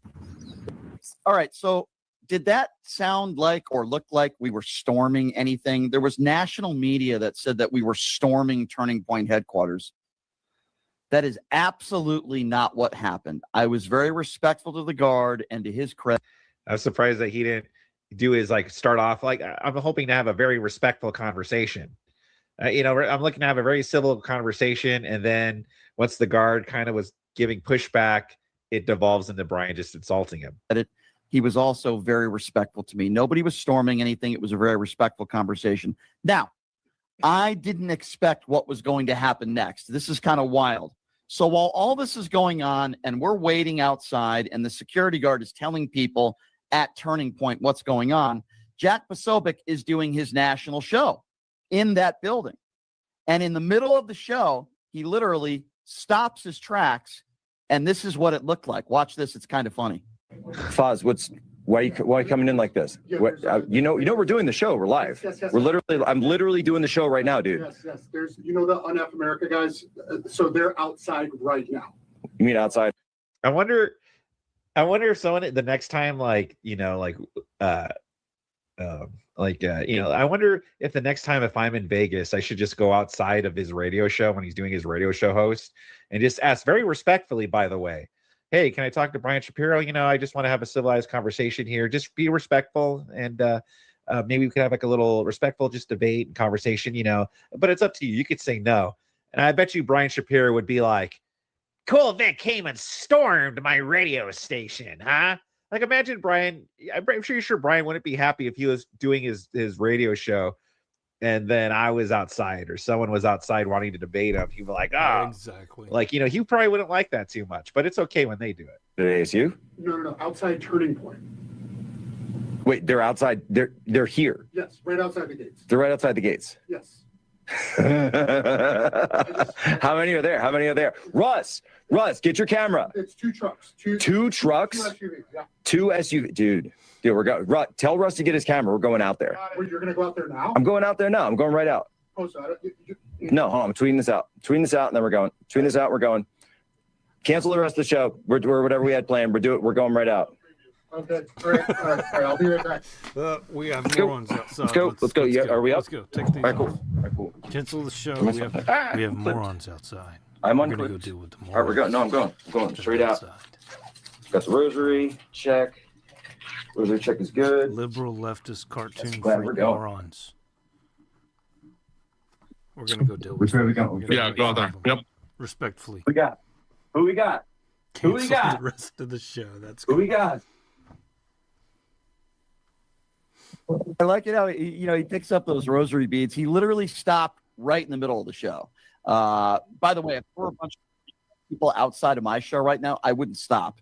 I would probably invite them in and say, what do you want to talk about? But I certainly wouldn't stop my show. But he can. Oh, okay. Well, there you go. We could could hold him to that, guys. You could be like, oh, okay, let's see if he'll have us on the show. Continued his live stream during his show. So the crazy part is that Jack Pastoba comes out there and Andrew Kilbett comes out there. Now, if you know Andrew, he's basically right behind Erica Kirk. He's Charlie Kirk's former producer. Yeah, I know, right? I'm going to have to lose some weight if I ever do that.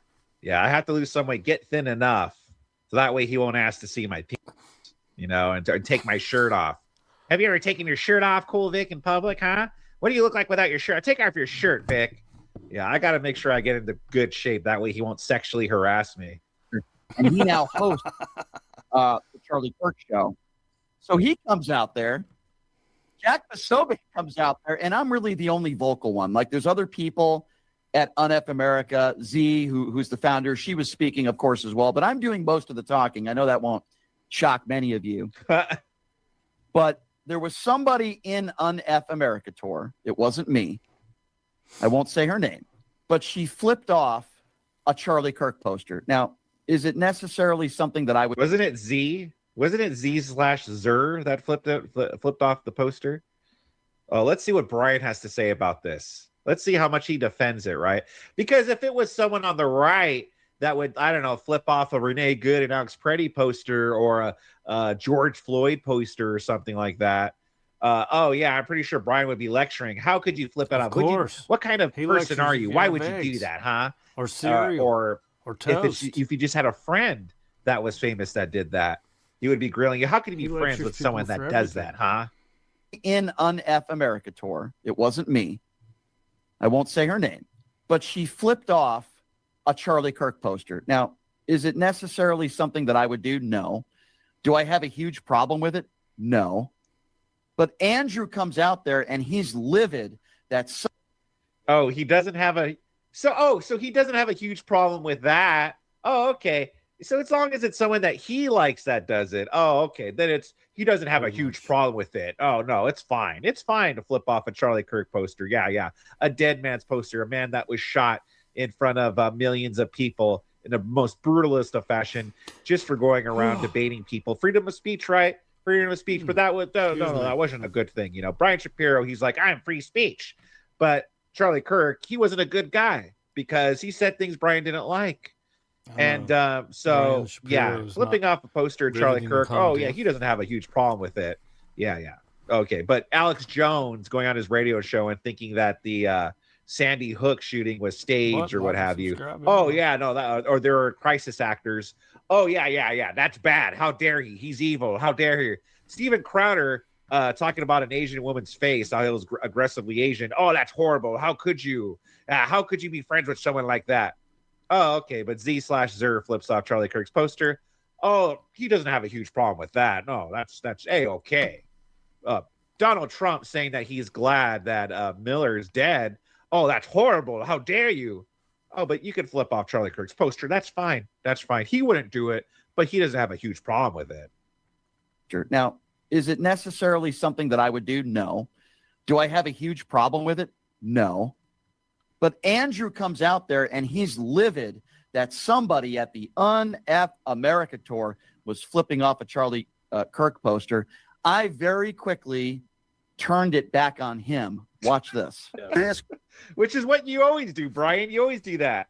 Quickly turn it back on the other people instead of answering for these things. Your question. Would you also give me that same energy after Robert Mueller died? Donald Trump saying, I'm glad he's dead. The energy that you're giving her right now, which, by the way, I tend to agree with you, buddy. So he admits that that's his strategy right there. He admits that that's his strategy, just to turn it around back on the other person. So got to take notes on that. Don't let him turn it around. Be like, well, hold on, Brian, hold on. Ryan Johnson, thank you very much for the Big 10. Brian spends a massive amount of time on X talking about mushroom gobbling. Almost seems obsessive. This dude is a living contradiction. And this is true. Air. I debate and possibly in orientation. Oh, or did you mean in debate? On air, in debate, and possibly in orientation. Poor boy. Yeah, I agree. Thank you very much, Ryan, for the 10. I was very much appreciate work yesterday morning. and I was listening while I was working, and all you kept hearing him talk about was mushroom gobbling. And I'm like, you're a leftist, and you're basically calling him an FAQ, essentially, while sitting here saying that it's okay to be an FAQ. So where's the insult from your point of view? He doesn't even realize how stupid his position is. Let's go. By the way, now I'm blocked from following Brian. Brian's blocked me on X, so I can't follow him or reply to his comments. But every so often I could, search him up and just see what he's been posting. And he's posted some things about Erica Kirk lately. Now, what's funny to me and all these other libs is that they claim to be empaths. Oh, where's your empathy? Where's your empathy? Oh, but he doesn't have any empathy for Erica Kirk. He doubts, like, whoa, is she really a grieving widow and blah, blah, blah. Oh, but I thought you had empathy. I thought you could tell how she's feeling, though, because you guys have so much empathy. I thought you could tell how she's feeling. So wait a minute, you could tell how she's feeling, but yet you don't think she's grieving or anything? Like, how is that possible? I want to ask him that. It's like, well, wait a minute. Where's your empathy, though, Brian? Where's your empathy for this grieving widow, huh? How do you know how she feels? Yeah, knew Brian didn't last too long. Exactly. Great stream as usual, Vic. I got to get some sleep. See you, bro. We'll see you later, Adam. Thank you very much for hanging out. Glad you enjoyed. Okay? I wouldn't flip off his picture. I agree with you. Would you give me that same energy for Donald Trump saying, I'm glad he's dead? Because I haven't heard any of you guys on social media calling that out. Actually, on Rob Reiner, I was very public. Okay, good. But on this specific issue, would you agree with me that that's also inappropriate and wrong? I didn't like to do that. Good. My perspective. I'm also aware, though, that he was, there was a whole political persecution. Purple Heart recipient. Donald Trump dodged the military 5 times. I got it. I didn't like it. I'm happy to say it. But I also am aware of the fact that President Trump was, a victim of a political persecution and a witch hunt, and so he's got some scar tissue. I'll go further than that. I didn't like that Trump did it. I think the president's. I think the president is a guy with good traits and bad traits, and I think his lack of charitability on that sort of thing is not good. And I very much disliked it when it happened with Rob Reiner. I think a lot of people disliked it when it happened with Rob Reiner. I actually publicly posted. So actually, Rob Reiner had a statement after Charlie was assassinated where I was really touched by it. I played that clip and I said, rest in peace. Sorry this happened, kind of thing. Yeah. So that's my spirit on it. You gotta have to ask President Trump if he doesn't like it. The Turning Point still backs President Trump. Yeah. So Turning Point action. TPUSA, C3, we don't get political. Obviously, if a Democrat politician came up here right now and flipped off Charlie Kirk, you would probably be asking Democrats, how can you still support somebody like that? So my question is to you. This is a guy who has attacked Gold Star families. He's attacked Rob Reiner. What are you doing here? Oh yeah, I forgot about that. Yeah, see, immediately it's like everyone has a good gauge on Brian already. Like you just have to be around this guy for just a little bit and you already know everything about. He's like, see, I know what you're doing already. Yeah, Brian, you're not clever. But you got to remember, I just want consistency. He came to our campus. Well, how about your consistency, Brian? That's the thing. He can't handle it flipped around. Like, what about your consistency, Brian? Like, if you're going to judge us by who we hang out with and by what they say and such, well, how about you? How can you still be a friends with a person that flips off Charlie Kirk, a Charlie Kirk memorial? How could you be friends with a person like that, Brian? You guys came to our campus, and this lady flipped off. Which I don't condone. No, this campus right here. Which I don't condone. Okay. Well, I don't condone that. You're still associated with her, and she's I speak for myself, and I'm a part of this group. Yes. Oh. Yes. Do you speak for her? Do you let her associate with I don't. Do you want to condemn her? Do you want to, well, I think out of your ranks? This works both ways. I think I just said, and I was stronger. She's not speaking up for herself. Well, let her speak for herself. Do you think you should still be associated with these people, or should they kick you out of the ranks for doing something that heinous? And Jack Posobiec, Brian Shapiro, what's up, pal? Brian immediately was like, oh, thank goodness, Jack Posobiec's coming out. Notice how Brian shut up for the first time ever. What a He deflection. had nothing to say to that because it's What a absolutely deflection. correct. Like, oh, That okay, you was- could always comment like us and be like, how could you associate with this person or that person? Okay, well, how could you associate with her for doing that? Like, huh? See, he's like a big time hypocrite. Well, Good to see you, Jack. Thanks for coming out, bro. I appreciate you guys coming out, man. No, I literally just heard you guys were here. I said, Well, yeah, and exactly, Shantae. And another thing is he keeps talking about how Trump is in the Epstein files. Well, Trump's never had any convictions or charges due to the Epstein file stuff. So why does he talk about that? Thanks, Jack. Good to see you, pal. Yeah. What's up, man? Hey, how are you? Thanks for coming out. I appreciate it. You're in 47 hat. Disguise. Oh, good disguise. No, I almost didn't recognize. Thanks for coming out. I appreciate you guys coming out. We're just a little frustrated because we heard. Well, you've been played. These guys were not too polite on their Instagram the other day. I can't speak to that. So what happened? I can't speak to that. I just saw what Erica Kirk said the other day. Okay. We want to be on the Arizona State campus. Okay. We agree on freedom of speech, what Charlie Kirk stood for, right, Jack? And we feel like we're kind of being silenced because we're not allowed to set up a tent on the Arizona State campus. Now, I don't know who it was. Well, you heard what happened to us, right? I don't know who it was, but you heard what happened about ours. I did, because you guys wanted to counter. Just now, we just heard about it. Nobody told us about this stuff, so I don't know. I hadn't heard anything about you guys then either. Right. I was told. Right. No, so we don't know. So our issue. I got this. Cans, go in the blue. Food scraps, toss them in the garbage, baby. Compost if you got it. Uh-oh. University, close to downtown Phoenix. Hey, what did I do? I think I accidentally clicked the refresh button. Sorry, guys. Here, let me fast forward a bit. The Arizona State campus. Okay.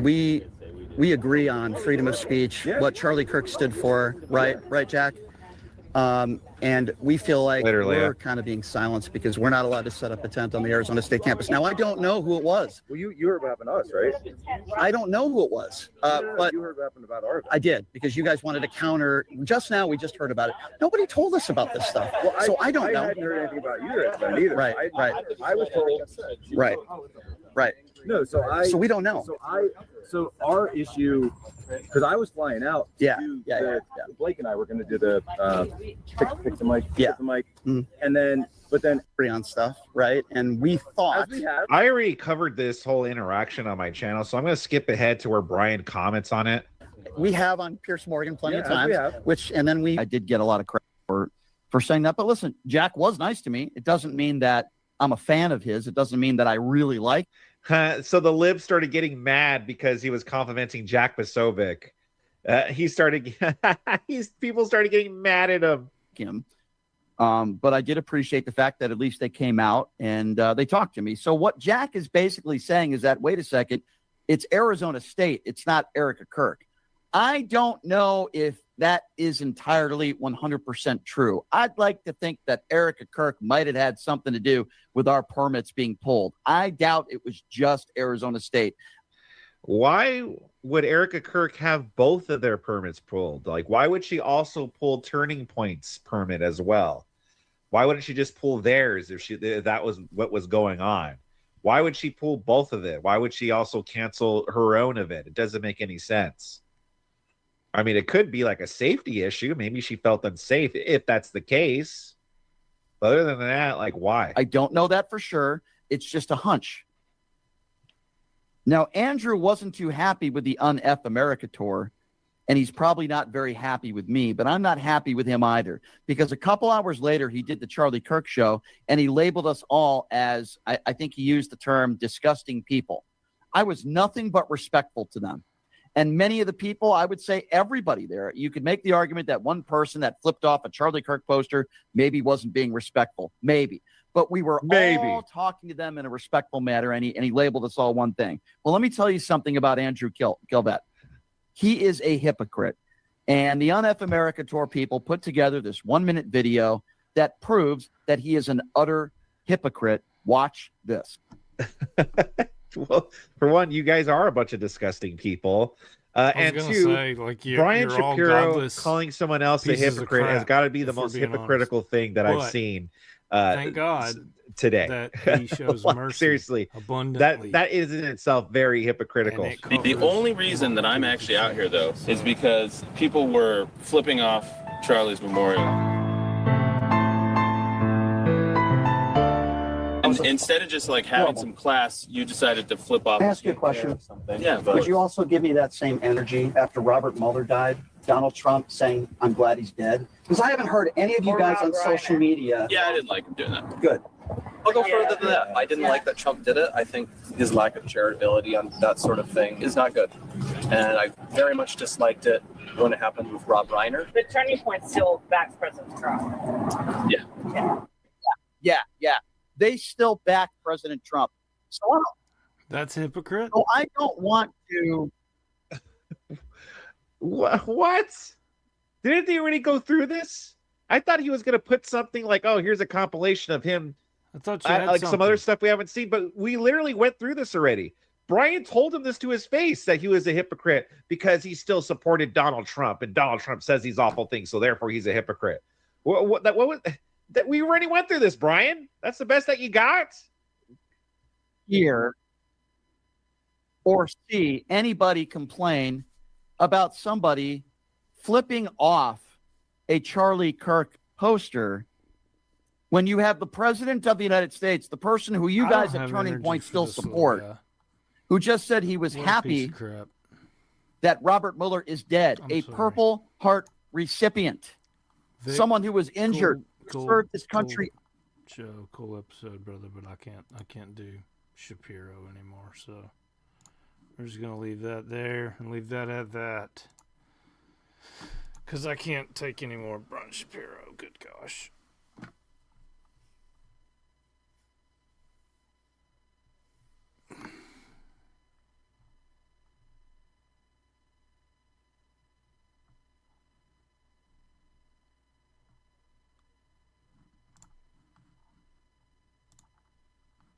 Loaded.com.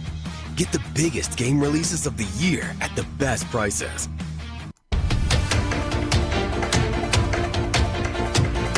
October 3 this afternoon, Iran and the U.S. agreed to a 2-week ceasefire less than 2 hours before President Trump's deadline to strike the country's bridges and power plants. And now both sides are claiming victory while working towards a permanent solution, which President Trump says is far along. Natalie Brand has more from the White House.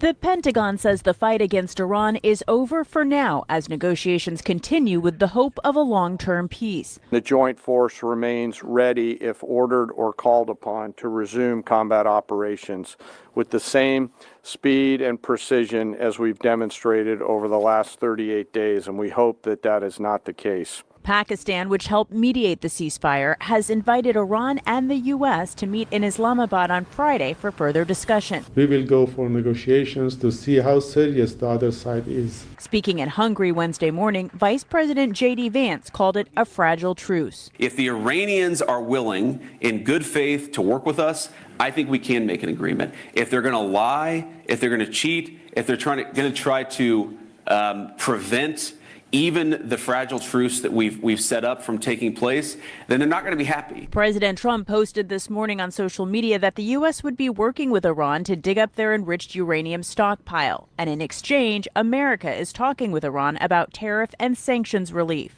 A key part of the ceasefire agreement is Iran reopening the Strait of Hormuz to allow oil tankers through that key corridor. Pentagon officials say they believe that is starting to happen. Our military is watching, I'm sure their military is watching, but commerce will flow. And that's what you saw the markets react to, is that reality. Oil prices dropped nearly $20 a barrel in overnight trading, but are still above pre-war levels. Natalie Brand, CBS News, the White House. It'd be good to get the prices down even more. I drive a diesel. I don't know if you guys know how expensive diesel is right now, but it's not cheap whatsoever.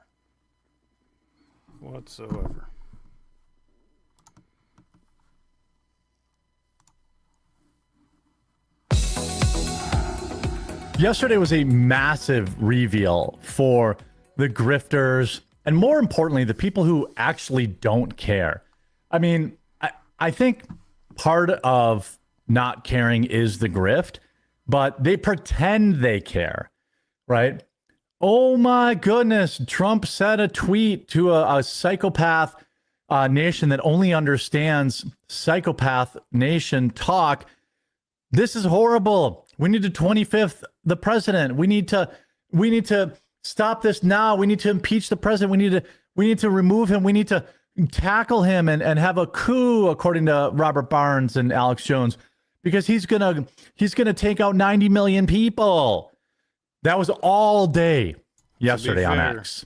All day. The second the deal got done, and look, the deal is not without its early bumps. You know, Israel would do fine to maybe stop bombing people right now, giving Iran excuses to put hiccups in this.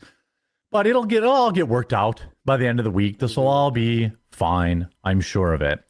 But then when he doesn't do it, the same people that were complaining about the military action in the first place are now calling him a coward. People like Bill Kristol. And look, I like Nick, but Nick Fuentes, all these people who are against the war in the first place are now calling Trump a coward for not glassing Iran. You know, Kyle Kulinski from Secular Talk, you might not know him, but he is in fact a lolcow idiot. Same thing. The war is bad. Bombing is bad. Stop it no matter what. This is crazy. Somebody needs to lock up Trump. And then when he doesn't do it, when he negotiates a ceasefire / pending peace deal, they call him a coward. We are not dealing with serious people. Today would be a great day, April 8th, or maybe you're watching this tomorrow. I don't think many people watch my videos much more than 48 hours after I put them out because they cover breaking news. It'd probably be a good day to decide who you want to mute on X, who you want to be subscribed to. And I know some people respond to this and say, well, Jeremy, I'm going to unsubscribe to you now too. Well, that's okay. I understand. But I've been honest. You can be mad at me, but I'm being honest. I appreciate all the positive comments, and I saw some people did like super thanks, which I don't think I've ever seen before, which was very cool. But I just want to give you an example of who we're dealing with, our political commentators, okay? Here's Secular Talk, Kyle Kulinski, who spent all day, and this isn't just the left doing it, it's people on the right too, or people pretending to be on the right, or people who are temporarily on the right because of the stupid big tent that we decided we wanted to do for the last election. Taco Trump hits. Any minute now, Iran will say they didn't agree to anything. Genocidal threats and war profiteering market manipulation. Get this man the F out of Oval Office and into prison. Well, guess what? That tweet aged like milk. Iran not only confirmed that they signed the peace deal. Now, at the time of recording, there's a little bit of tensions with Israel sending in some rockets to Hezbollah, which I was told Iran doesn't fund by the people that I guess are pro-Iranian regime, I should say, not pro-Iranian people. But I mean, so he gets 3,700 likes on that. Of course, which is it? Is he a coward for not bombing them? Or are you mad he was threatening to bomb them? You can't have both. Iran did agree. I mean, nope, we're winning. Here's Iran's own statement saying we agree. You sure about that? You're a sick man. You cheered for death tonight. And now you're bashing any deal to end it. It's because these people really did want this war. Do you know why a lot of these people wanted the war? I think Tim actually mentioned this in his morning video, and I 100% agree with it. Content.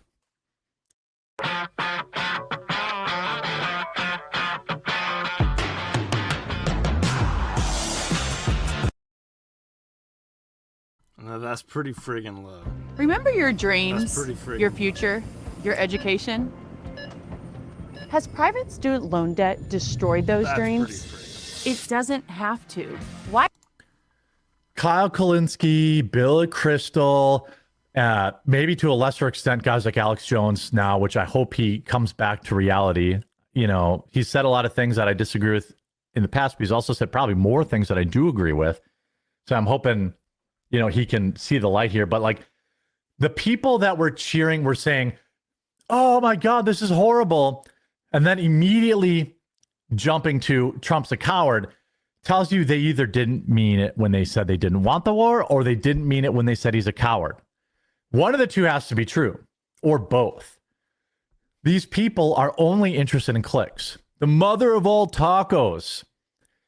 This same guy was spurging out about impeaching Trump. What a jokey people are here. And here's Again, you literally thought he was going to remove all people in Iran this morning, and now you're mad he didn't. You cannot make this up. Two conservatives who object to what some of us suggested Trump is a fascist and who complain when we point out the level of real existing American conservatism has developed into fascism. If you're silent about Trump's threat of genocide, you're proving the point you've objected to. So which is it, Bill Kristol? Great meme. But war crimes, Taco. But war crimes. Bonchi said this: when Trump doesn't nuke Iran tonight, all the people screaming that he's about to commit this horrible crime will seamlessly shift to posting Taco Tuesday memes and claim he's chickened out. It's all a game to these people. And it is. And yeah, it looks Megyn Kelly, Joe Kent, Candace Owens, Hodge twins, Tucker Carlson. It's all just a game. They might say they're serious, but their posts indicate they are not. And now I like to make a lot of jokes. I like to use sarcasm to make my points at times. But here we have, Joe Kent, American hero, right? Joe Kent, who's now basically, why can't I refresh this? I want to see Joe Kent's actual, oh wait, here, I clicked on the picture. Joe Kent just got called out for lying by a fellow Green Beret after he attempted to claim that Iranian terror proxies stopped attacking U.S. forces following the targeted strike of Soleimani. This Green Beret who called him out has an impeccable reputation and brought the receipts. Here's Joe Kent. Again, I told you Joe was on the grift. I don't think he's a patriot. I think he quit his job and he's on the grift. We can address the Iranian terror by targeted CT strikes, as Trump did against Soleimani. Iran responded to this by stopping all their proxies from attacking us under Trump until the beginning of the war. Prior to us attacking Iran, they weren't holding the SOH hostage. That's not true. As pointed out by a literal Green Beret, Joe Kent, my man, we all know this isn't correct. Iran proxies fired rockets at me personally every single day for 6 months in 2020. Picture the rockets that hit my building in August of 2020. Oops. These people aren't serious. Glenn Greenwald, if letting Trump and his followers pretend they won something is necessary to stop the war, then let them throw a victory parade for Trump and build another bust in his likeness and just indulge the fantasy for the moment. Okay. Maybe you should throw on the nurse's outfit again, Glenn. I was gonna say because you've got some cleaning up to do in your posts. Really crappy things about this. It's all like, again, Megyn Kelly. Megyn Kelly. Oh my God, Trump's fourth dimensional press. Maybe if I say a couple really curse words, people will listen. People will take this old grandma seriously. Oh man, she's so upset. Now, as you can imagine, that post did not go over well with the Iranians or with many Americans. I mean, I don't know about you, but I am sick of this shit. Oh, she said a curse word. Ooh. I'm sick of it. Can't he just behave like a normal human? I mean, honestly, like the president, 3D chess, shut up. Fucking shut up about that shit. It's actually fourth dimensional chess, Megyn. Megyn will go whatever way the wind blows because she's not a serious person. Remember when she was like, trans rights for kids. We should give healthy kids double mastectomies. These people, I mean, yesterday was a masterful expose. And these, Robert Barnes, oh, we need to tackle Trump and have JD Vance take over because he's gonna. I mean, that is literally what he said. Here's Anthony Scaramucci. He needs to be removed from office. He obviously is unwell. The sooner both sides of Congress get out of the denial and accept the gravity of the situation, the better. Here's him 10 hours ago. Wake up! He's calling for a nuclear strike. Seek his removal immediately. I mean, these people change their opinion in whatever way the fake Twitter algorithm blows.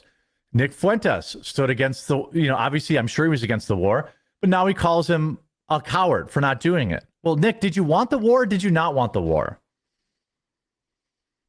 Did you want the war or did you not want the war? I didn't want the war. I certainly didn't want it to start, and I definitely wanted it to continue as possible.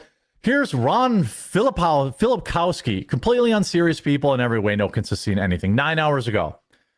A madman has controlled the most powerful military in the history of the world, and the leaders of his party are too afraid to say anything, do anything to stop him. And then he calls him a coward. I want people to take note of all of the folks that were doing this. Now, if you are consistent in calling out Trump, that's one thing. If you are first calling him a madman who's going to erase 90 million people, and then the next day calling him a coward for not doing it, you should be removed from the internet entirely. Your opinion is invalid because it's not even really your opinion. You're just desperately trying to make a few $100 on X. And the expense of that is making Americans go insane. Making Americans afraid. That's what these people want to do.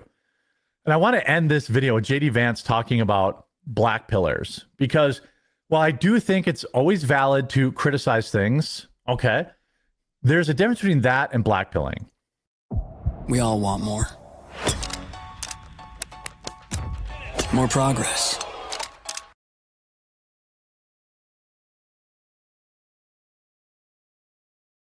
The piece of advice I'd give to you, and I give it to American students, American conservatives in particular, is resist the temptation to think that victory is immediate or that we're going to win back our civilization through instant gratification. I mean, this institution was founded in 1996. It's far more influential than it was back then, but I think a lot of people, this is particularly true in the United States of America, if they see something that the administration does they don't like, they say, oh, that's not what we voted for, we're going to check out of politics. No. That's the exact wrong response. If we do something you don't like, the response should be to get more involved, to make your voice heard, and to try to push things in the direction that you want them to be pushed.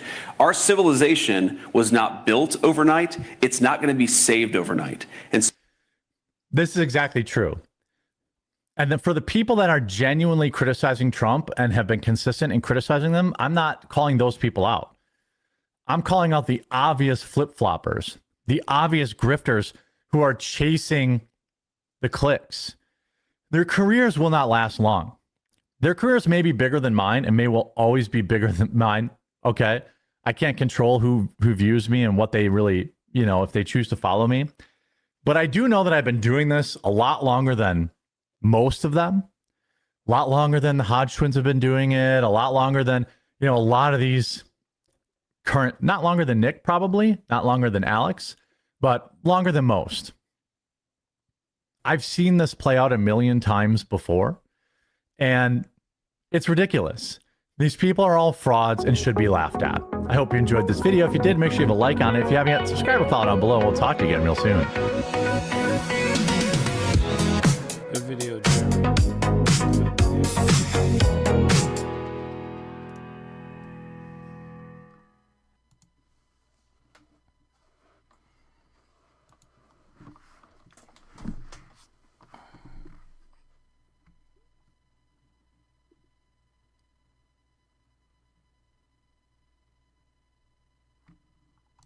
on findings being published in a new book out today on the Shroud of Turin. That's the linen cloth believed to bear Jesus' imprint as he was being prepared for burial. And now there's new research that may disprove the claim of people who've said it's an elaborate fake.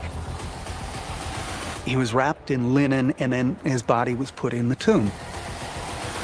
In 1978, a Jewish photographer walked into a cathedral in Turin, Italy, expecting to debunk the most famous relic in Christianity. His name was Barry Schwartz, born in Pittsburgh. Raised in a strict Orthodox Jewish home, 2 sets of dishes, 2 sets of silverware, grandparents in the house, bar mitzvah at 13. He wasn't religious anymore, hadn't thought about God in years, and he had zero interest in Jesus Christ, the resurrection, or any relic associated with either. But Schwartz was one of the best scientific photographers in America. And when a team of 33 scientists assembled to examine the Shroud of Turin, the 14-foot linen cloth that millions believe wrapped the body of Jesus after crucifixion, they needed a photographer without bias.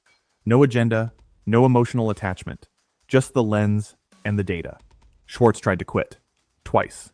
He told the team leader, Why would a Jewish man want to get involved with what is probably the most important relic in Christianity? A NASA imaging scientist named Don Lin looked at him and said, "Have you forgotten that the man in question was also a Jew?"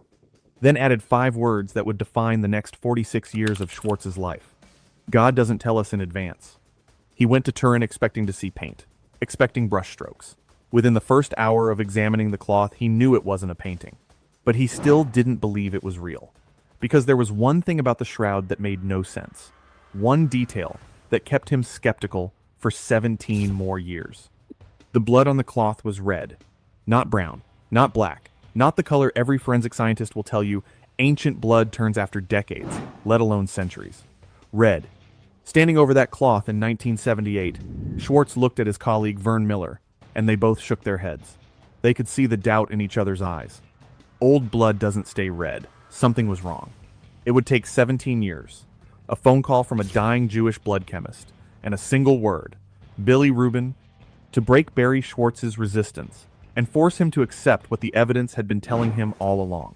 That phone call is coming, but not yet. Because the story of the shroud doesn't begin with Schwartz. It begins in a darkroom in 1898, with a man who nearly dropped a priceless glass plate when he saw what appeared on it. Because the face staring back at him from the negative was impossible. May 28, 1898. The Cathedral of St. John the Baptist, Turin. An amateur photographer named Secondo Pia has been granted rare permission by King Umberto I to photograph the shroud during a royal exhibition. Photography in 1898 is brutal. No digital sensors, no preview screens. Pia hauls a camera the size of a suitcase onto scaffolding inside the cathedral, uses violent magnesium flashes, and exposes 2 massive glass plates, each about 20 by 24 inches.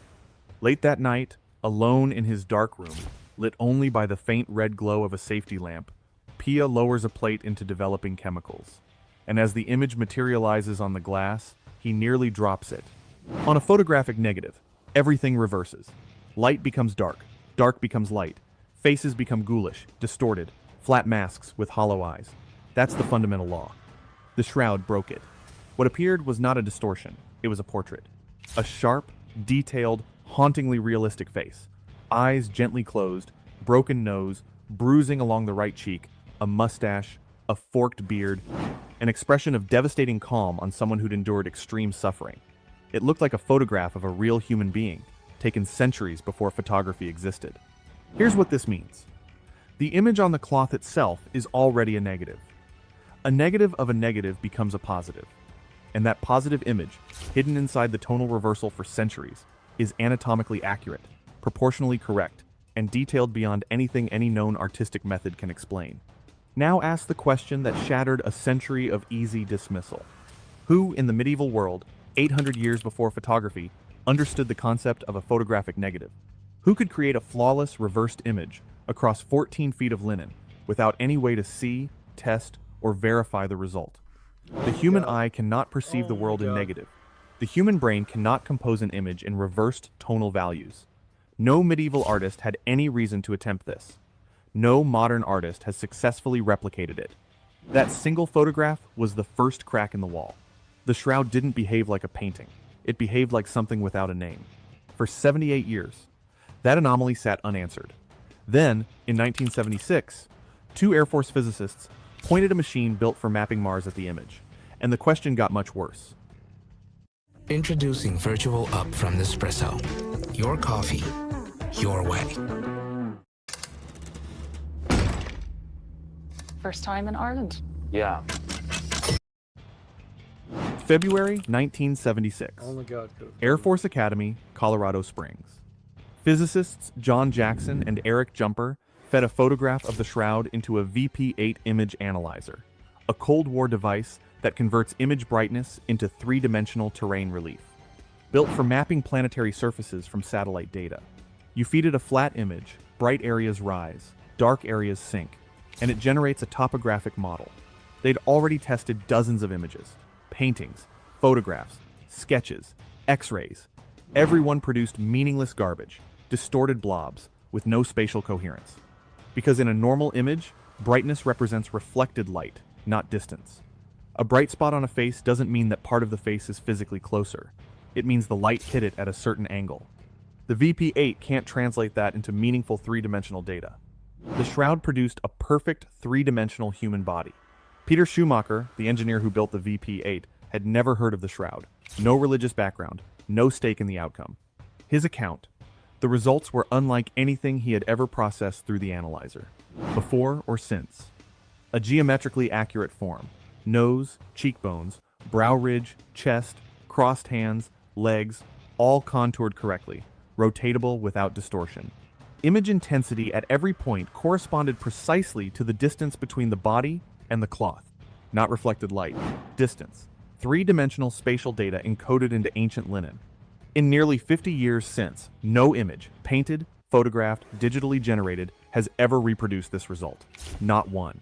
Only about 60 VP-8 units were ever built. Only 2 still work. And the question remains: how do you encode distance information into fabric without any technology that existed before the 20th century? If you're already asking how that's possible, subscribe to Stone and Bone. We follow the evidence to the end. And this story has a long way to go. Because the image was strange, but the blood was something else entirely. So while they dismiss the idea that the shroud is evidence of a miracle, they can't explain how the image was made. This is a very simple technique that were available in the Middle Ages and required no technologies, no strange theories or equipment. Remember Schwartz standing over the shroud in 1978, staring at bloodstains that were the wrong color? He wasn't alone. The full STURP team, the Shroud of Turin Research Project, 33 scientists from Los Alamos, Jet Propulsion Laboratory, Sandia National Laboratories, and the Air Force Academy, spent 120 continuous hours examining the cloth.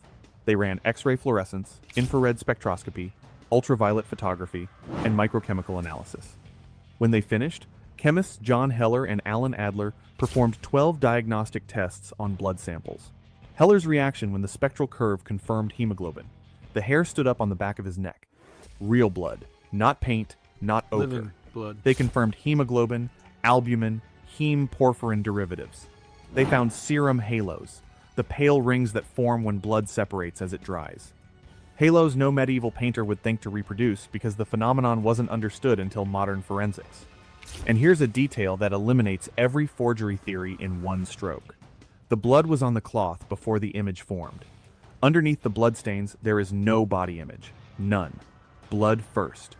Image second. A forger paints the body first, adds blood on top. Every artist in history works that way. The shroud does it backwards. That sequence alone eliminates painting, rubbing, printing, and every contact transfer method ever proposed. But the blood told a darker story. In 2017, researchers at the University of Padua examined shroud blood fibers at the atomic level using transmission electron microscopy. They found creatinine nanoparticles at concentrations that only appear in one clinical scenario: rhabdomyolysis, the systematic destruction of skeletal muscle from prolonged, extreme torture. The person whose blood is on this cloth was beaten to a state where his muscles were dissolving into his bloodstream before the crucifixion even began. That matches the Roman practice of scourging with the flagrum, leather whips embedded with lead weights and bone fragments. The shroud shows over 100 scourge marks, consistent with 2 soldiers striking from alternating sides. Now, I need to be honest here. The 2017 study was retracted by the journal in 2018. Procedural issues, not fabrication. The underlying observations are consistent with Heller and Adler's independent findings from decades earlier. But a retracted paper is a retracted paper. Stone and Bone tells you where the evidence is strong and where it's contested. That's the deal. The nail wounds are through the wrists, not the palms. Every painting of the crucifixion you've ever seen, Giotto, Michelangelo, Rubens, shows nails through the palms. But in the 1930s, French surgeon Pierre Barbet drove nails through cadaver hands and proved palm tissue cannot support a body's weight. The nails It's not tear strong through. enough. It has to Crucifixion go through the requires wrists nailing through destot for them space, to be a gap able between to the wrist be bones that can suspended. bear Yep. the full load. And every time Barbet nailed through that space, the same thing happened. The median nerve was damaged, and the thumb snapped violently inward against the palm. Barbet described it precisely. The contraction was immediate and violent, forcing the thumb into a position it could never return from once rigor mortis set in. Look at the shroud. Count the fingers on each hand. 4, not 5. The thumbs are tucked into the palms, invisible from the back of the hand. Exactly what happens when a nail destroys the median nerve. No medieval artist knew this. No one knew this until modern anatomy demonstrated it. Every crucifixion painting in history gets this detail wrong. The shroud gets it right. Before this video, did you think the nails went through the palms? Because every painting you've ever seen told you they did. The shroud says otherwise. Drop your answer in the comments, palms or wrists. And tell me if this is the first time you're hearing this.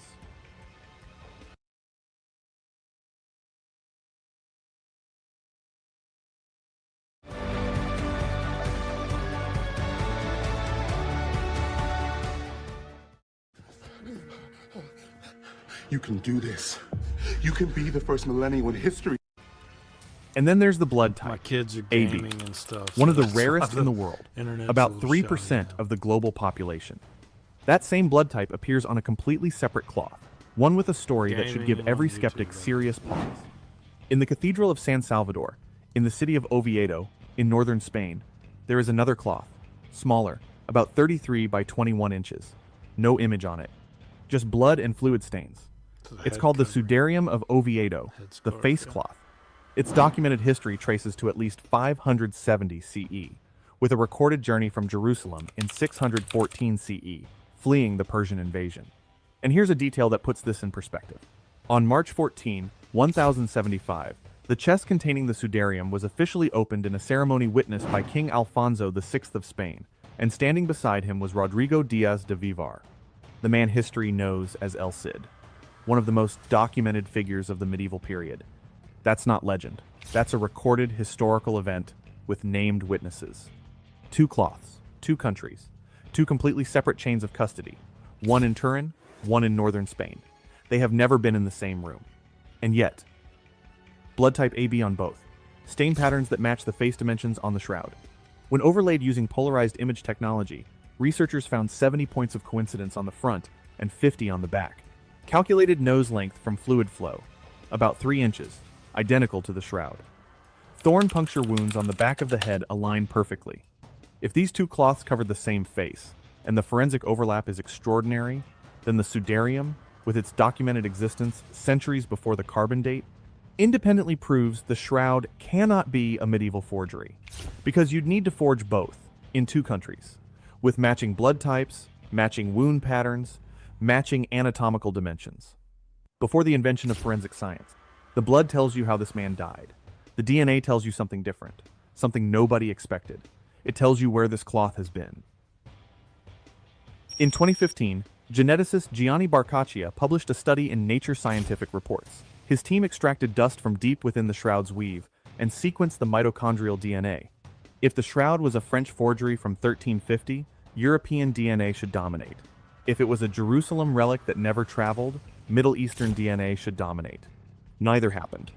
Genetic fingerprints from across the world, haplogroup H33, found almost exclusively among the Druze, a tightly isolated ethno-religious community in the mountains of Israel, Lebanon, and Syria, whose DNA has remained virtually unchanged for thousands of years. Western European haplogroups, consistent with centuries of handling by French and Italian clergy. Haplogroup L, 3, East Africa, possibly Egypt or Ethiopia. M, 39, M, 56, R, 8, the Indian subcontinent. D, 4, G, 2, A, East Asia, China, India, Africa, Europe, the Middle East, all encoded in the dust of one cloth. A forger in 14th century France couldn't have collected biological traces from 5 continents. Marco Polo had only recently returned. There were no trade networks capable of depositing genetically identifiable material from that many populations onto one piece of fabric, unless the cloth wasn't forged in France, unless it had traveled. According to Byzantine, Syrian, and Arabic sources, the shroud spent centuries folded to show only the face, known as the image of Edessa, or the Mandalion. Its journey, Jerusalem to Edessa, a major crossroads on the Silk Road, where caravans from China, India, Persia, and Arabia converged. From Edessa to Constantinople, the Byzantine capital, a megacity where every civilization met, traded, and venerated relics. Every kiss, every touch, every breath left behind microscopic traces After the Fourth Crusade sacked Constantinople in 1204, the cloth disappeared. It resurfaced in France around 1353.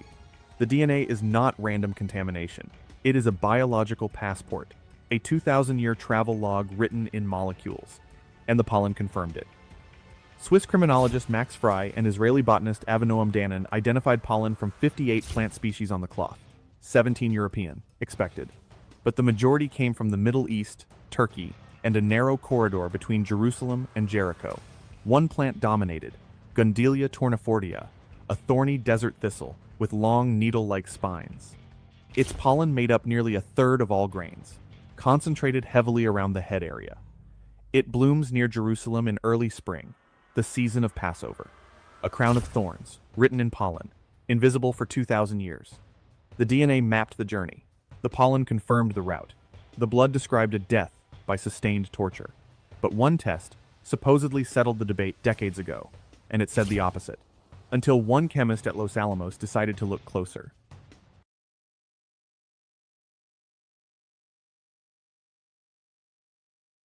No harsh side effects like gas, bloating, cramping, or sudden urgency. Miralax, free your gut to free your mood.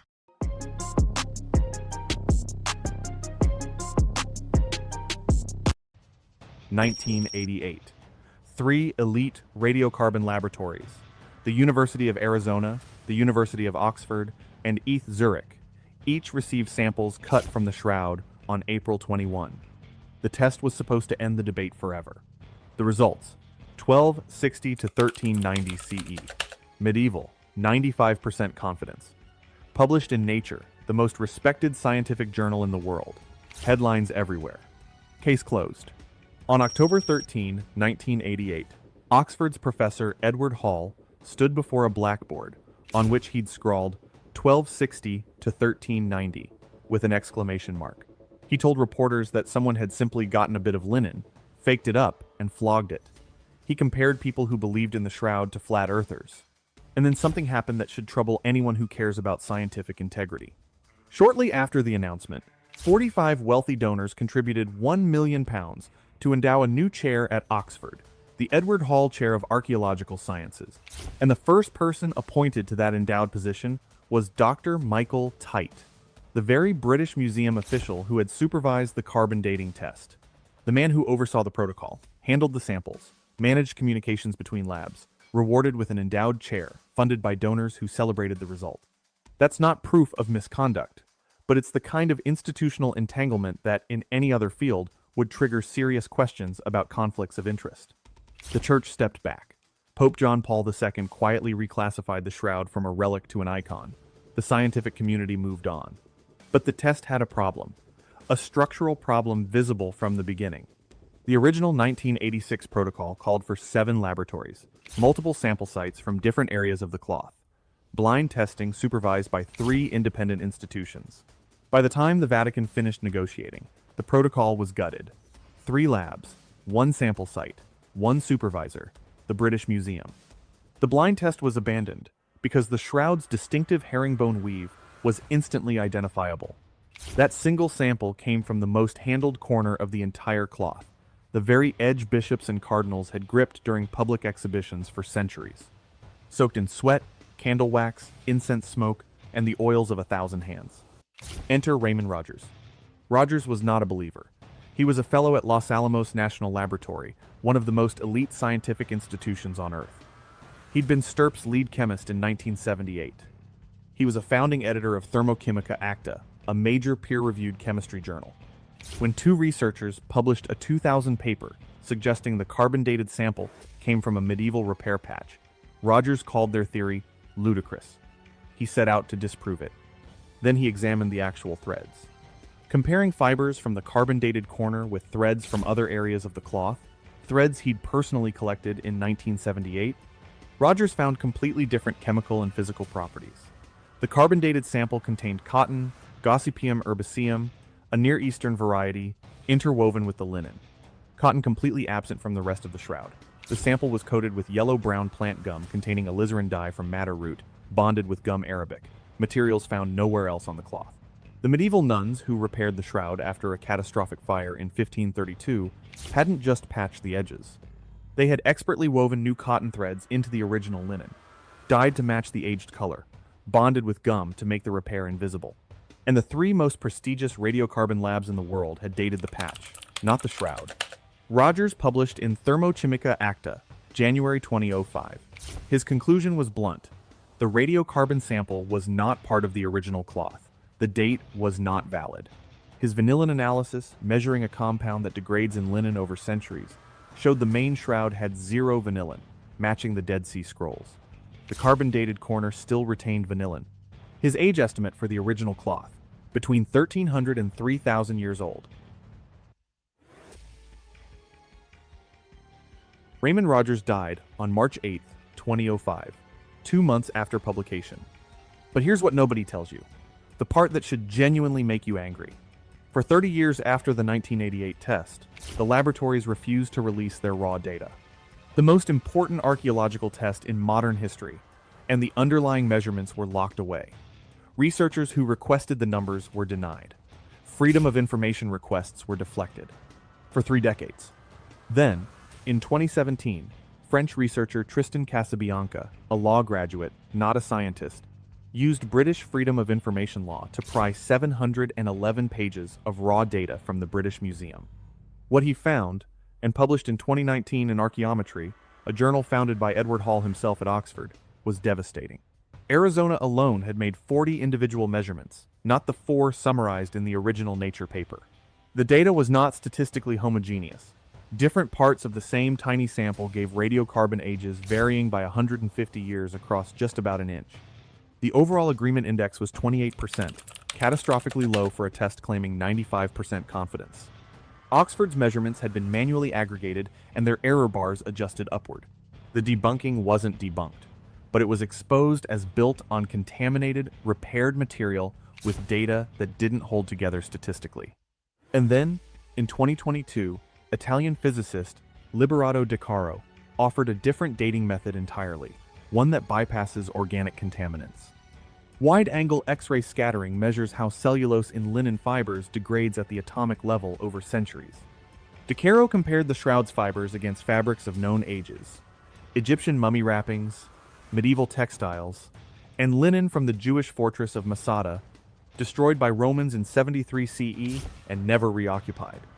The shroud's cellulose matched Masada, 1st century, and textile conservator Mechthild Fleury Lemberg, 30 years as head of the Abegg Foundation, one of Europe's most prestigious textile institutions, examined the shroud's reverse side and found a stitching technique she'd encountered only once before in 40 years, on textiles from Masada, pre-73 CE, definitively. I'm curious, did you think the shroud was debunked? Most people do. The 1988 headlines were everywhere. The correction barely made the news. Let me know in the comments, is this the first time you're hearing the carbon dating was flawed? Because if it is, ask yourself why nobody told you. If what you've heard has made you question what settled science really means, subscribe to Stone and Bone. We dig into the cases everyone thinks are closed.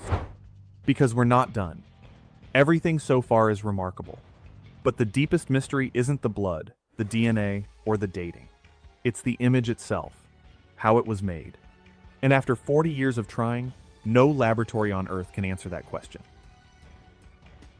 Find unique gifts for her at Hobby Lobby. When something feels right, you just know. It turns an ordinary day into a moment to unwind or reflects her unique style. Show your gratitude with gifts for every occasion at Hobby Lobby. First time in Ireland. My folks came here for their honeymoon. Always wanted to come back. Why didn't they? Here's what the shroud image is not. Not paint, Stirp tested every centimeter. Their 1981 conclusion, drafted after 3 years of peer review, no pigments, paints, dyes, or stains have been found on the fibrils. Not a scorch from a heated statue. Thermal burns fluoresce under UV light. The body image doesn't. Different chemistry entirely. Not a photograph. It encodes 3-dimensional data no photograph can produce. Not a vapor transfer. Those create blurred, directionless stains. The image exists only on the topmost 200 nanometers of the linen fibers, thinner than a bacterium. It's a chemical change, oxidation and dehydration of the cellulose in the fiber's outermost layer. The atoms in the fibers have been rearranged, not coated. Each individual fiber is either colored or not, a binary halftone effect, like the dots in a newspaper photograph. Image density comes from the number of colored fibers per unit area, not from gradation within individual fibers. No brushstrokes, no directionality, no capillary flow, meaning no liquid was ever involved. And it exists only on the front and back surfaces of the cloth, not on the body's sides, not on the top of the head, as if the encoding mechanism operated strictly vertically. Stirp's final report included an admission you almost never see in scientific literature. They wrote that some explanations which might be tenable from a chemical point of view were precluded by the physics. And certain physical explanations, which might be attractive, were completely precluded by the chemistry. The question of how the image was produced remains, now as it has in the past, a mystery. That was 1981. Since then, Italy's ENIA laboratory, the National Agency for New Technologies, spent 5 years trying to replicate the image. Physicist Paolo Di Lazzaro and his team irradiated linen with excimer lasers at 193 nanometers, deep vacuum ultraviolet. They achieved superficial coloration on tiny patches that resembled the shroud's characteristics. But to reproduce the full-body image, covering approximately 2,600 square inches, their calculations required a simultaneous energy pulse of 34 trillion watts, lasting less than a billionth of a second, powerful enough to alter the chemistry of the cloth's surface, yet precise enough not to burn the fibers beneath. No technology on Earth can produce that pulse. Di Lazzaro was direct. Their research proved it was almost impossible to replicate all the main characteristics of the body image using any technology available in the Middle Ages or earlier, or later. Filmmaker David Rolfe has offered a standing $1 million prize to anyone who can replicate the shroud image with all its properties. The challenge remains unclaimed. And then there's the fire. The detail almost no video about the shroud gives proper weight. On the night of December 3, 1532, fire engulfed the Sainte-Chapelle in Chambéry, France. The shroud was stored inside a silver reliquary, locked behind an iron grill. Silver melts at 1652 degrees Fahrenheit. One corner of the reliquary had already liquefied when rescuers reached it. Molten silver dripped through the folded cloth, burning 12 large holes. Water used to douse the flames left additional stains. The burn marks are clearly visible today. They frame the body image on both sides. But the image survived. Fire destroys paint, destroys ink, destroys pigment, destroys dye, destroys every known artistic medium. It did not destroy this. Whatever created the image on the shroud, it isn't any substance fire can consume. It's a rearrangement of the atoms already in the fabric, and it has outlasted molten silver. Now, remember Barry Schwartz, our Jewish photographer? 17 years of doubt. The blood that was the wrong color. Here's how it ended. Mid-1995. Schwartz was home in Santa Barbara when the phone rang. On the other end was Dr. Alan Adler, blood chemist, Western Connecticut State University, one of the world's leading experts on porphyrins, the molecular structures at the heart of hemoglobin. Also Jewish, also not interested in proving any Christian relic authentic. Adler had spent years analyzing the blood samples from the 1978 Stirp examination, and he had the answer to the one question that had kept Schwartz skeptical for nearly 2 decades. Adler told Schwartz that he had discovered abnormally high concentrations of bilirubin in the shroud's blood.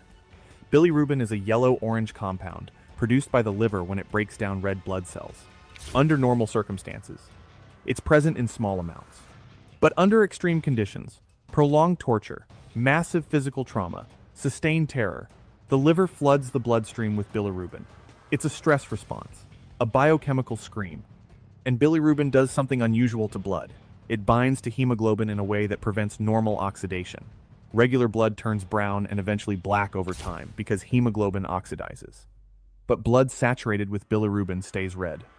Not for years, not for decades, indefinitely. The blood of a tortured man stays red forever. Schwartz described the moment years later. He realized that the last piece of evidence had come in, and he had no choice but to accept that the shroud was authentic. Every objection he'd held for 17 years collapsed at once. The blood was red not because it was fake, not because it was painted, but because the person it came from had been tortured so severely that his liver chemistry permanently altered the blood's color. He invoked Sherlock Holmes. If you eliminate all the possibilities, whatever remains, however improbable, is most likely the truth. And then he did something remarkable. He accepted the evidence, and he didn't convert. Barry Schwartz remained Jewish for the rest of his life. He never accepted Christianity. He never prayed to Jesus.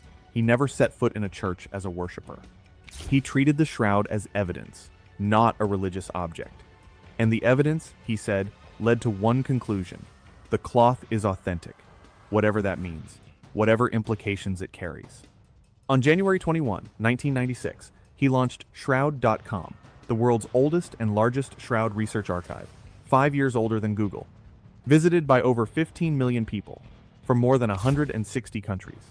In his famous 2013 TEDx talk, delivered of all places at the Vatican, he told the audience, "I truly believe that only God would think to choose a Jewish man who had no emotional attachment to Jesus, who was a total skeptic and with a pretty negative attitude, and put him on that team."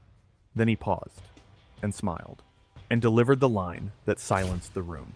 Isn't it funny how God always seems to pick a Jew to be the messenger? I'm the messenger.